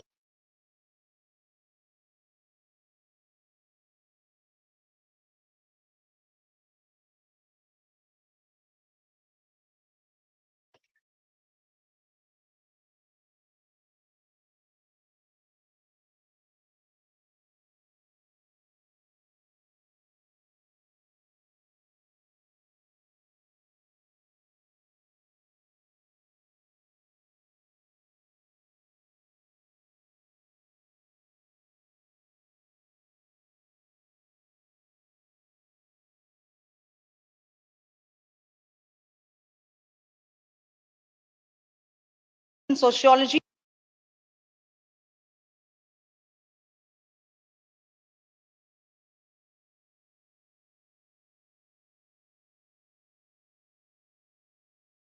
And before we proceed ahead with the next esteemed speaker, Mr. Pradeep Kumar, we would like to play a video for you all showcasing the efforts of Devi Sansthan for propelling and propagating the efforts of literacy.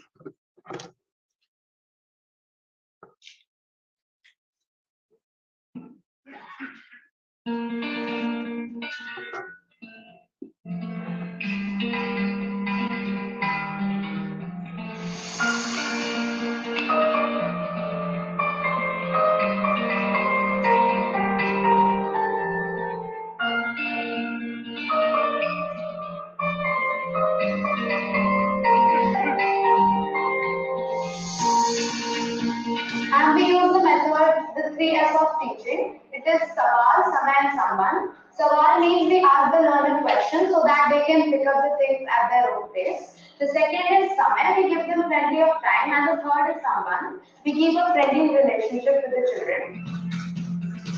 Now we follow the FLN, that is foundational literacy and numeracy. In this we follow the reverse method of teaching. Thank you very much, Mr. Nishan. That gave us an insight into how the functioning of Devi Sansthan functions here at the grassroots level. Now I request Mr. Pradeep Kumar, Director Programs and Partnerships at World Reader, to please join us here at the podium to share his thoughts.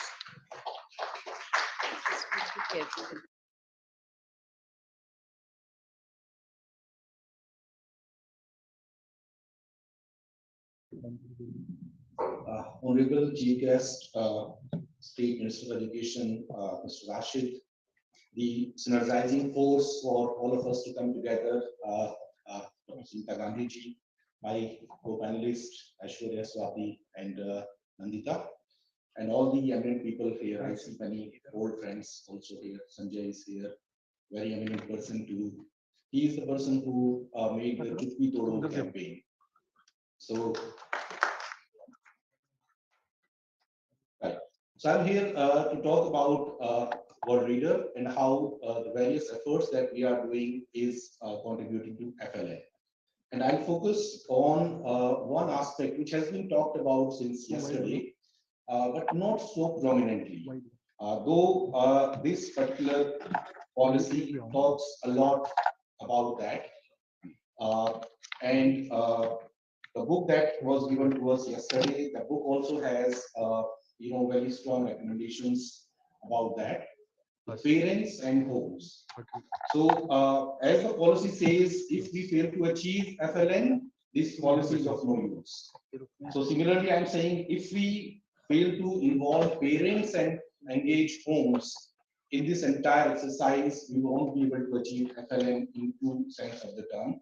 And I'm happy when Nandita was asking about how much time at home, how much time at school. So we realized, okay, 5 hours in school and rest of the entire time, the entire year, it is at home the children spend.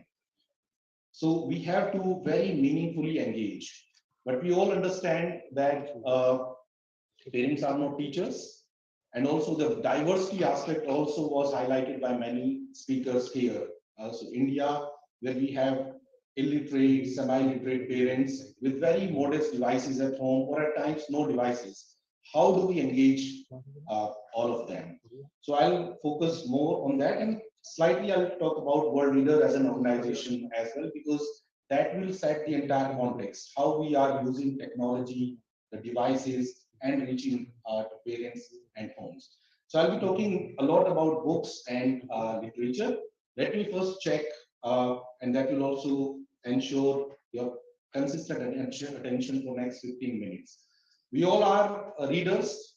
How many are readers here? Can we raise our hands if you read consistently or if you love reading? Okay, good.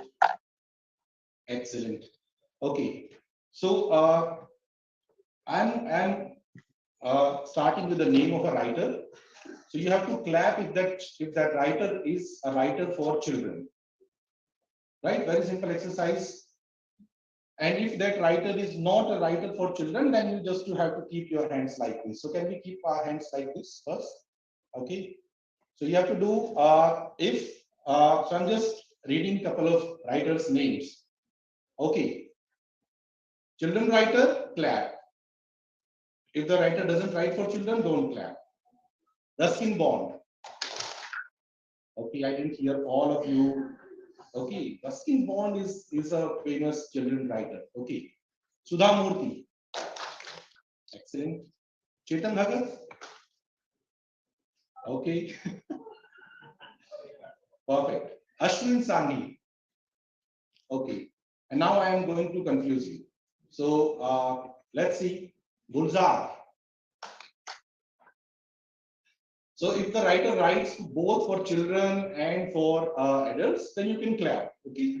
So Gulzar is a writer. He has written several books for children. Premchand. Perfect. Okay. Arundhati Roy. Okay. Mahashweta Devi. Great. Just wanted your attention. I think that's fine. Let me now come back to my presentation. But this is a serious question. that when I'm making this list of children writer, I cannot think more than 5 or 6. We have very limited children writer in India. So what reader, and I also wanted this entire time for you to read this thing. We believe readers build a better world. And that's why our entire focus is making sure that children have the necessary books to them, available to them. The approach that we have taken is the digital books. Because we all love print books. In our bags right now, we have several print books, but we also understand that there are several limitations with print books. So while if we can develop the habit of reading, first the skill of reading, which Devi Sansthan is very efficiently doing, after 90 days, the child is able to read a newspaper. Once this is achieved, the child will ask, let me have more books to read.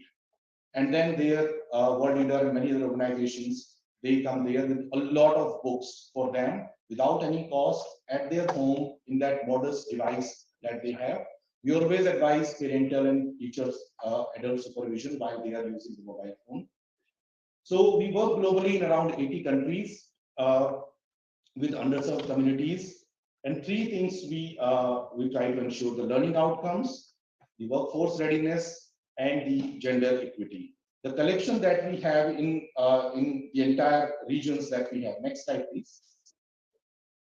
Okay. So this is the entire journey. We started like in 2010. So we are almost there for almost a decade in the digital reading space. Starting in 2010 in Ghana in one school. So Mr. David Risher founded the organization. And then if you see across these years, we have been experimenting with various devices and tools. Started with Kindle, then we developed the app. The app was made available to mobile phones. 2015, we came to India. And 2020, we launched our app on JioPhone. JioPhone is used in India for like 550 million people. 15 crore लोग भारत में JioPhone इस्तेमाल करते हैं. बहुत ही modest device है button phone. उस पर भी अगर आप किताब पढ़ना चाहें तो पढ़ते हैं. और पिछले करीब 1 साल में हमारे पास सिर्फ JioPhone से 10 lakh readers आए हैं. So books are available at home. Parents and children will read. During the COVID times, we launched Keep Children Reading campaign. और आप देखिए कि उसमें भी करीब 2 million के आसपास रीडर्स हमारे पास सिर्फ कोविड टाइम में आए हैं. Where we are reaching directly to home because schools were closed, Anganwadi centers were closed, but directly reaching to parents through WhatsApp. We have a reading base of 2 million. Next slide, please.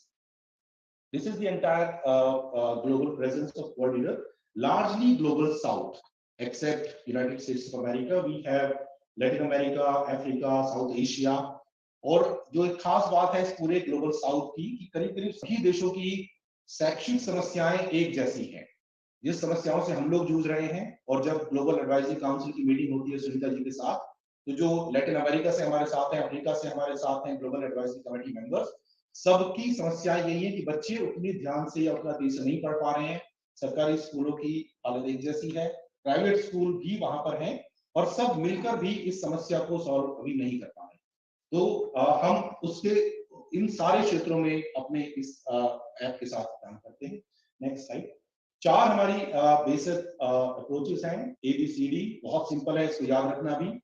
A is access for millions. Access means अगर आप कोई भी device आपके पास घर पे है, any device, so device will not be a barrier, rather it will be an enabler. So nobody will say that your content is not accessible on my device. Your content is not compatible. So we are on JioPhone, which is a iOS device. We are on Android, the entire range. We are on iOS phone, Chromebooks, laptops, everywhere. Second is books for all ages. अगर 0 से 3 साल के parents भी कहें, and many times we face this question: when should I start reading to my child as a parent? And we say as soon as you can. And in our homes, traditionally, you see a lot of grandmothers. They talk to child while playing with the child. The child is not able to respond, but this helps a lot in the later years in the language development. So we say tell the stories from 6 months, 1 year, as soon as you can. Then we have books from 0 to 12 years of age, and that is the app as a filter. You can choose the books. Third is continuous engagement. So you have told the story. So there are very simple activities inbuilt inside the app which parents can do with children at home. And those activities are developed with, of course, FLN in mind, with also social emotional aspect, with play-based activities, with gender aspect also keeping in mind, but activities which don't cost you anything and you can do at home. There are a lot of worksheets that are there. And third is data. And that's the strongest part, we believe. Print books, you give, you distribute, but you don't know how many books are being read, how many pages are being read. The digital books give you that power. You can tell in every region, in every school, how many books are read, how many pages, which are the most popular books, how many activities are done. And this feedback we take back to the publishers as well, and they love it. They, if they know that out of 20 books, these 5 books are most popular in this region. And at times we have seen that digital books led to an increase in the print books, the demand for print books. The child is reading and then the parents buy a print book and keep that at home. Next, please. This I briefly already explained. We are available on Android tablet. Tablet model we use for very remote areas where there is no internet. So all the 1500 plus books are provisioned in a tablet, and it is sent to remote rural areas in Rajasthan with Bedford College, Spiti Valley in Himachal, Uttarakhand remote areas. You don't need an internet. You have to just charge the tablet once in a week, and you can read all the books offline. Then the entire Android range, the iOS, Geophone, Chromebooks, mobile, desktop, web app, and we are also available on Android TV. So if you have a Jio set-top box at home and you want to read books on the television, it is available. All kind of screens, our books are compatible. The data insights, I have already told you, we gather data anywhere globally, wherever on any device our book is opened, immediately the backend server will get the data. If you have read 3 pages, your cost will be for 3 pages only. The entire book cost will not be. So the books are streamed like you have movies streaming in Netflix. In the same manner, we have books streamed in that manner, just to save the cost of the data. India, we have a lot of data, but there are geographical areas where in other countries where data is very, very expensive. So coming back to the FLN now. So what is, first let us understand the challenges which are written in the policy as well. So policy says these are the various reasons why we are not able to achieve FLN. School readiness is not there because of the early childhood. And thank God we have a very strong focus of early childhood in the present policy. Teacher capacity building, last 2 days, a lot of speakers have very categorically highlighted this particular aspect. Teacher readiness, pre-service and post-service also. In-service teacher training is also required. The policy starts, and also the FLN mission, the first goal of FLN mission leads to health and nutrition. A hungry child will not read. A hungry child will not pay attention in the classrooms. A sick child will not pay attention in the classrooms. So the child has to be healthy, child has to be well, the nutrition level should be good. Only then you can talk about the other aspects of education. Focus on foundations. Again, the policy is keeping a lot of attention on FLN. The teacher deployment and vacancy. I again recall some discussions which happened yesterday, that various vacancies are there across the states, posts are vacant, and that's why we are not able to achieve. I think yesterday a lot of discussion happened during the question answer time on the parent-teacher teacher-student ratio, 1 to 25, 1 to 40. The teacher deployment and vacancy also leads to that. And I have just added one small box there, home. What about home? Unless we understand what is happening at home, what are the challenges there, and how can we support FLN will remain a challenge. Next slide, please. And this is our mission and motto right now. Every home has to be a reading home, only then FLN can be achieved. Next slide, please. So we have around 1.2 million reading homes at present in 9 states. Next slide, please. And all these books, why we are talking this slide is critical, because the entire books, we have done a mapping of all these books with these three things. The first mapping is with the national scenario. Which book is compatible with what learning outcome of Nipun Mission? So Nipun Mission has grade-wise learning outcomes. So if I'm reading any book in nursery, which learning outcome this book is related to, that competency mapping has been done.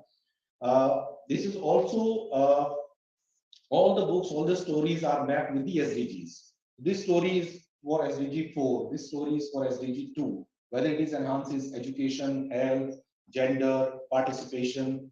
And the third is 21st century skills, creativity, communication, critical thinking, and collaboration. Which story is leading to which kind of 21st century skill? This entire mapping is done for all the stories, all the books that we have.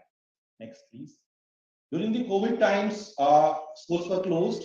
So immediately we shifted to this particular thing. We created audio messages for parents who cannot read in English and in Hindi.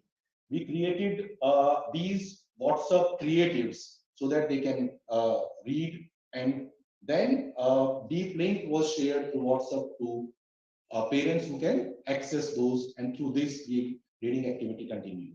Next.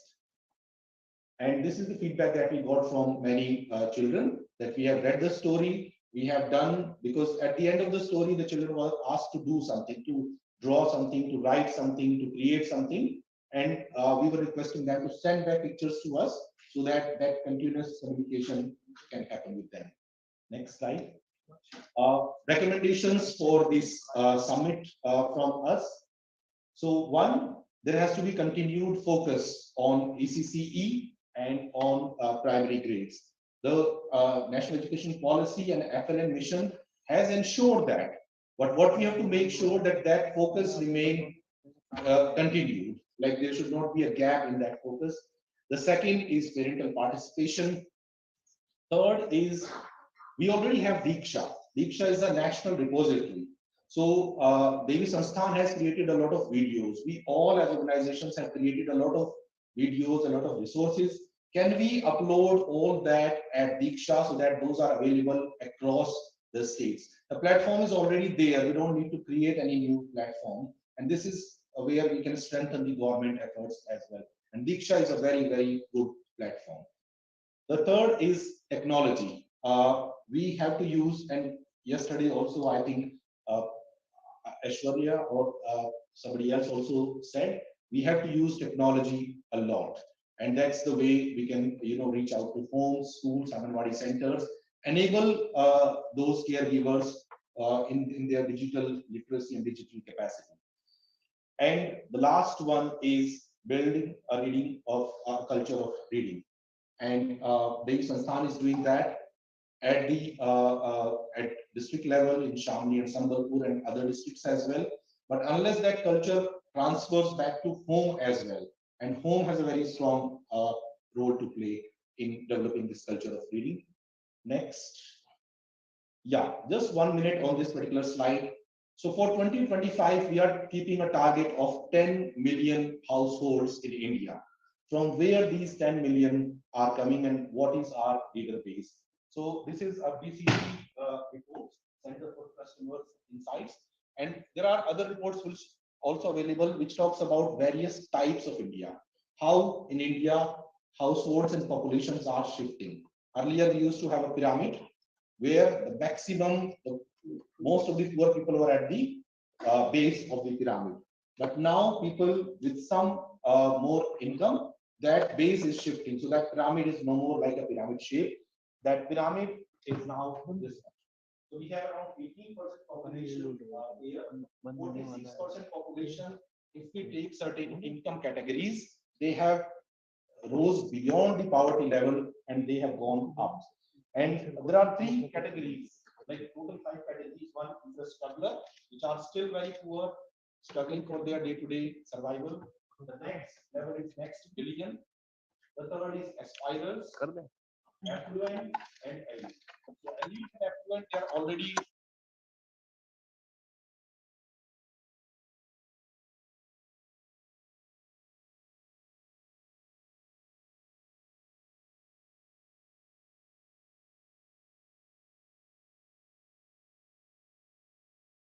and plus 80. So that is our target base going forward in urban, semi-urban and rural areas, targeting this entire population and converting around 10 million households into reading households. So a very clear kind of a base where we want to target.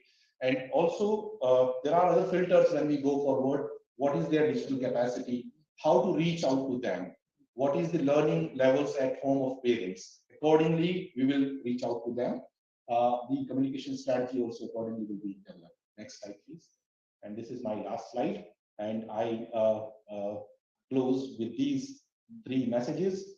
FLN is possible, but it is possible if we have every school a Nipun school, every child a Nipun child, and most importantly, every home a Nipun home. And I invite partnerships with all of you. Devi Sansthan, we are already in discussion. And so with 10 million homes, we need a lot of partnerships. And if I think with World Leader, with our resources and our technical capacity, we can contribute to your efforts, we'll be very happy to do that. Thank you so much.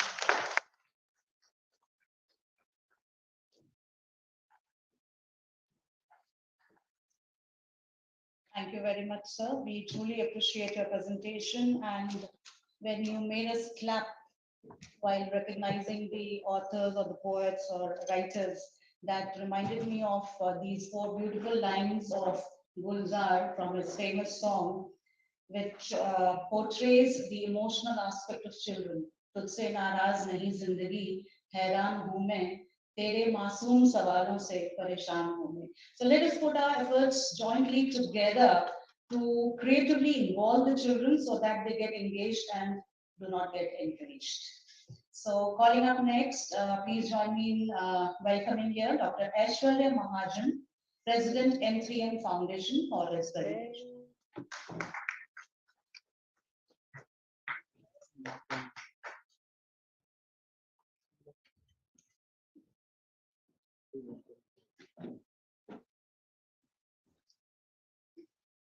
So thank you, Sunita ji, for giving this opportunity for M3M Foundation to work with you. Yeah. So great. So first of all, thanks to all the audience. I know it's really difficult after 2 days. So those who are there, I feel they are really serious about what exactly we are taking forward, because it's not too easy. So I must first clap for everyone, those who are present here and showing their seriousness about the issue what we are discussing, and happy to share what we are doing. Few questions. Ungli ya muthi? Ungli ya muthi? Muthi. Okay. अगर मैं ये कहूं कि धागा या रस्सी, रस्सी, अक्षर या शब्द, और शब्द या छंद, तो doctor Gandhi, thank you very much for this छंद. क्योंकि ये जो छंद आपने बनाया है, I think it's very important for us to understand that अकेला चना, हम लोग बहुत पहले से सुनते आ रहे हैं कि भाड़ नहीं फोड़ सकता, and that's true. Collective efforts are required, and collective wisdom is also required. And I'm really happy to see the kind of work is happening around the issues which we are discussing, and the wisdom which is already there. There is no need to reinvent the wheel, because everyone is digging their own wells, which is not required. So I think there is something which we need to look forward and we need to move forward. I don't have much to say. M3M Foundation, we discussed yesterday, Payalji presented what exactly we are doing. Education is our core. We really want to work. Migrant workers, we really want to work with them because of the nature of job where we are. But we are really learning every day with the experiences of our learning partners, and this new partnership is also one of the ways where we will be learning from you, Dr. Ram. So I don't have, because we have been discussing peer learning, we have been talking about national education policy. We have a program which in last 2 years we have learned a lot, which is basically for the construction workers, migrant construction workers, because their children are more vulnerable. They are moving from one place to another place. They have issues of languages because कोई तेलुगु है जो यहाँ आके language ले रहा है, उसको पढ़ाने के लिए आप क्या करोगे समझ में नहीं आता. कोई उड़िया है जो यहाँ आके आपका काम कर रहा है, उसको समझ में नहीं आता कि in which language you are going to teach with them. Your national education policy 2020 now talks about giving them education in their mother tongue also. So how we are going to address that? We are trying, we are taking these experiences, examples, what we are trying to do. And within that, we have learned that resources we also discussed. There was a question, yesterday on teacher ratio. That is all right, but we also have resources among ourselves which we are not utilizing. And I was happy when Gayatri ji presented how they have taken the use of children and how they are utilizing them as resources. And your buddy concept of teaching, and when I was looking at the video of Robert when he was presenting at the class of grade 6, that reminded me of one of the projects which we have done, and I would request my team members to just play that video, and after that I'll share with you why I have shared this video with you. Can we have the video, please?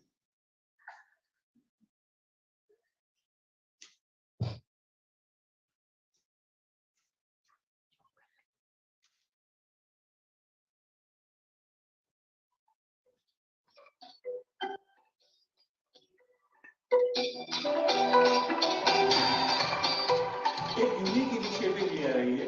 बच्चे हैं 7वीं 8वीं class के, दिया, कशिश, कुहू, अवयुक्त, मृत्युंजय, योशा, विहान, ये छोटे छोटे बच्चों ने एक ऐसा इनिशिएटिव किया. जो चीजें इन्होंने सीखी आज वो इन बच्चों के साथ में यहाँ आकर 3 दिन से इनके साथ काम कर रहे हैं. और मतलब एक कल्पना सी लगती है इन बच्चों के लिए जो कंस्ट्रक्शन वर्कर्स के बच्चे हैं कि ये वो गतिविधियां सीख रहे हैं जो कि एक एलीट स्कूल के अंदर बच्चे सीखते हैं. और सिखाने वाले कौन? ये बच्चे जो यहाँ पर आकर इस कड़ी धूप में इन बच्चों के साथ में, इस बड़ी गर्मी में अपना टाइम निकालकर इन बच्चों के साथ काम कर रहे हैं. तो मुझे लगता है कि अपने आप में एक ऐसा इनिशिएटिव है जो ऐसे बहुत सारे लोगों को और मोटिवेट करेगा. और ये एक ऐसा एक्सपेरिमेंट होगा स्टेम एजुकेशन के जरिए कि जहां पर जो शिक्षा या जिस तरीके की एक्सपीरियंशियल लर्निंग की बात हम लोग एक शिक्षा के माध्यम से करते हैं, मुझे लगता है कि एक पीयर लर्निंग का एक बहुत बड़ा एग्जांपल है ये, और अपने आप में एक बहुत बड़ा उदाहरण सेट करेगा. We organized a 3-day workshop with kids from Empower Club. In the first day, we started with a team building activity. We wanted to tell them the benefits and the importance of collaboration. Then we did activities regarding instruments. We would highly impress with the creativity and innovation skills they have. Then, in the next day, we did design and engineering. We did a car building activity. We gave them a mechanics skill and we gave them time to make their own car. The third day is the marketing activity. This will help them get creative in their life.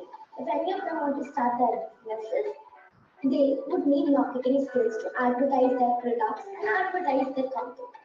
Also, the prizes that we have given to the kids, such as car mechanics kits, car kits, and a lot of more stuff, is important because that helps them remember the memories from this workshop as well as to utilize the materials later if they want to take them in their life.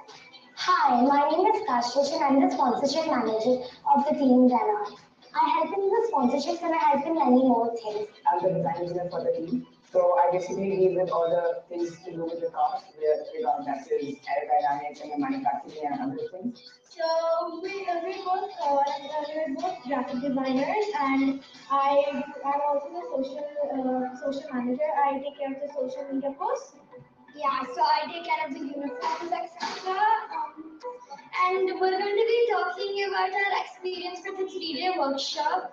The experience of the 3 days workshop was really enriching. We enjoyed so much with all the kids, and we could see that they learned so many new skills. We taught them so many new things, and they were always so creative with their ideas, and they thought about so many new innovations which we never could think about them ourselves.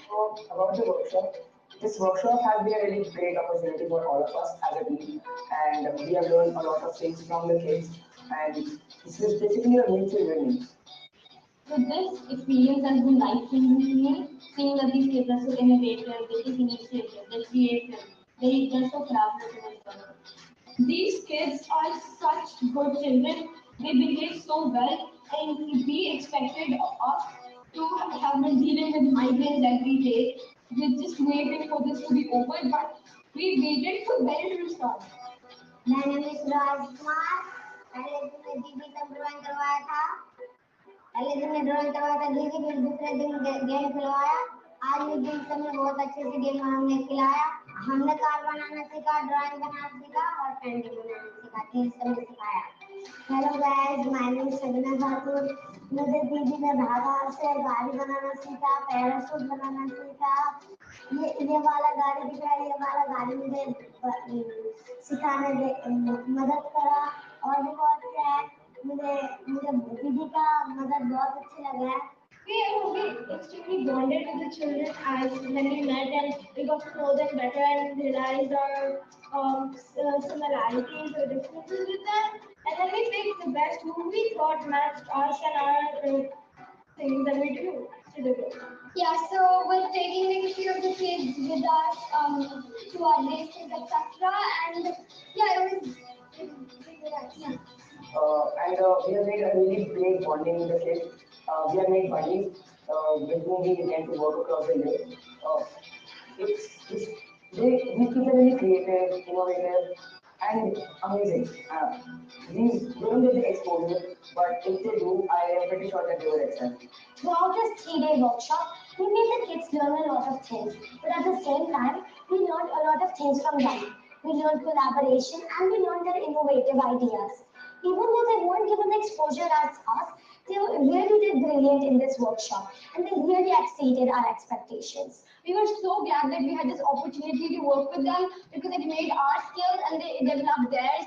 We were so happy because all our leadership skills as well as our F1 skills were really enhanced and we really enjoyed it. And thank you so much NCM Foundation for giving us this opportunity. I would really like to thank the NCM Foundation because in these 3 days workshop, we became so close to the kids that it felt like we were a family. So I would like to thank the NCM Foundation for giving this opportunity to us. This opportunity has been life-changing and we really appreciate it. And I would really like to thank NCM Foundation for giving us this opportunity and this exposure to these kids and showcase what we have learned. I really want to thank NCM Foundation, Payal ma'am and Ashwarya sir for giving our kids this opportunity. The overwhelming experience for both, our kids and the NCM Foundation kids. मतलब मैं सोच नहीं सकती कि मेरे बच्चे इतनी मेहनत कर सकते हैं. My heart goes out to Mr. Ashwarya, NCM Foundation. They've gone all out to support the kids in all the ways they can and give them this exposure. They've also told that this exercise will not end here. This is going to be turned into a year-long experience for them, which I think would be great in their growth and upbringing, not just as kids, but also to make them better, help them make better human beings going forward in their life. Which I think they would have not even thought of they will ever get in their lives, coming from the background they come from. And the learnings they've got, I think they can go a long way with them. And on behalf of my children here from I Empower Club, I would like to thank all of you once again. All team Renati तरफ से आप सब बच्चों को thank you so much for doing this workshop so beautifully.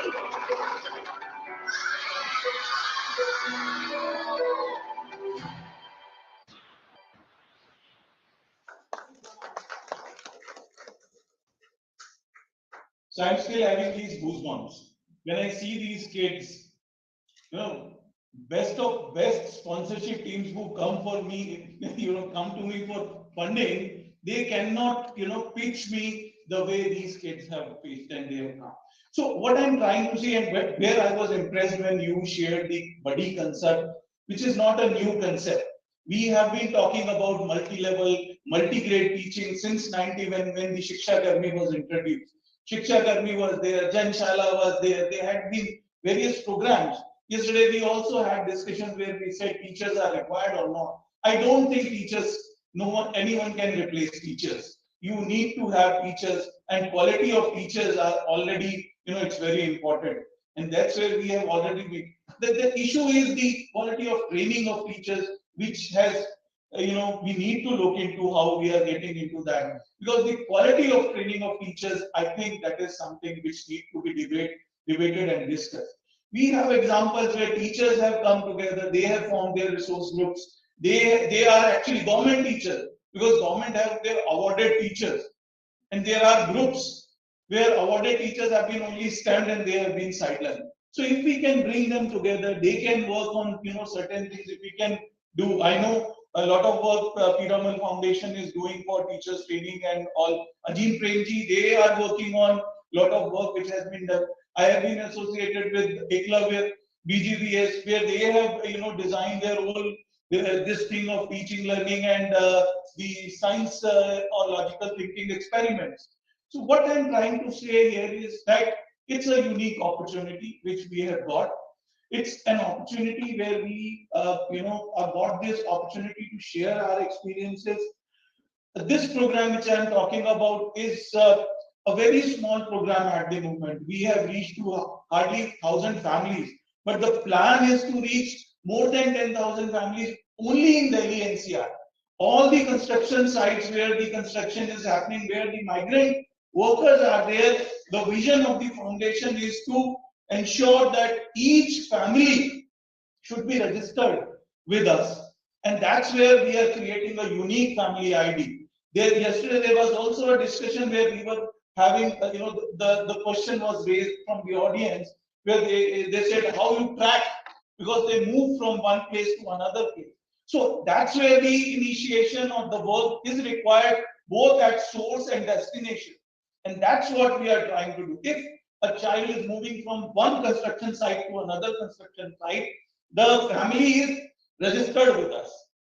And that's where, if they are going back to their villages also, we try to track this child whether he is getting enrolled or not. And with the use of technology, because now a lot of artificial intelligence we are talking about, how we can come together. And I was happy to see your reading app which you have introduced. So how we can use this technology to connect with these kind of challenges and issues also, where we can map. You have GPS system, you are now tracking each and every, with unique ID. Can we track the child also? Can we have some system where we can also see the progress of this child, where he is moving, and in the academic achievements also we can talk about.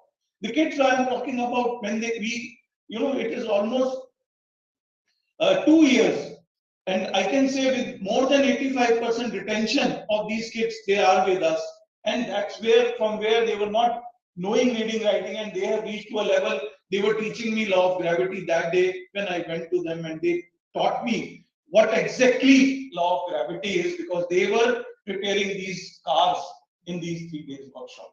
So we should not underestimate the resources which are available among ourselves, the resources which are available, nearby us, but how we are going to utilize, I think that's important to discuss. And I'm happy to be here, to be associated with this Synergy Summit, Dr. Gandhi, because I'll just finish with these lines.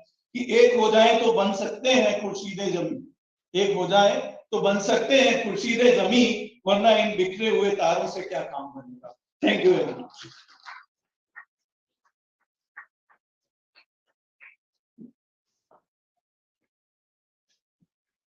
Thank you so very much, Dr. Rachel Mahajan, for such deep-rooted efforts to address the curiosity, interest, and the passion of these children, as shown in the video.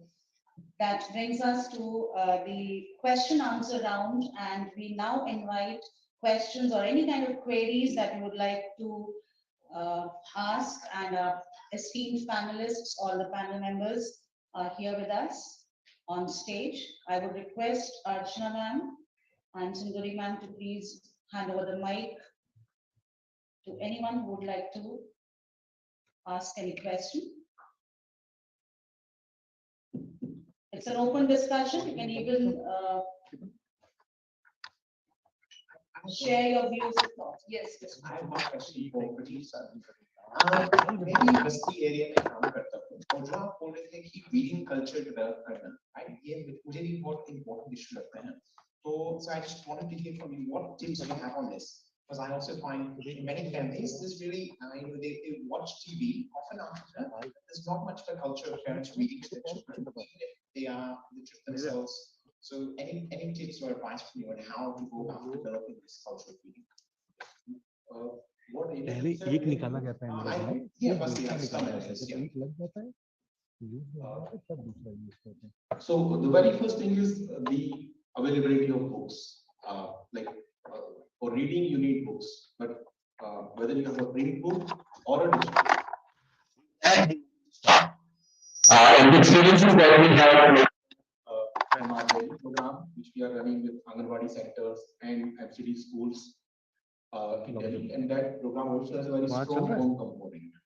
So what we do, we encourage our teachers and Anganwadi workers to talk to parents, tell them about the Book Smart app. So this is the app that I was referring to, and this is available on Play Store for all of free of cost. So we ask them to download, and then during PTMs, we ask the principal and teachers to specifically talk about how to do storytelling. And if they say that okay, they cannot read and write, there are many picture books.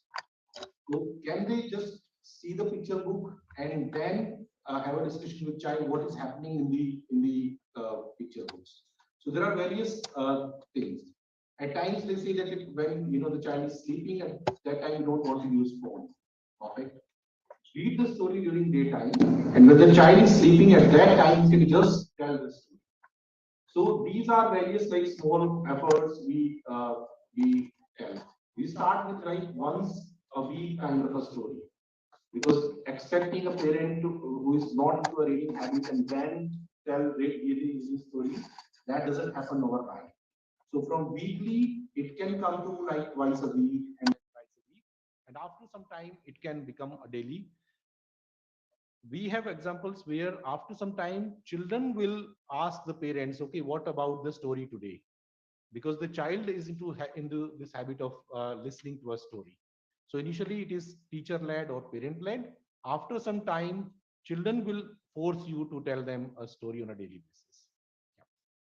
बच्चे शायद समझ जाएं, जी, perhaps, लेकिन आप airports पे भी देखेंगे in the Western world also, when we see Indians at the airport and some other country people, we find, and Indians means a lot of other countries, also not just Indians, we find that they're on the screen, while we find a lot of others reading a book. So I think we've not nurtured a culture of reading. We're a textbook culture. So if it's prescribed in the school, it's done. That's the only thing we do. And we still see it as a big, huge problem. So I don't know how we create that culture. It's a bigger battle to fight. I don't know, but maybe it's again going back to the schooling system. In Singapore, for example, when I went there, I saw, and you all must have noticed this, they have this huge secondary book market beyond the textbook. And parents are looking out for books, and of course, they're often looking for exam-related, supplementary material, but still they're reading a lot of material. So they're inculcating a different, wider culture. So I don't know how we'll address it. I think maybe other panelists have something to say on this issue. And Tom, by the way, is Tom Delaney. He's working with me in Devi Sansthan. He is living in the slums. He is an exemplary human being, just the most amazing person. He's worthy of all respect. He's left his country, Australia. He just came back after 6 months of being there.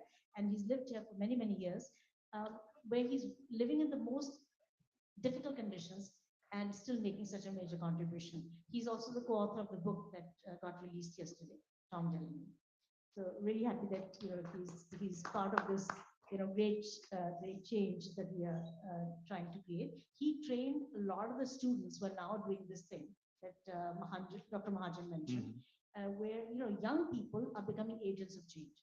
And this was absolutely an incredible hair-raising experience for me watching that video, because these kids are capable. Why don't we mainstream that? Doesn't cost a penny.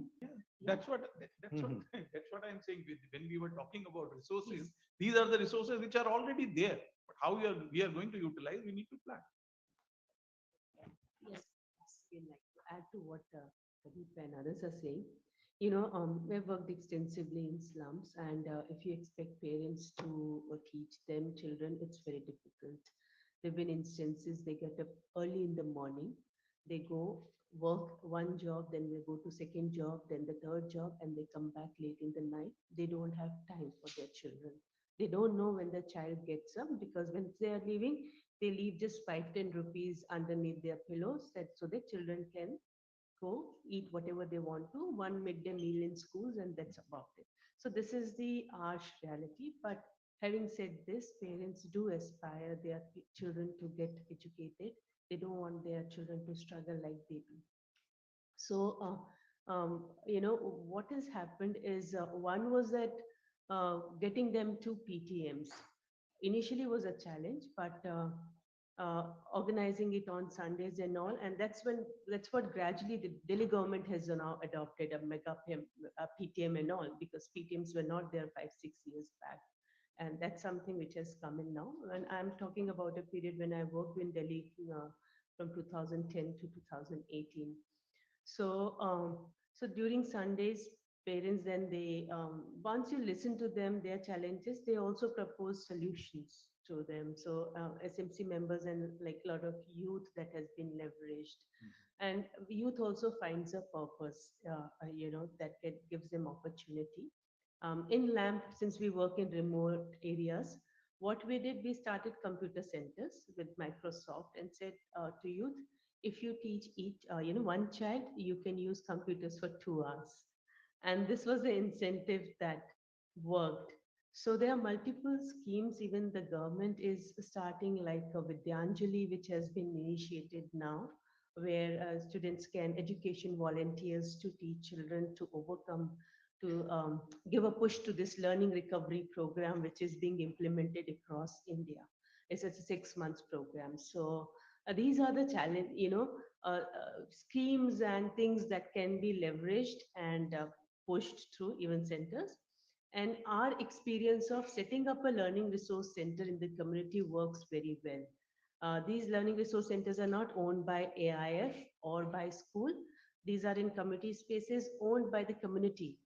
So I understand urban areas, places at a prime, so as a premium. So you might not find it, but Panchayat Bhavan or Community Bhavan or building where this resource center can be set up, this can also attract children for learning. So what we do, we have this committee which has representation from the community itself, including treasurer, and contribution is very nominal, 5 rupees, 10 rupees, that is for the upkeep of the learning resource center.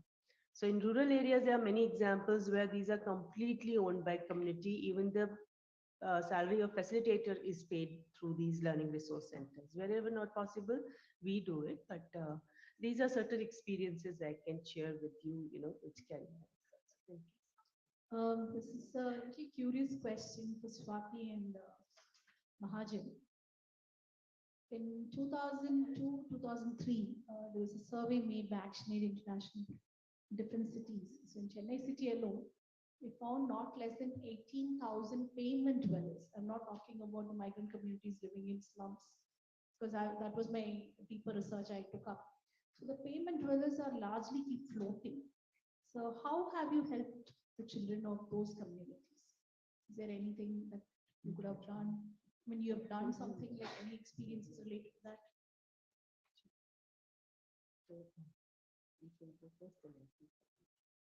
See, largely invisible poor. They work for the whole day, in the evening they come and assemble on the payments.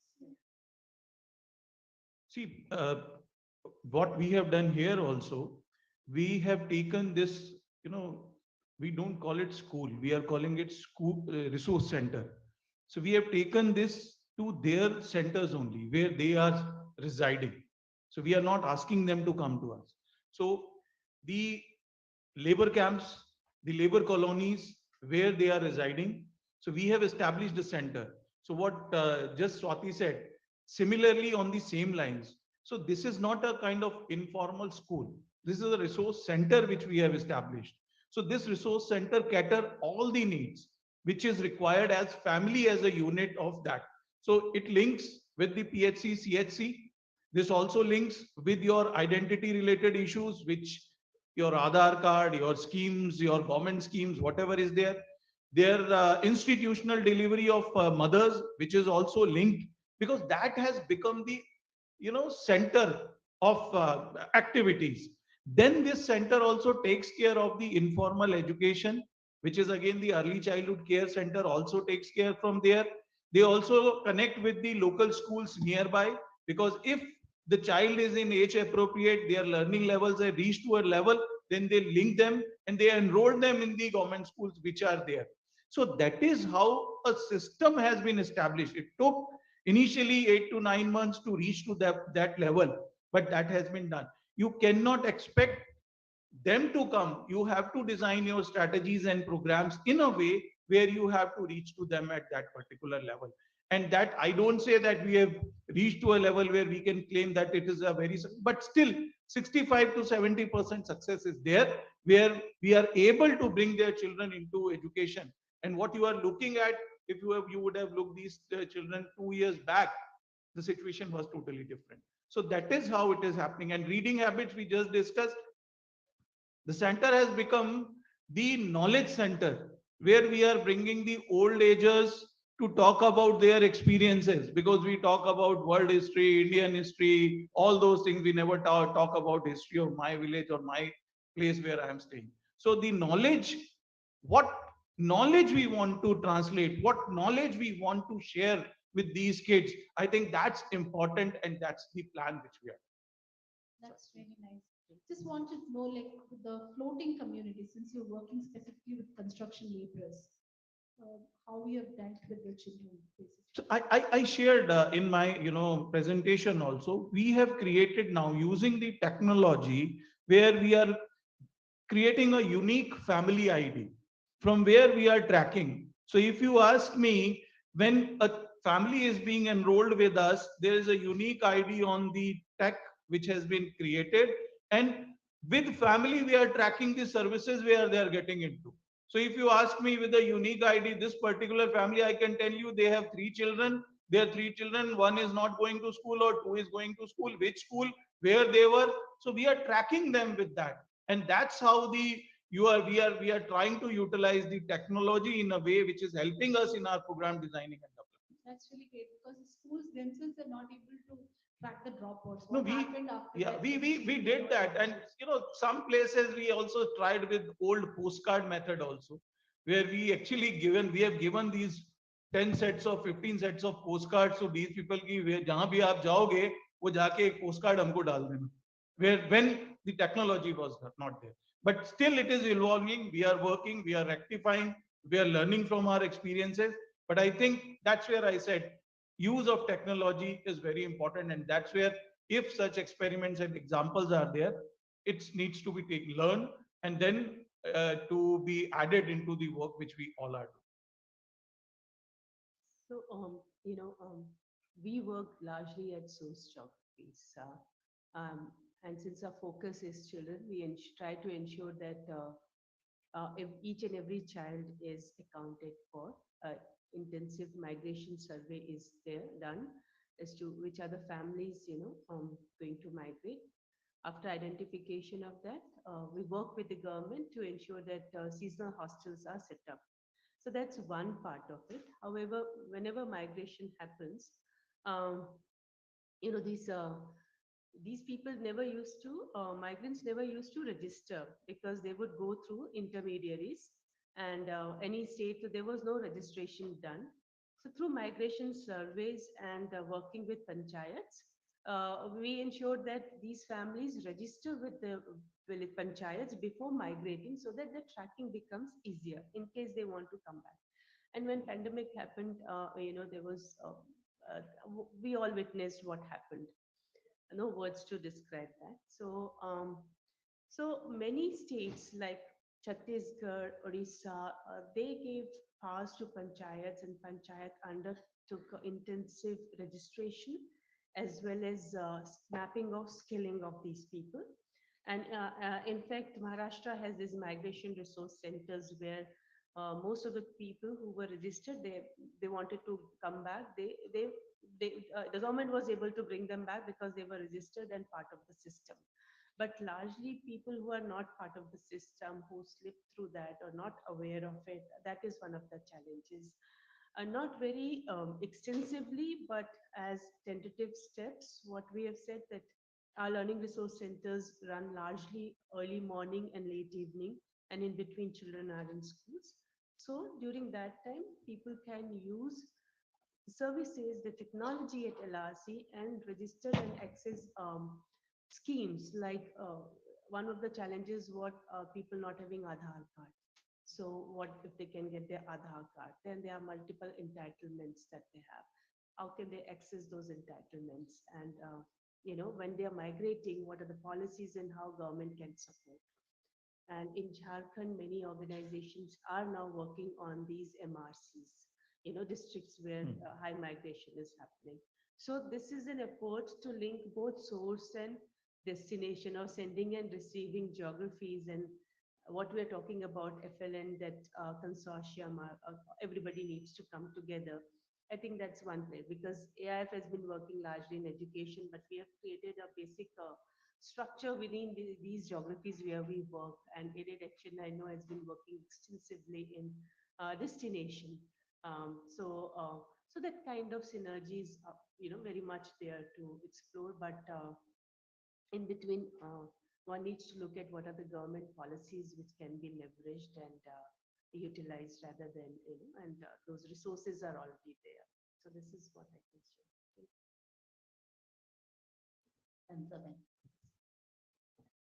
तो मैं आपको गुजरात में एक सूरत district है जहाँ पे municipal corporation काम करती है, और एशिया का सबसे हाईएस्ट माइग्रेटेड जो पीपल है वो सूरत में है, नॉट इंडिया। और वहाँ पे जो गवर्नमेंट स्कूल है 13 लैंग्वेज में है, राइट? लेकिन मैं आपको मेरा एक्सपीरियंस बताना चाहती हूँ कि वहाँ पे 300 स्कूल में 3 लाख से ज्यादा बच्चे हैं। वो सारे बच्चे स्कूल जाते हैं। क्यों? क्योंकि आज वो एक बिमजीपुरा कम्युनिटी में है, 3 महीने बाद उन्होंने अपना घर बदल दिया, वो कहीं और पे चले गए, लेकिन बच्चों के पास एक यूनिक आईडी, एक ट्रांसफर आईडी होता है। तो बच्चा अगर वो कार्ड दिखाता है, वो कोई भी अपने घर के नजदीक के स्कूल में जा सकता है। इवन अगर आप उर्दू मीडियम के हो, अगर घर के नजदीक मराठी मीडियम स्कूल है, तो भी आपके लिए एक स्पेशल टीचर वहाँ पे है, जहाँ पे प्रवासी शिक्षक होते हैं जो कुछ सेशन लेने आते हैं, तो उस तरीके का वहाँ पे है। एंड हर एक जोन में पेरेंट्स को या बच्चों को सपोर्ट के लिए वो सिस्टम खड़ा किया गया है। मैंने भारत में जितना भी एक्सपीरियंस किया है माइग्रेटेड बच्चों के लिए, मुझे लगता है सूरत एक बेस्ट मॉडल है जो हमें रेप्लिकेबल करना चाहिए। Actually, it's called migration card. Yes, migration. Yeah, Policy of migration. Yes. Yes, I can see the three of you are really agreeing on this, because actually it's reaffirming what Dr. Mahajan said, what you have said, and now what Nandita Ben is saying. I have a question which relates to a little bit of a macro question, if you like. There's a classic problem of these migrant kids not being, in a way, they're not getting the incentive to go to school because they have to earn for their family. Their little hands produce some economic value. We in UP saw the DBT, direct benefit transfer, in which the children were given, in the past they were given uniforms, but this time they decided to give 1,250 rupees per child to the parents for the uniform. Two things that went wrong. Number one, most of the children have stopped coming in uniform. Second problem, that the parents, more parents are now enrolling their children in the school. Even though the child is attending private school, they're enrolled in the public school to get that benefit. So we have to think hard about, DBT is a great possibility. And we should look at for migrant children in particular, because like in South America, how they've implemented DBT is conditional DBT. It's conditional upon two things: health and health indicators, that they're going to doctor and so on. And second is attendance. True. So if you make it conditional on attendance, then these evils will not come along with it. Or conditional on wearing a uniform in case of that also. But why change something that was working? Right? So that's another issue. But we should look at policy instruments on grounds that they are going to have widespread impact. Otherwise, you're constantly band-aiding the situation. Why should private sector create an app? I'm just questioning, right? Shouldn't this be a government responsibility? And yes, the approach in Gujarat is definitely, more macro level, I suppose. Here again, AIF is doing so much to make this possible. But can there be policy instruments? What are your thoughts on that? Because really we need policy. Because we can't keep doing this every single time the policy fails. I think, that's where these kind of summits are very important, where at least, we should come out with 3-4, strong suggestions. Okay. It's not, a kind of suggestions which are coming. So it's a 2 days brainstorming which has been done. The organizations which are there on the ground, the organizations which are working in that, and they are coming up with the suggestion. And the kind of interest Rajnath Singh ji has shared, and the kind of interest government is showing in looking forward, with these discussions. I think these are the platforms now we should take it forward, and we need to tell them this can be required. And that's where what we are saying is we will share the shoulder, we will share the knowledge and resources which has been generated. But ultimately, it's government which will come up with the policy or with the kind of larger thing. But yes, the platforms are required, the groups are required, which can work as a pressure group to the government. So we mentioned this in the book, by the way. Okay, Conditional great. DBT. Wonderful. And how it has worked in so many countries. Great.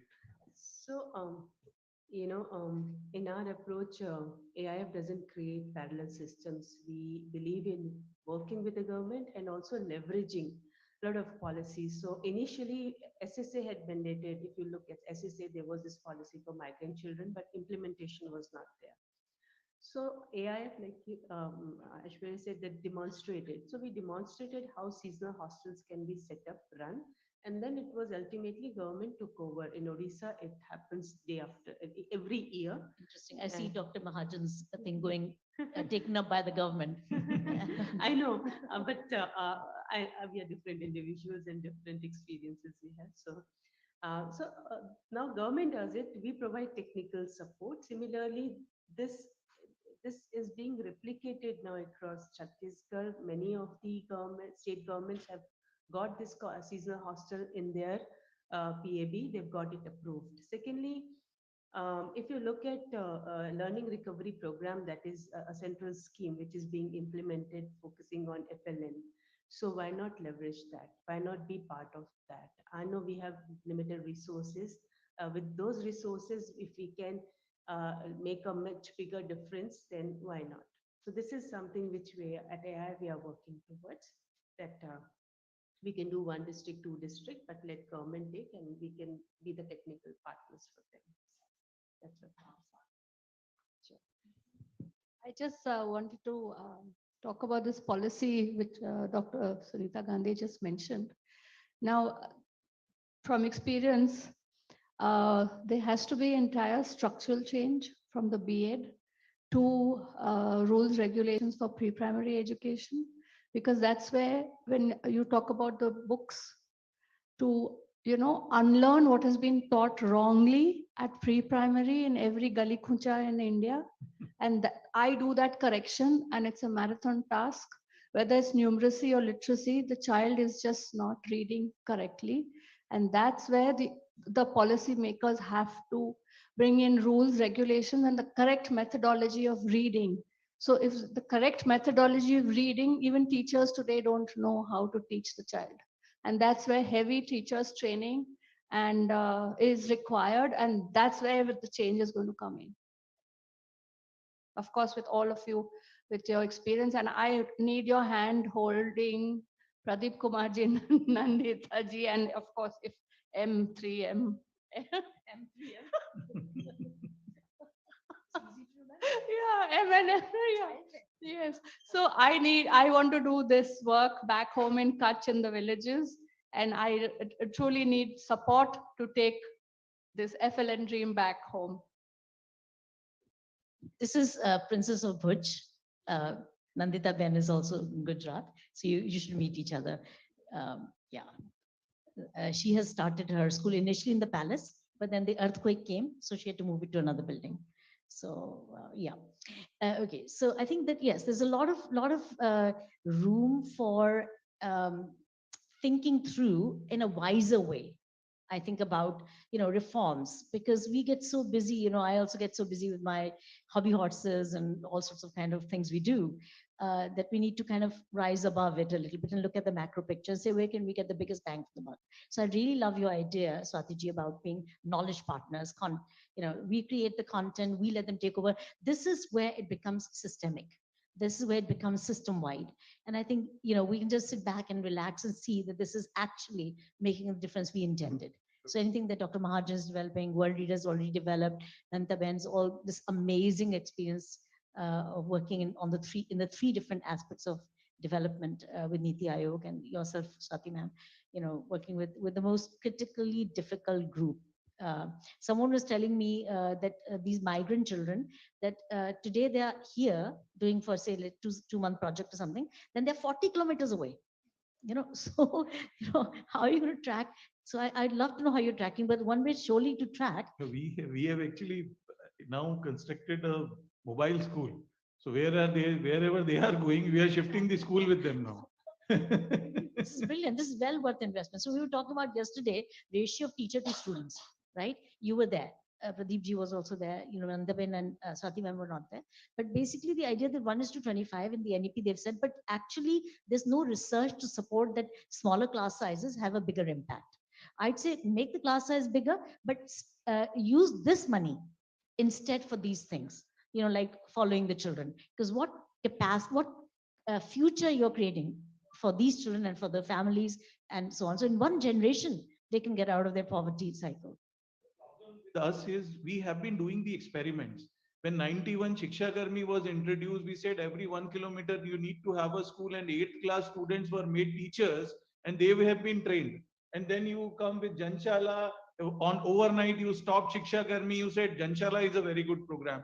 You experimented Janshala with 4 states and then you again stop that, and then you come up with that. And still we are debating and discussing the same points which we have been discussing in 91 and we are sitting in 22.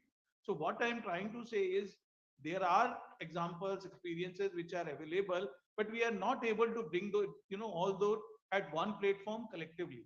And better to get the government collectively in one place.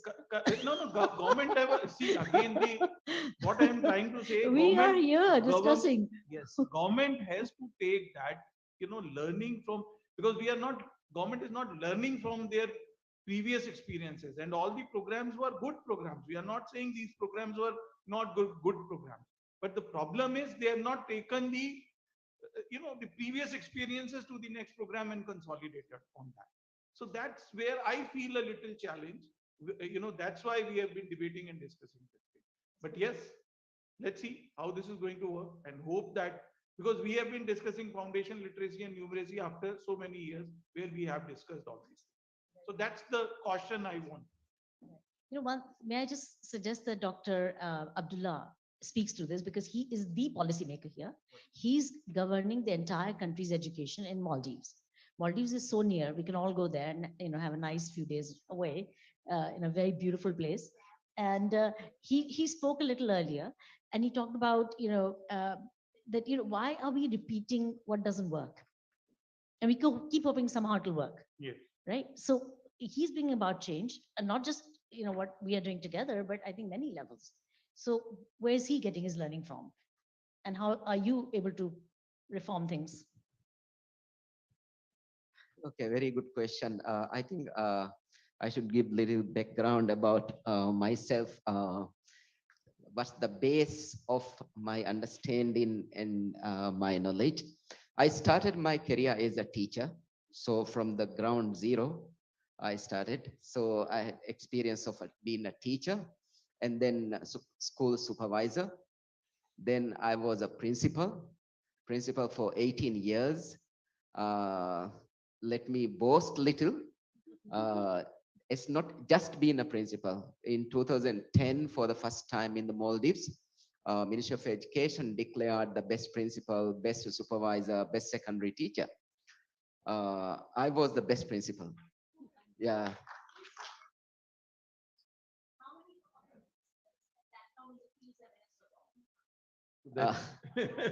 Then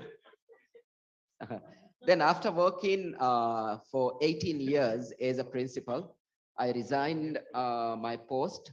Then I started working in higher education. I was the vice rector of a private college, so heading the entire academic. So from teacher to supervisor, supervisor to principal, principal to vice rector of a college, so higher education. Then since 2012 onwards, continuously I teach mostly master students. Even now, even with my traveling, even in this morning, I woke up early and I was marking students' assignments. And then, yes, again, I have some more trips to Lucknow and these areas. Still in my schedule, I have included some classes for night. So meaning that updating myself, experience, and definitely teaching teaching is twice learning. So that is how, so that's the how I got my I mean the knowledge and experience, and also kind of personality I have. I do the things I love. I don't do the things just sake of doing it. I don't do the things because somebody asked I should do that. No, I do the things I like, and that gives me the kind of motivation, instruction, intrinsic motivation. Then only we can do this. I'm sure everyone sitting here today almost have kind of same kind of personality. Otherwise, you would not be here. You would be somewhere else in a restaurant, having a coffee, or in a resort, or in a hotel, because there are more enjoyable things. There is nothing like it here. We all are talking about education, as Dr. Sunita Gandhi has mentioned. It's difficult to get the attention even to the media, because this is something, yeah, it should go. If you are doing well, that is your responsibility. Not doing well, then do it. So that's how kind of things. And I have learned many things, yeah, from these 2 days and listening all the experience experts yesterday and today. So I hope I have answered your question. Thank you. Oh, okay. Then clapping is again something, okay? I was in Philippines and I have experienced the best clap in Philippines. Really, this is something even I promote in Maldives. You know, in NI, we have NI clap. So if somebody got NI clap, the person will remember that. I have learned this from Philippines. In that city, I really don't know the name of the city. The slogan of the city is love. In the city hall, all the chairs, there is, they have drawn the heart. So, and then when everybody comes here for each and every dignitary, when their name is called, they clap with energy. Yeah. So even Maldives also, I can see this, it is common India and Maldives. Yeah. Yeah. How in Philippines.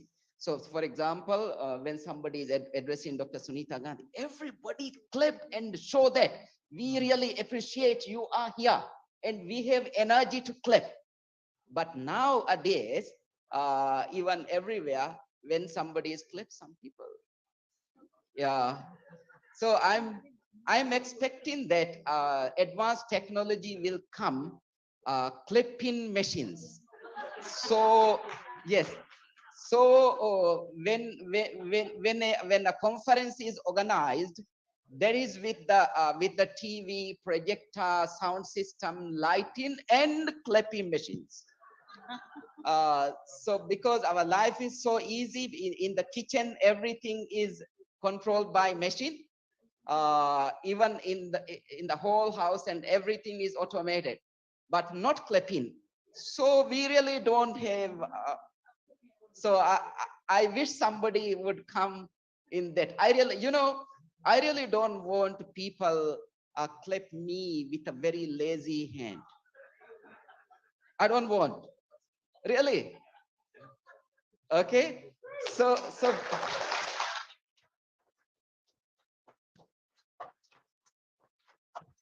thank you so much. That's only the clap. Yeah, yes. Now in NI, so I hope Dr. Sunita and the team will visit you. You will see when you get the NI clip. Even other people also have noticed. I told them, if you clip well. If not, don't do. Isn't it? Don't do. Okay. Yeah. Okay. Sorry for taking too much time. Brilliant. Truly. Thank you very much, sir. And ma'am, I happened to meet Miss Nancy Junera during lunchtime, and she expressed a desire to share her views. So she's here sitting next to you, and I would like to have your views, ma'am. Yes, of course, Nancy, please. Yeah, just. Yeah. So, I must say, the heart goes for this conference. Yeah, sure. This is a small token of gratitude, basically, for everyone. First of all, for ma'am, definitely. Let's have a round of applause for the wonderful, inspiring lady. It takes whatever we do, it takes a tribe of change makers, a tribe of, gold diggers to come with the projects like this. And there's someone who's leading it. So truly an inspiring leader. And definitely, my heart goes for ma'am and ma'am's project and every effort that you've taken, because trust me, we dream of the being an educator myself. We all dream, as an educationist, all the people who are working wholeheartedly for the social service, all the initiatives, the policy makers, the educationists we have seen here over 2 days. I must say that everyone dream of a education system where children wake up with the interest to go to the school, not just with the motivation by their parents to go to the school. We dream of a system, education system, where they make the children life ready, not just job ready. So when we all are, yeah, sure. So when we all are working together, so I just came to ma'am that we love to, have a token of gratitude and give the full support.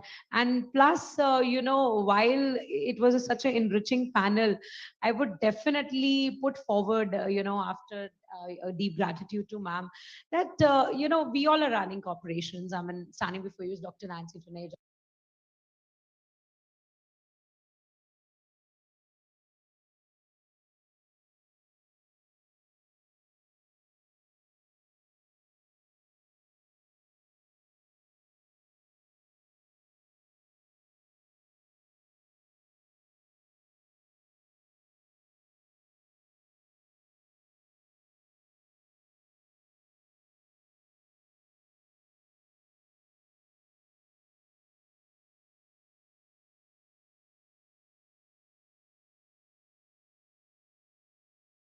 Initiative, there's something which is going on right there at the back of the mind. So we search for each monthly initiatives in different kind of forums where we can come with our parents tribe, where we can contribute wholeheartedly as an educator. So trust me, I mean, give us a chance to contribute with you. And a question to you too, that how at all you can make it a mass moment where all the educators like us can join the forums, because there are many. I mean, like each one teach one moment that we talk all about here. I mean, so many of our students can be a part of it. It is so nice, being definitely, running MentorX in 65 countries now. That is what we are doing. But it is There's one thing is commercial aspect and one thing as value creation. So for value creation, we really want that we can partner with you and, probably a final word from all of you that how you can make it a mass moment for Delhi CBSE schools. As I'm being the vice president for the Private School Association of Delhi, would love to, introduce this, that why to, head pillar to pillar, pillar to post, finding for the NGOs, contributing, and we don't know where it is going. So why not contributing to the right source that you've already shown? Thank you. So a word from you. Thank you. I think, Sumita ji, if it's okay, the people on the podium can please be the ones who also do the felicitations of the people we're felicitating today.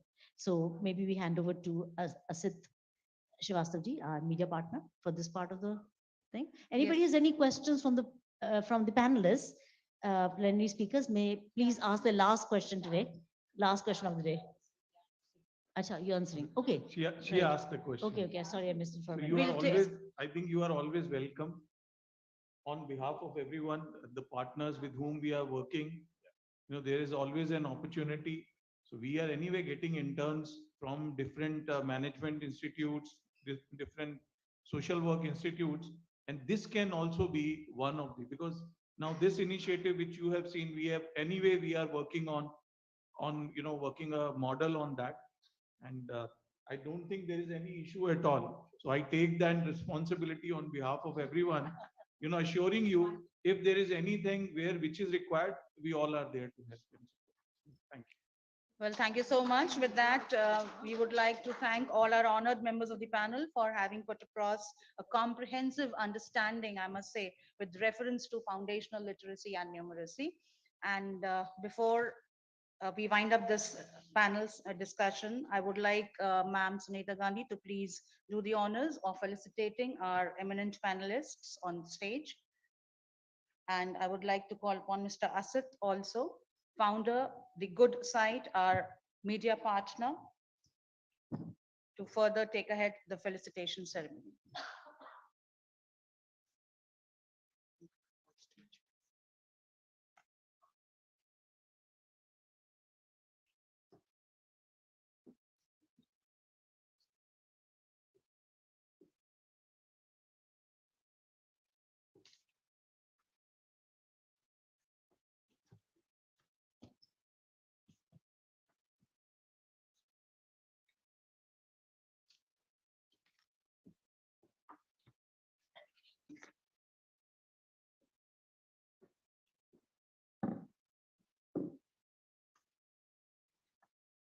So, namaste to everyone.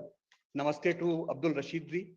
So, Rashid ji, if you are wondering what namaste is, so it is one of the most respectable ways we Indians have show to our guest. One of the most respectable gestures, rather.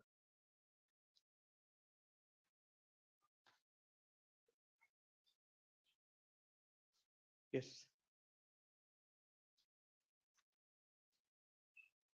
So this summit is drawing to its close, and during these 2 days, we have witnessed that various aspects of FLN, they have been discussed, they have been debated, and to an extent, they have been dissected also. So I won't be dwelling deep into the, whatever we have discussed, but definitely I would like to draw your attention to one of the main objectives behind the summit.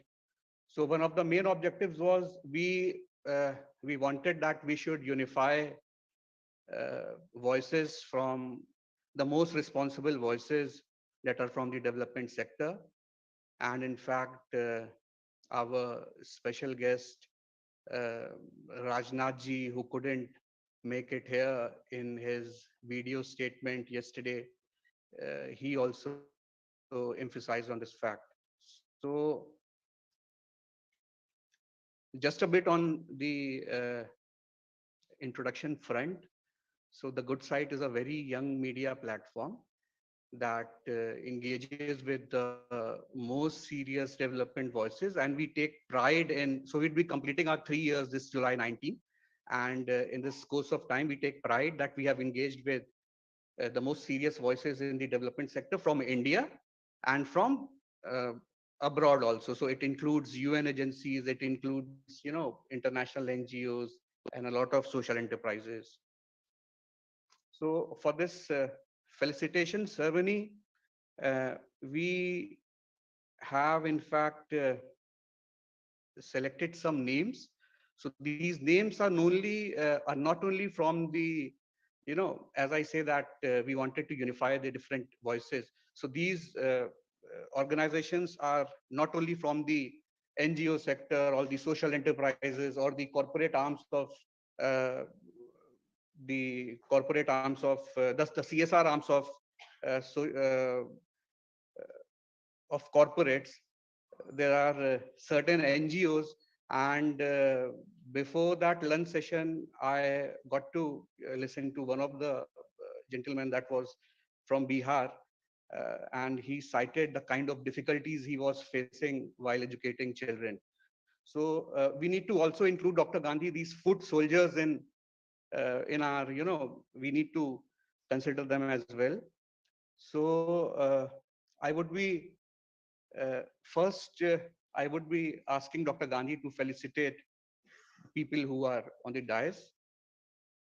Then we will be going ahead with the names of the organizations that are contributing to the SDG 4, particularly towards FLN.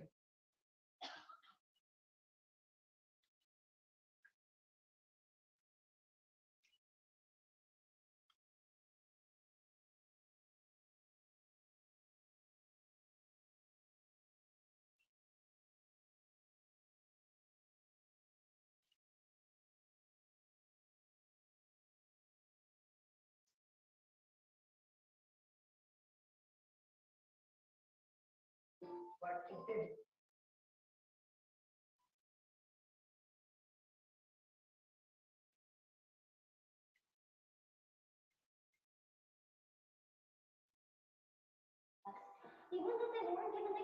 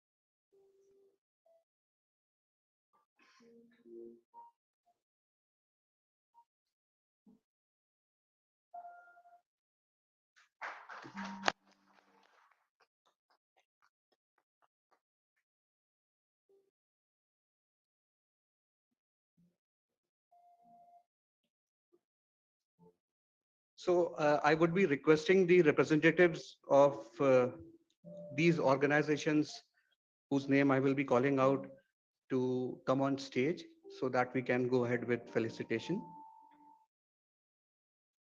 RO Foundation, HCL, Lalaji Memorial Omega School, Little Steps Bhuj, Prangan, Neo Rosary School, ICFAI University Jharkhand,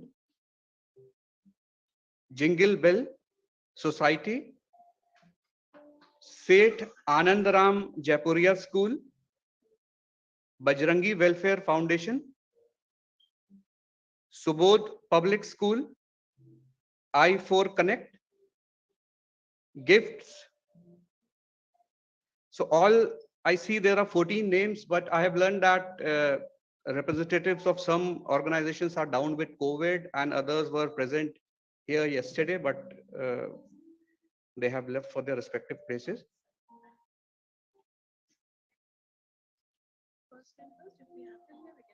So the point is that many of these people are not here.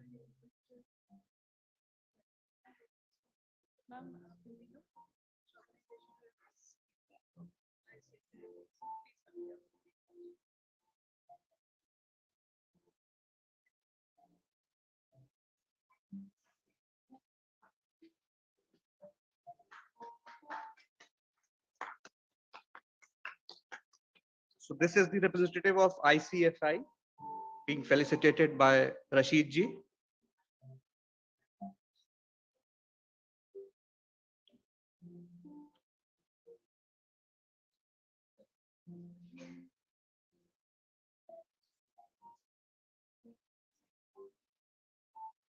Representative of Jingle Bell Society.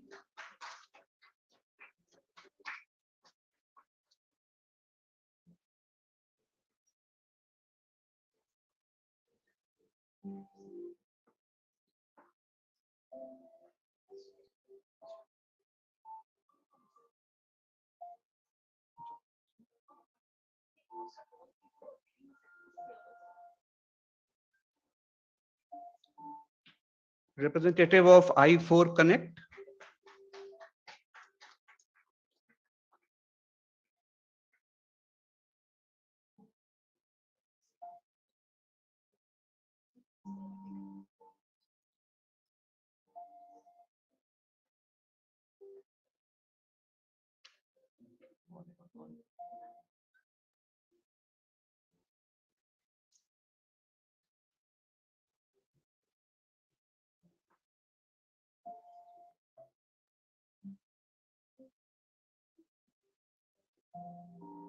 Representative of Little Steps Bhuj.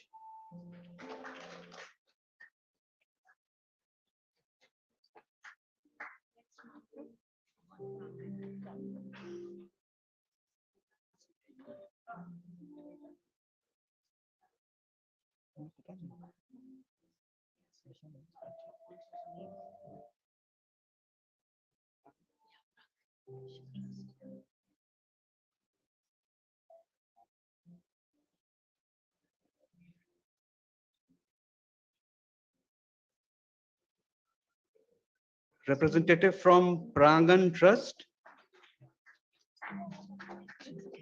Read my name also along with my name. What is your name? Ziaul Hassan.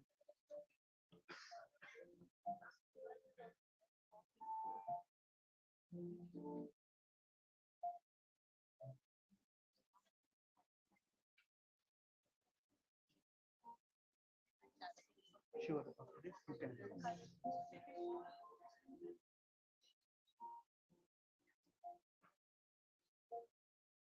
Ziaul Hassan from Gifts NGO.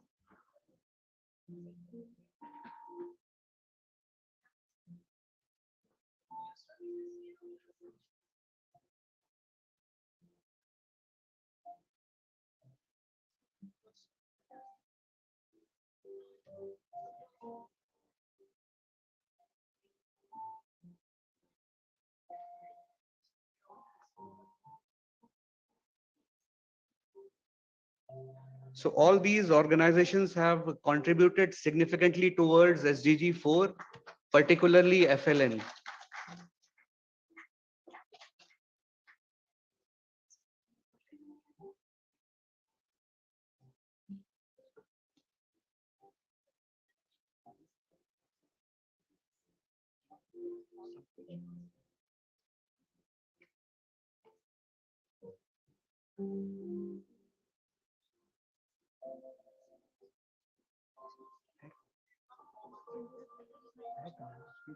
Don't create confusion at the line fast. SDG Foundation है कहाँ?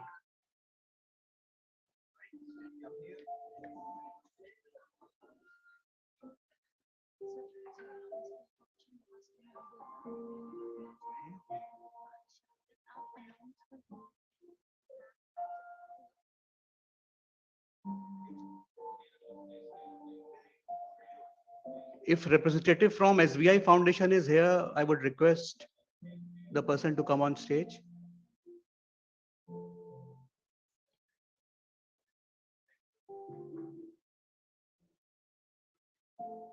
Now I'm being told that, okay. So now I'm being told that some of these people would be sharing their views. So I'm inviting them one by one. So the first is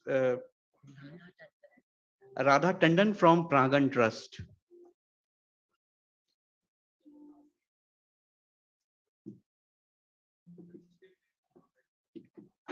I just wanted to thank Dr. Sunita Gandhi for this great initiative. I've learned a lot these 2 days, and I come from the field of special education, running a center in Vadodara, Gujarat, and not too many people venture into this field. So being here today and being felicitated is very encouraging for me for the efforts that I have, make towards my work. Thank you so much.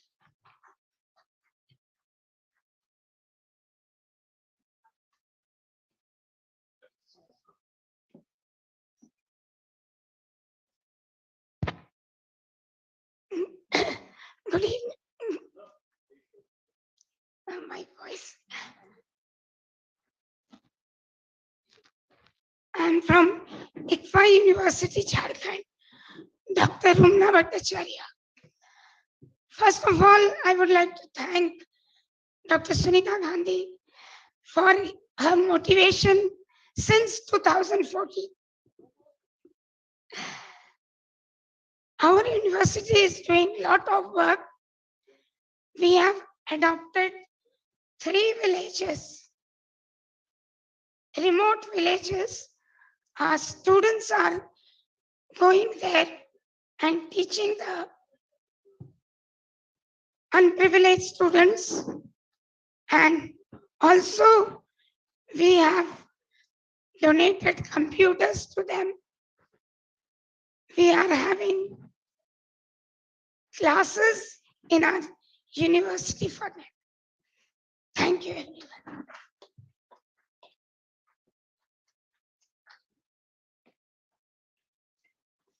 I want to thank Dr. Sunita Gandhi and team and all the dignitaries here. The word dignity and education complement each other. Dignity is the heart, the core of every human spirit, and education enriches them.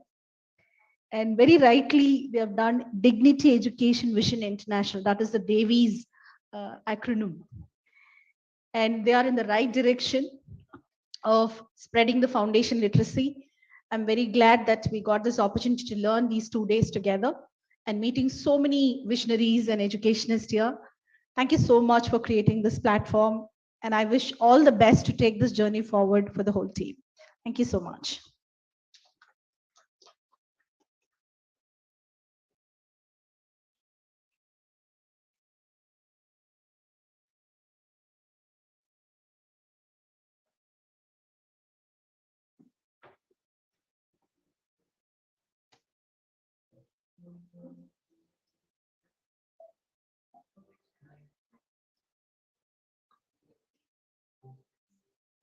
Well, that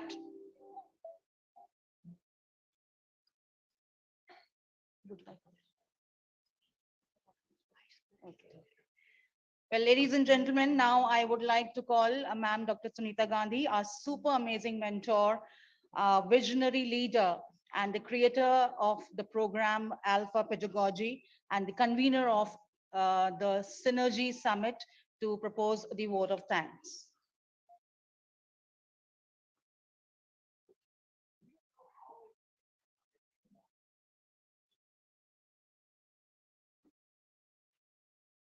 सबको बहुत बहुत बहुत बहुत धन्यवाद and हमारी जो पूरी conference की शोभा के लिए जो हमारे साथ आए हैं, जिन्होंने हमारी कॉन्फ्रेंस को बहुत बड़ी शोभा दी है, वो हैं doctor Abdullah. So I'm most grateful to Dr. Abdullah Rashid Ahmed, Minister of State for Education. And as we could tell, I'm so glad we asked him that question. You know, this is what is really remarkable. He comes from the field of education. He's a passionate educator. He's an excellent educator. And he's now got the realm or the reins of the country of Maldives in his hands. We can see that this country is going to shine and do very well. Did you know that all the children in the Maldives, which is a poorer nation than India, all the children of grade 2 and up have a PC tablet. Every single classroom has digital facility, every single classroom. Dr. Mahajan, this is very interesting that, you know, where you have leaders like Dr. Abdullah, you can see what is happening, what is different. The teachers are getting very good salaries. They're recruiting from all over the world. They're an island community. They're paying more salary than the government teachers of India in Maldives. Every child grade 2 and up has a PC tablet. Every classroom has digital classroom from pre-primary up. They can afford it, we can do it. We can do it 10 times more. But why are we not doing it? Big question mark. So hats off to sir. I think he's here somewhere. Thank you so much. And really, you have raised the profile of this Synergy Summit, our very first Synergy Summit, and made it so special and so powerful and so meaningful. So we thank you for your presence. For 2 days, you've taken time out of your busy schedule. You even held your night classes and got your morning hours to do your things. I think you're just so exemplary and so remarkable. Thank you so much indeed. Then I'd like to thank all the people from corporate social responsibility and the panelists and the speakers from different arenas of work. Today, of course, we saw a very powerful panel, the fourth panel, the third panel, the second panel, and the first panel. 4 panels brought together something like 17 different speakers speaking from their own vast knowledge of experience on the theme of the conference, which is a paradigm shift in education. And I think at the end of the day, we can say we feel more synergy together. Is that so or not so? I feel that we can all go and not just think about it, but do something with it. And I think there are things we can do immediately, things that, you know, that of course, certainly some of the things we have shared, but all what you have shared as well, some of the ideas on the table, things that they're going to influence policy. We're going to write a report which will go to Rajnath ji, he's requested one, and also to Dharmendra Pradhan ji, and I'll take it to Anita Karwal ji. I feel that things will happen based on this one. Conference must not be a conference. A summit must not just be an exchange of words. It should lead to some kind of action. And of course, one action is synergy. The other is some kind of action, follow-on action. So I'm really, really grateful to the 17 presenters who made this conference meaningful and full of wisdom and full of experience. Years of experience, decades of experience were shared here in these 2 short days. And I think we all feel better, learned, more wise as a result. I want to thank somebody very, very important to me in this endeavor of trying to reach out our work to the masses, to scale up the programs. I know that Shweta, who spoke earlier in the third panel, she said she's a co-founder of the CSF, the Central Square Foundation. And she said that, look, I mean, things work out well in small contexts. Will they really work on the large scale? Now that, you know, obviously is an interesting question. But then I have a question to her, you know, in the sense that what systemic change is really working? wrong kind of systemic change can produce wrong impact. So what kind of systemic change are we wanting? And what kind of systems change, system-wide change do we want? And here I want to thank the M3M Foundation, because very quickly, I'm talking about within days, the proactive leader of the M3M Foundation, that is um, Dr. Aishwarya Mahajan, he immediately saw there's an opportunity to make a nationwide difference, maybe a worldwide difference, because people are looking for example. They're not just looking for rhetoric anymore, as we discussed. So here he is, we need leaders like him who saw the opportunity of making a difference, and he saw the opportunity of making difference within, well, I guess timely difference. And it has given us such a kickstart to our project in Shamli. What they call LPD, as you know now, the term LPD. I did not know about LPDs till Anita Karwal called me up in Lucknow and said she wants to hand me two of the LPDs out of 10. So, I'm feeling very, very humbled because, we are just starting in this journey. We're academics. We don't know how to raise funds. We have no idea how to do anything. Just do what we do really well, which is to come up with ideas that really work for the children. And so I'm really grateful to Mahanjanji because he made it possible. And he brought also the trustee of the M3M Foundation. She so graciously agreed to come and be here at his behest, at his request, I suppose. And, she obviously has so much faith in him. She came here, she gave a good part of the day to our very first summit. And I think this bodes us really well because we have people who are willing to risk the whole thing with us. And so I want to thank him and also thank Dr. Payal Kanodia. I think she is an exemplary person. It's very rare to meet people who are at the helm of affairs of big firms like M3M and be so human and with that human touch. And you saw in the video today also, she was present in the video, how she is, basking in all this, mammoth change that she's bringing about and catalytic change through M3M Foundation. So I think I cannot say enough on the M3M Foundation. I'm really grateful to you, sir, and to her, to ma'am Payal Kanodia. And to the team, thank you team for being here. A big team has come from M3M Foundation. Yes, Ritu, please.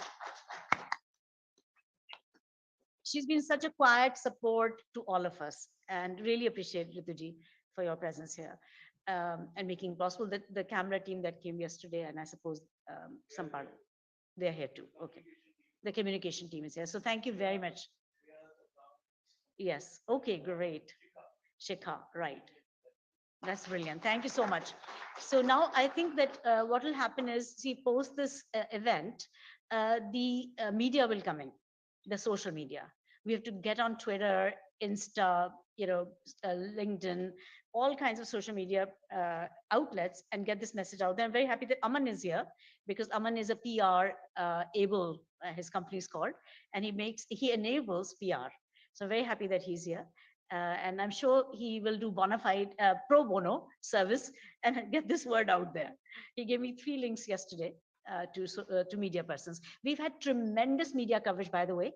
How to share it with you, I don't know, but we'll figure it out with Dr. Mahajan's help, how to get it out to you. We've had, I think, maybe 35, 40 pieces of news that have come out between yesterday and today. We expect a lot more tomorrow and over the days.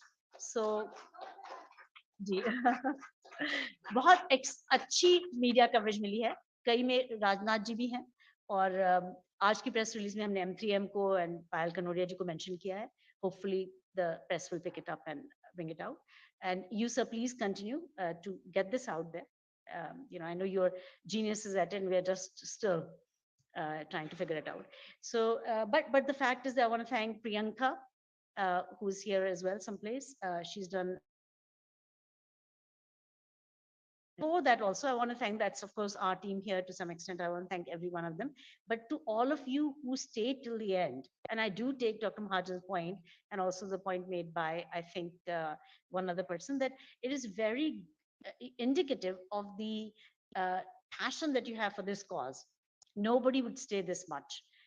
Second day, raining outside, you still made it. and also to all the ones who've come and been here, come and gone for short periods of time, stayed longer. I'm very grateful to our two volunteers from Afghanistan who are going to be converting the toolkit into Pashto and Iranian language, Persian. So that'll be really, really nice. Looking forward to that. We've had visits on and off from, I think, 3 different embassies along the way. We've had invitation from Zimbabwe and from Morocco to do this project. We already are having an MOU with Maldives. I think that these are all going to be very important in getting the word out there. It's not just India that's suffering with the FLN, it's the world, and we know that. So I want to thank all these wonderful people who've come from the embassies, want that word out there. They've made a difference to our psychology and our potential to work together. Thank to the entire team of Shubham and the camera team. They have been at it since early morning to late night. They've been fixing and tinkering with the videos and making them possible. So Shubham and the entire team there, please let's clap for them. Okay.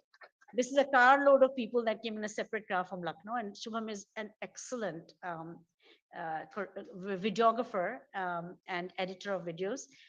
He's worked in Mumbai with a lot of film stars, and I'm really happy that we're getting the cine quality here in terms of what we produce.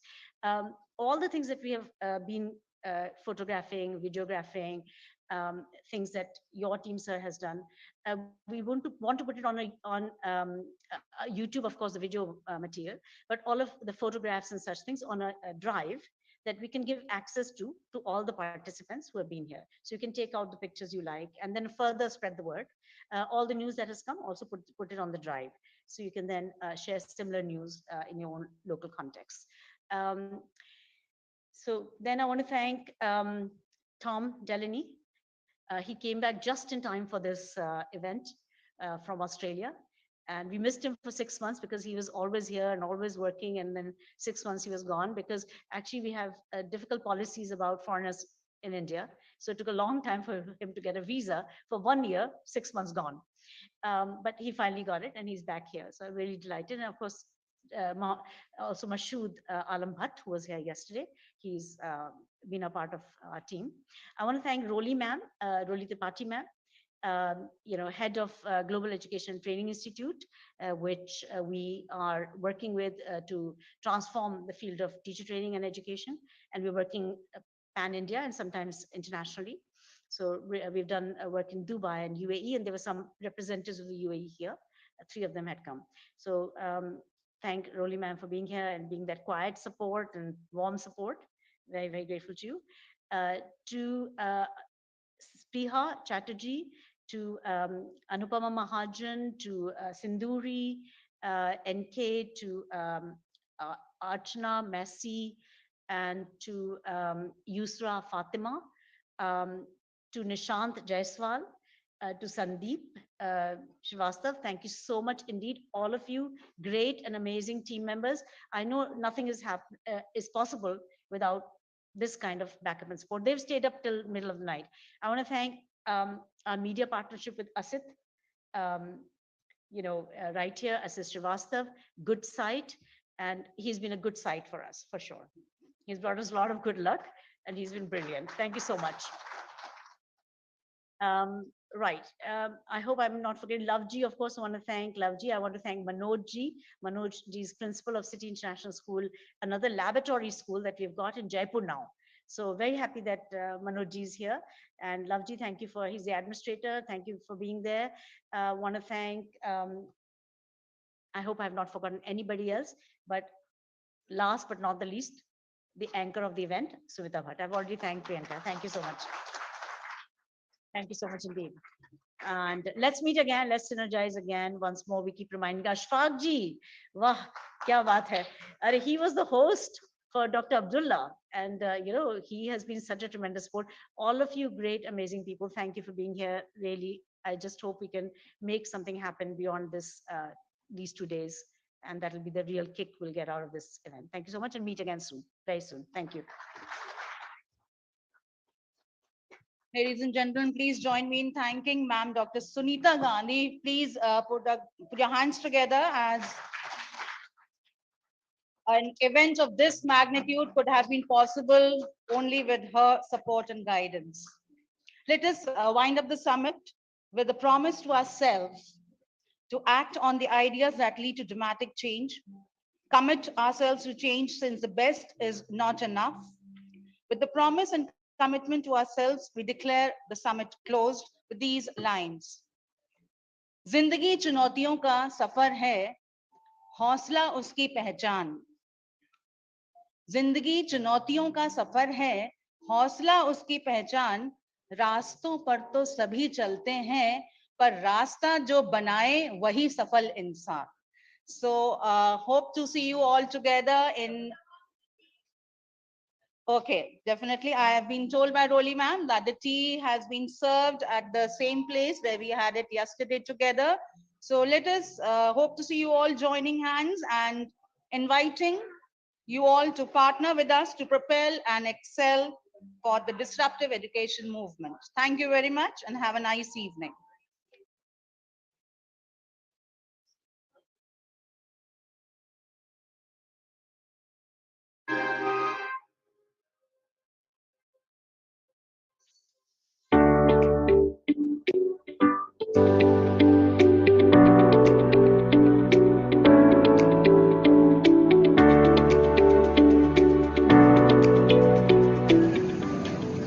बेटा इधर देखिए, ये कौन सा चित्र आपको दिखाई दे रहा है? ये बत्तख. बत्तख, बिल्कुल सही. जब हम बत्तख बोलते हैं तो हम सबसे पहले कौन सी आवाज निकालते हैं, कौन सी ध्वनि बोलते हैं? बत्तख बोलते हैं. सबसे पहले बत्तख में कौन सी ध्वनि हम बोलते हैं? बत्तख. सबसे पहले क्या बोलेंगे? सबसे पहले तो ब. बिल्कुल सही. अब दूसरा चित्र देखिए आप, ये किसका चित्र है? ये सपेरा. सपेरा, बिल्कुल सही. जब हम सपेरा बोलते हैं तो सबसे पहले क्या बोलते हैं, कौन सी ध्वनि बोलते हैं? सपेरा. स. बिल्कुल सही. तो बत्तख की सबसे पहले ध्वनि क्या हुई? ब. और सपेरा की स. दोनों को मिलाकर क्या बनेगा? ब स ब स बस. बिल्कुल सही. Very good. पहली आवाज क्या है? सा. इन दोनों को मिलाकर क्या बनेगा? बस. ये क्या है? पतंग. इसकी पहली आवाज क्या है? सा.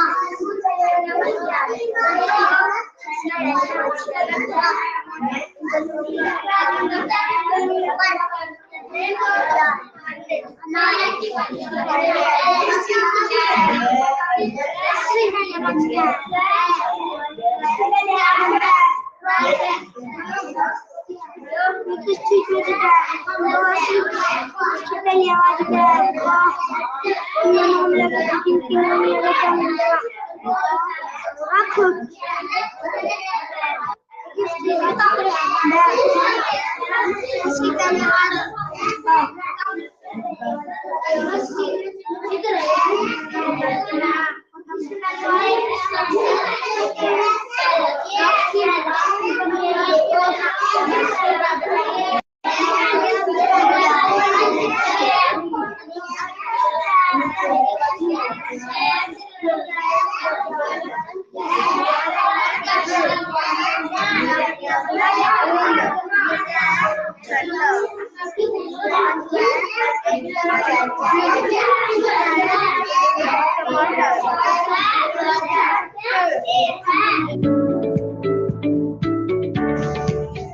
एक छुट्टी का मतलब है 1, 2, 3, 4, 5, 6, 7, 8, 9, 10. अब जब अभी हमारी 10 हो जाएंगी इसका मतलब है दाई. दाई को हम कैसे करेंगे? क्लैप से. इसका मतलब हो गया दाई. 10 छुट्टी का मतलब 1 दाई, जो कि हम क्लैप करके ऐसे बताएंगे. अब मैं आपको कोई संख्या बना के बताऊंगी, आपको बताना है कि मैंने क्या संख्या बनाई. जैसे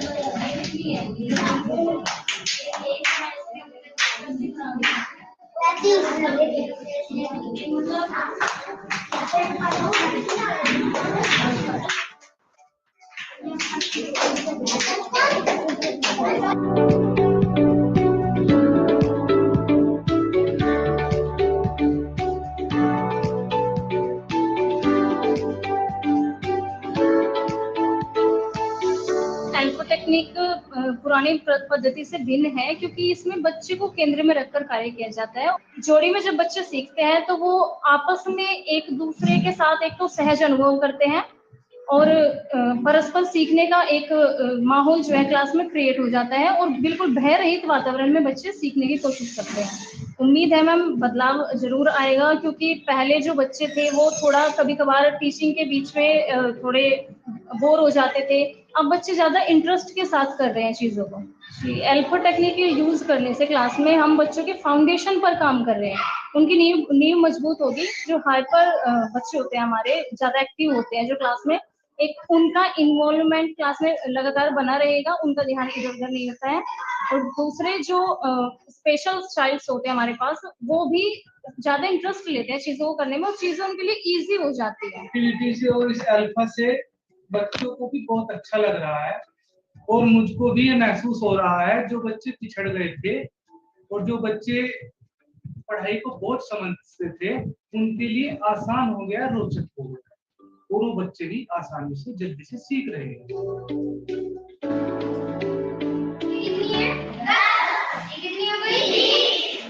बीच में हमने 2 और स्किप डाल दिया, 22 हो गई। अब 22 में मैं एक और स्किप 38 शाबाश शाबाश।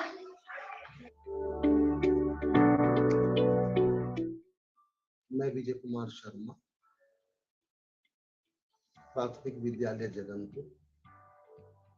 हम लोगों ने कल अल्फा प्रशिक्षण प्राप्त किया।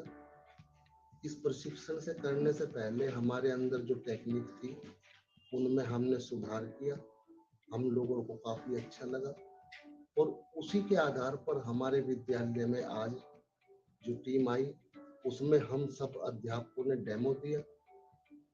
डेमो के बाद हमारी जो टेक्निक में जो थोड़ा बहुत डिफरेंस था वो टीम ने हमें अच्छे से समझाया और समझने के बाद हमें ये लगा कि पुरानी तकनीक से थोड़ा हटकर अगर हम इस तकनीक को अपने जीवन में उतारेंगे तो बच्चों का बहुत फायदा होगा और हमें भी सिखाने में मदद मिलेगी और जो हमारा स्तर है शिक्षण का वो काफी इम्प्रूव होगा।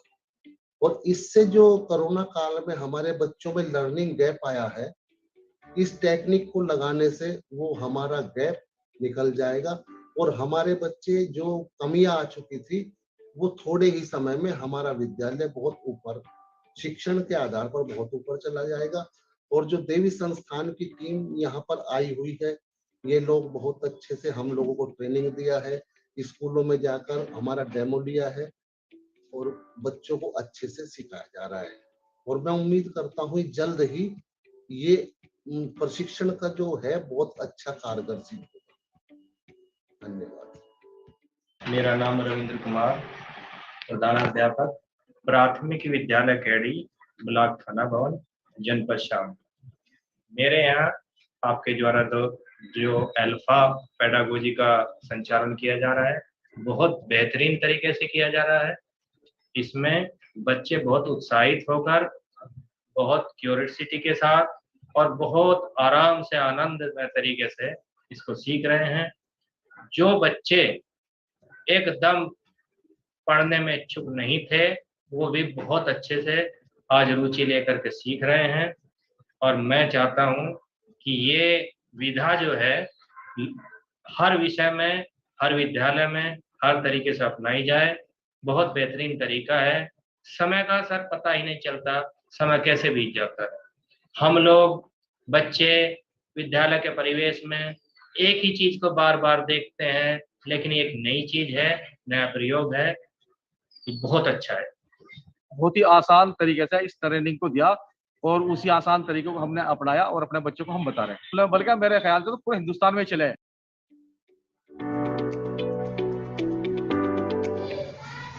अच्छा बच्चों, अभी आपने जो गणित की ये संख्याएं सीखी, जोड़ना सीखा, ये सारी चीजें जो आपने सीखी है इसको कहते हैं अल्फा टेक्निक।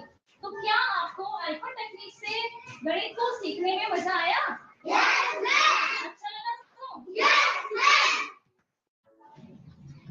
बच्चों जो ये नए तरीके से आपको भाषण ज्ञान दिया गया है ये आपको अच्छा लगा? अच्छी तरीके से आपकी समझ में आया?